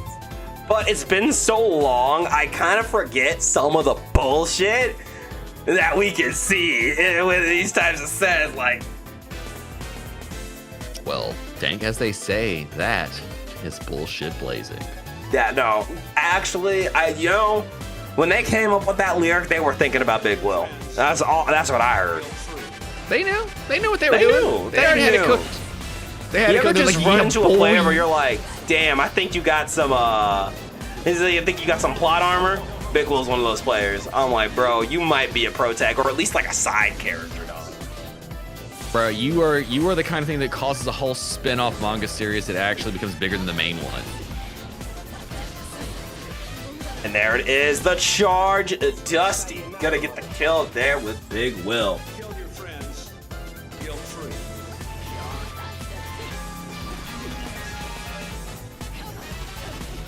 Trying to create a little bit of space here, but getting clipped on the wake up. Oh no, the throw. Big Will mentally stacking, throwing Jenga inside the brain space.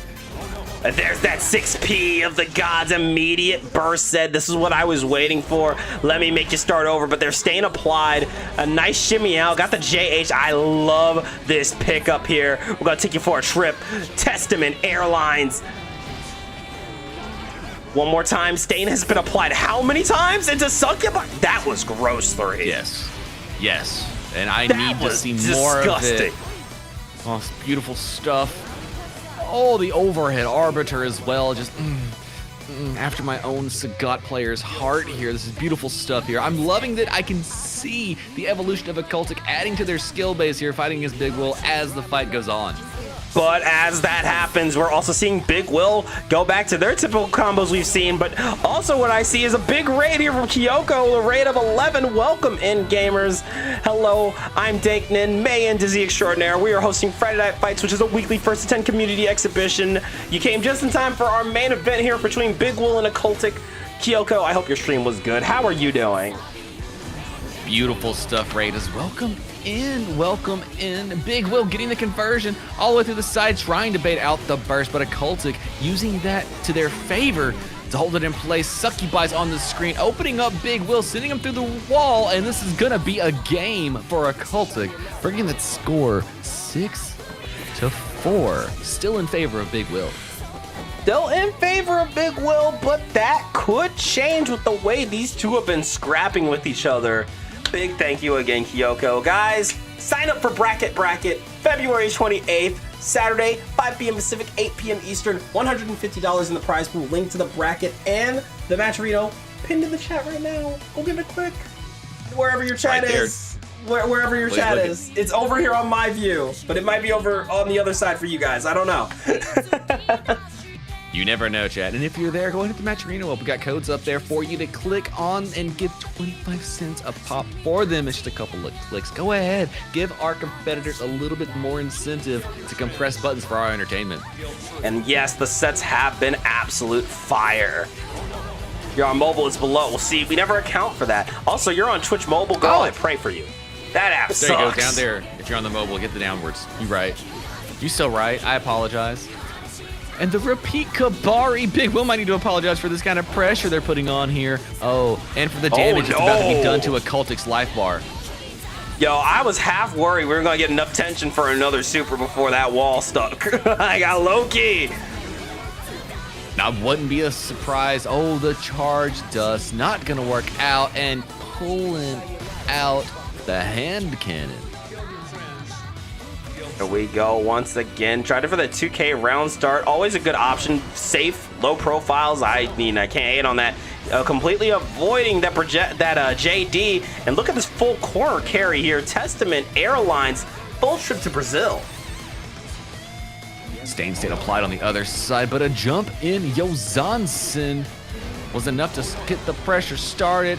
Colliding in the skies with JS, blocking the super. YRC on Big Will's side, getting Kabari conversions afterwards with the strike, and then in the steel cage with a little bit of tethered Kabari action. good IB and went right for the jump in at a perfect frame. My goodness, able to avoid those plus frame punishes. But here we go. Deflect shield tried to use those plus frames once again, but ooh, that was almost a kill combo. Tether out, trying to go for the chip damage kill off of the tatami. And that's going to be another game for Big Will, now up 7-4. Great stuff for Occultic trying to find their way off the wall, but that's pressure from Biken when she has you against the wall is very suffocating. Absolutely, and you know, you want to talk about players that really know how to put on a mental stack. We saw it earlier with Megalo and Yoshi, but honestly, if we're really talking about big mental stack players, now that they're back, we gotta talk about Big Will. If you've ever fought Big Will in a tournament scene, you know what I'm talking about. This guy has like a way of making you, of mind controlling you into folding. I can't describe it. That's just a way of the approach and the never really knowing what option they want to take on their side. And you just know that eventually your life bar is going to be the one suffering.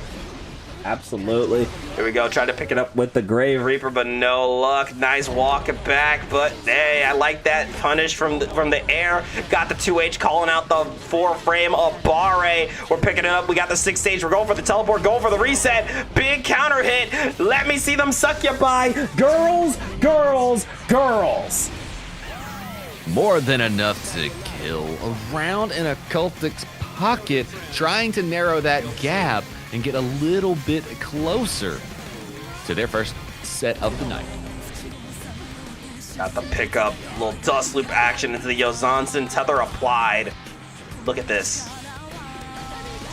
The tatami wall stick incident, Occultic sitting on all of their burst. Oh, falling buttons, opening up Big Will, but now everybody's got burst.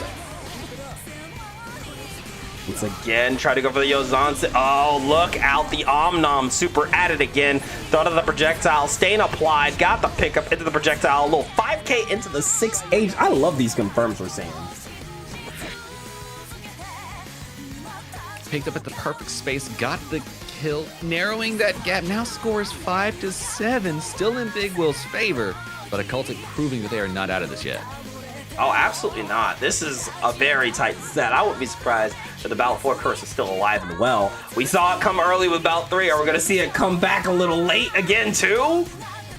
Hey, if it's going to be on both sides of Bout 4, I'm down for that, dang. That sounds fair enough to me. I mean, it's close enough, right? I think that's close enough. It feels fair. It feels balanced, as they would say, right? I'd say so. I'd say so. Oh my gosh, that movement that Testament got after that wild assault was something to talk about. That was real cool looking. Absolutely. There we go. Nice 6P. Shutting it down. Little up Reaper. Beautiful confirming. I swear, the way Occultic confirms with Testament, nasty. It seems like they just know how to position themselves in the perfect location for these routes, because if you've played Testament a little bit, you know there's a lot more nuance to this character than meets the eye. Absolutely, and it really comes, you can really see like the player expression from the way both these two play characters. This is what a multi, like 1,000 to 2,000 hours looks like on your main. I'm telling you right now, this is the type of shit that you get to. This is truth. Quick pull and Grave Reaper, set up the Scarecrow, interrupt with a 5K, do it again, bring forth Succubi on the screen for the maximum combo routage for Occultic. Hard knockdown, positive bonus, and staying state applied. Double low Arbiter, nice jump out, but met by that 6P perfectly spaced here. Big Will trying to put the pressure on. We tried to RC our way out of there, but a good burst. Can we get the kill? Little up Reaper, a charged up Reaper, tried it again. 6P! Occultic with the best of them out here. Score is 7-6. Big Will still in the lead. Occultic not out of it yet, bringing that comeback. And Big Will's lost quote didn't RPS enough. That's a lesson we can all take with us. Absolutely. If you guys know Big Will likes that RPS, like that gambling, and yeah, honestly, I don't think Occultic is allowing for as many RPSs to happen as Big Will would prefer. This is true, especially when you have to control the neutral as much as Testament does in the game that we're playing these days. Having access to the big buttons and the Grave Reaper, whether it be across the floor or to the skies and charging it to make it plus gives you lots of options and variation as long as you can keep biking out. Oh my god, there's no way you burst baited there. Oh, respect. I love me some crazy burst baits. Holy shit. Occultic making that quick turnaround on the momentum here. I think they might be stealing that fire from Big Will. Yeah, you can really see the momentum starting to shift every round at this point. Occultic is getting that Zenkai boost. I love it. But you know, Big Will might just have that one moment they lock in and go, oh wait, I'm Big Will. That's right, I do this shit. Like, never mind, let me gamble harder. But look at that 2P into the 6P. Try to go for the up reapers, but hey, we got that 9-framer. I ain't afraid to use it. Kabari into the wall stick, and we're taking it back to the past. Play the Kurosawa flick. Samurai Jack is pleased. I think that was RPS the sequel, right? If I'm remembering correctly. Sounds like a Kurosawa flick. I think it was. Oh my, the teleport go nowhere just for the delay. Stain State High Arbiter, Occultic being disgusting. Teleporting in as soon as the opportunity was arriving with a PRC for the throw into wall break. Positive bonus, and everybody's got meter to play with. Yeah, that is a dangerous situation, but hey, you know, we gotta use the reliable, the good old parry to stay alive here. Going in for that Kabari. Tatami is out, knocked down, pick it up one more time. Golden Burst, you honestly could not ask for a better situation if you are Occultic. Oh, and you got the burst off of Big Will as well, but they were ready for the teleport. Pressed buttons into your soon-to-be location, and now you're in the steel cage with Biken. Oh, but hey, you know, sometimes you're trapped in the cage with Biken, sometimes Biken's trapped in the cage with you. And for a second, we were trapped with the Occultic, but Big Will quickly taking that momentum back, saying, no more points for you. We're going 8-6. Like we said, I could feel the vibe shift coming in right around that point. It was about as long as Big Will likes to take before they turn the game right around again. Sometimes it's just a matter of readjusting where you want to play the game. Absolutely. Yeah, you know, there's nothing wrong with playing a little slower.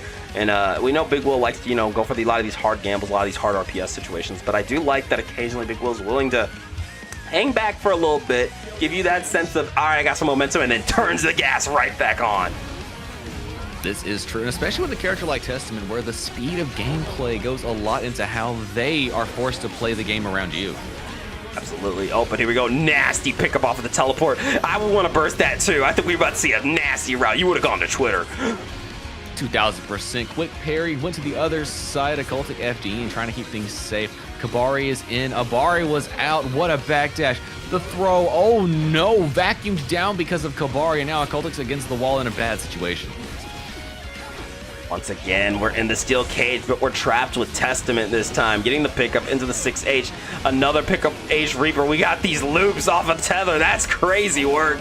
But the jump in denied by a Yo Zonsen. I love gambling. Hit that PRC Yo Zonsen one more time. Oh, the low round start from Occultic. Almost go to full confirms, but not quite catching the micro dash with the pickup. Big Will is running their pressure, moving the wall break, and burst bait right along. Oh my goodness. Hard knockdown into positive bonus once again. Got the back throw incident though. Occultic trying to set up something. Stain State applied. Got the pickup. And we're going right into Succubi. Getting that restain confirm. I love it. Wall break at the hard knockdown. Is it a bonus? Oh, the PRC overhead. Things are getting gross with it. Occultic trying to bait out. Buffering inputs. Waiting again. Oh, let's go. But is it going to be enough? You still need one more hit. The teleport, but oh, the 2K didn't come out fast enough. That close slash with a photo finish. Yo, we gotta take that to instant replay. What in the world? Yeah, you gotta take that instant replay. I am recovering from that interaction. The air stall weight out, landing right on time for the connection. I'm shook it. Dang, dude. Wow. That was crazy. That, like, I saw the vision. By the way, it was a 2P, not a 2K. But I saw the vision there. Just the timing. That's so tight. Yeah, like, you can't feel too bad about that. No, definitely could. Even a back throw might not have been quick enough on that recovery. Now into final game for Big Will. Occultic needing 6 to catch the score back up.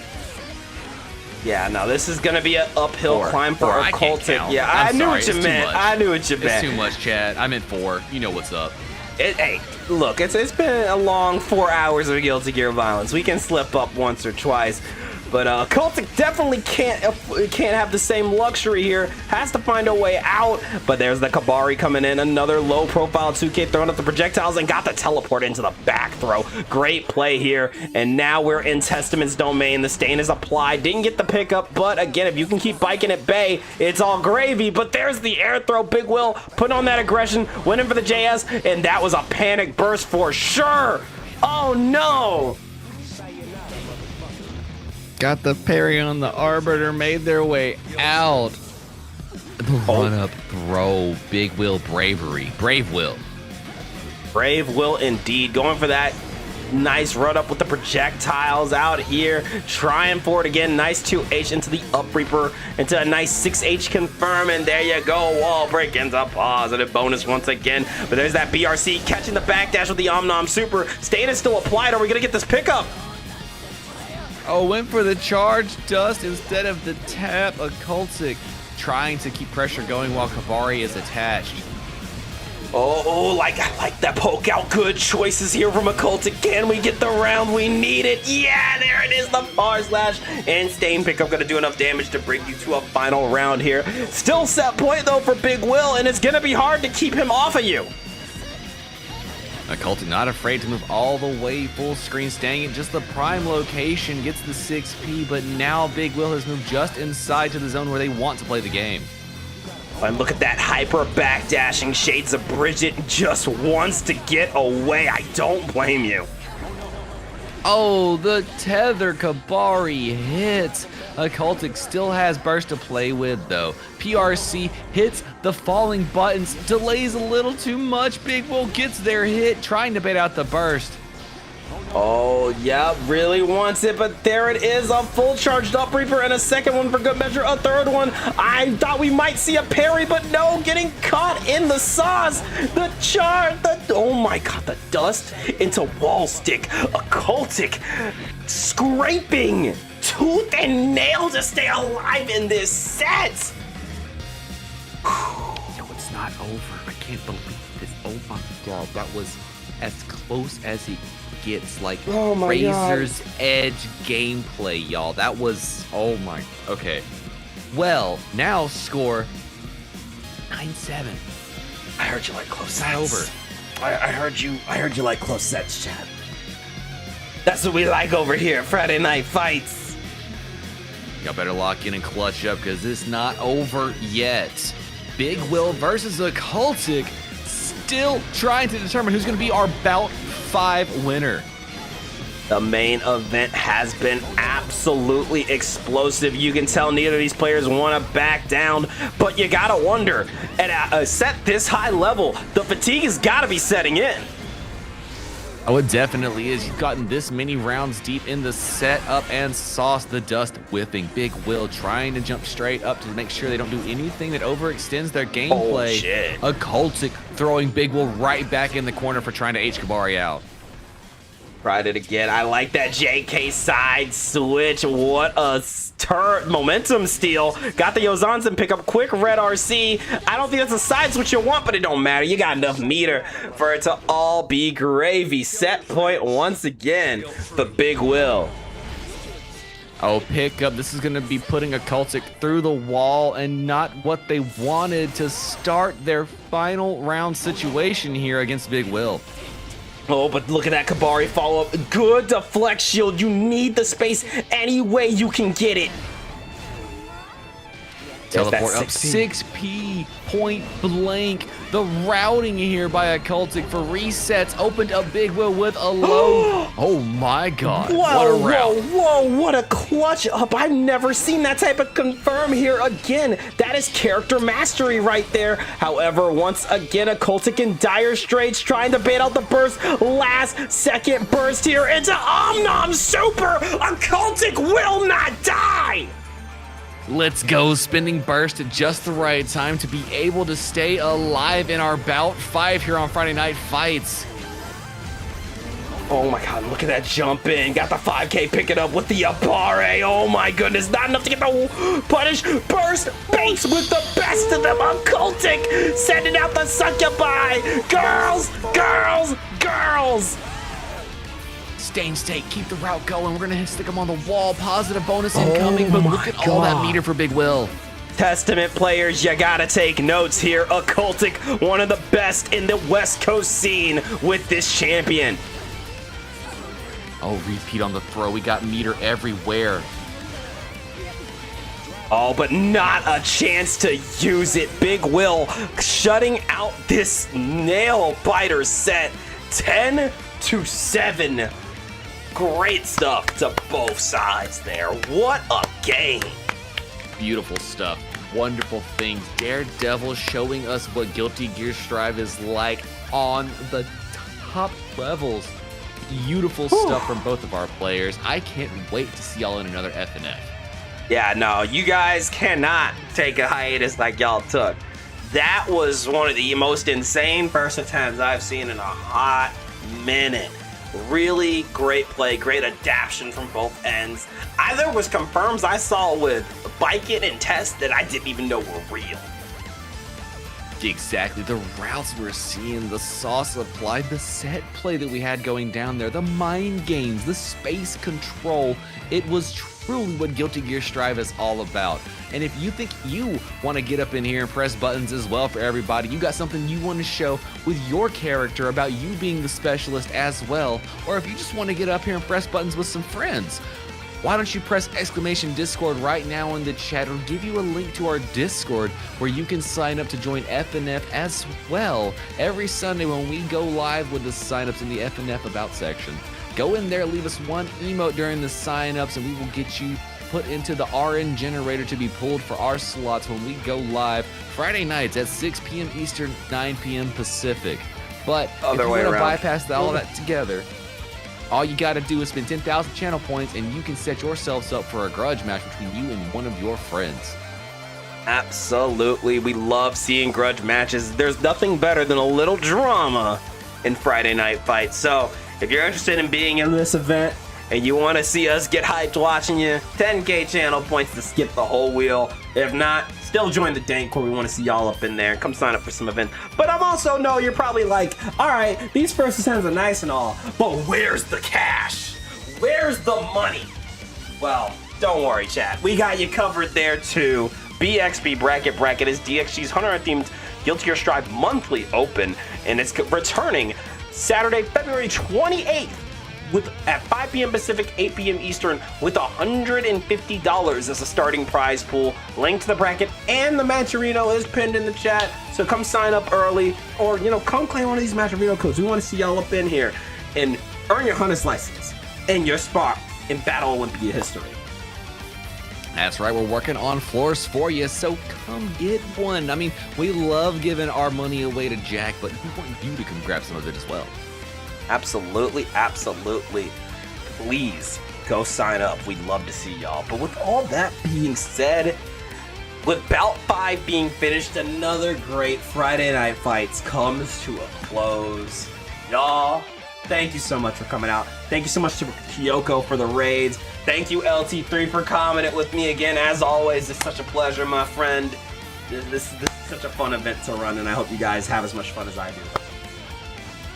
Absolutely, y'all. And if you haven't yet and you're in here, go ahead and hit that follow on Dank's channel. Head over to my channel and follow me as well. We're both going to be doing stuff in Guilty Gear Strive and other games throughout the year. So come hang out with us, help grow our communities.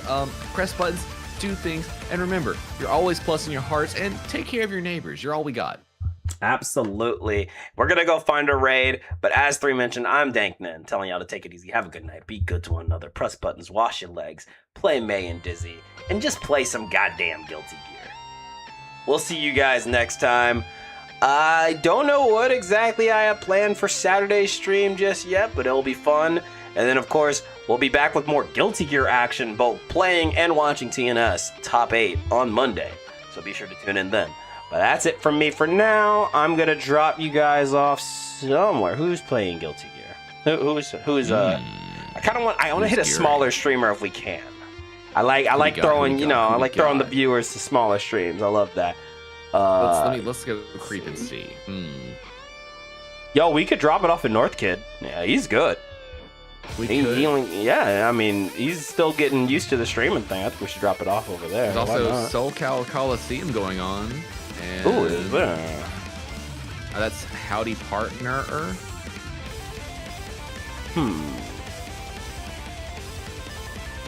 Oh, wait. Do you guys want to see some Grand Blue? I haven't raided Layway in a while. There you go. Yeah. Layway is back. a DxG homie for sure. I mean, not in the team, but you know what I mean. Longtime friend of the stream, so I want to drop some love ATL over there. Riot's playing Sonic Racing, Dank. You got to get him on I know, he's hooked. I know he's hooked like me. We're going to drop it off at Lades. Thank you so much for coming off. I'll see you guys next time. Bye-bye.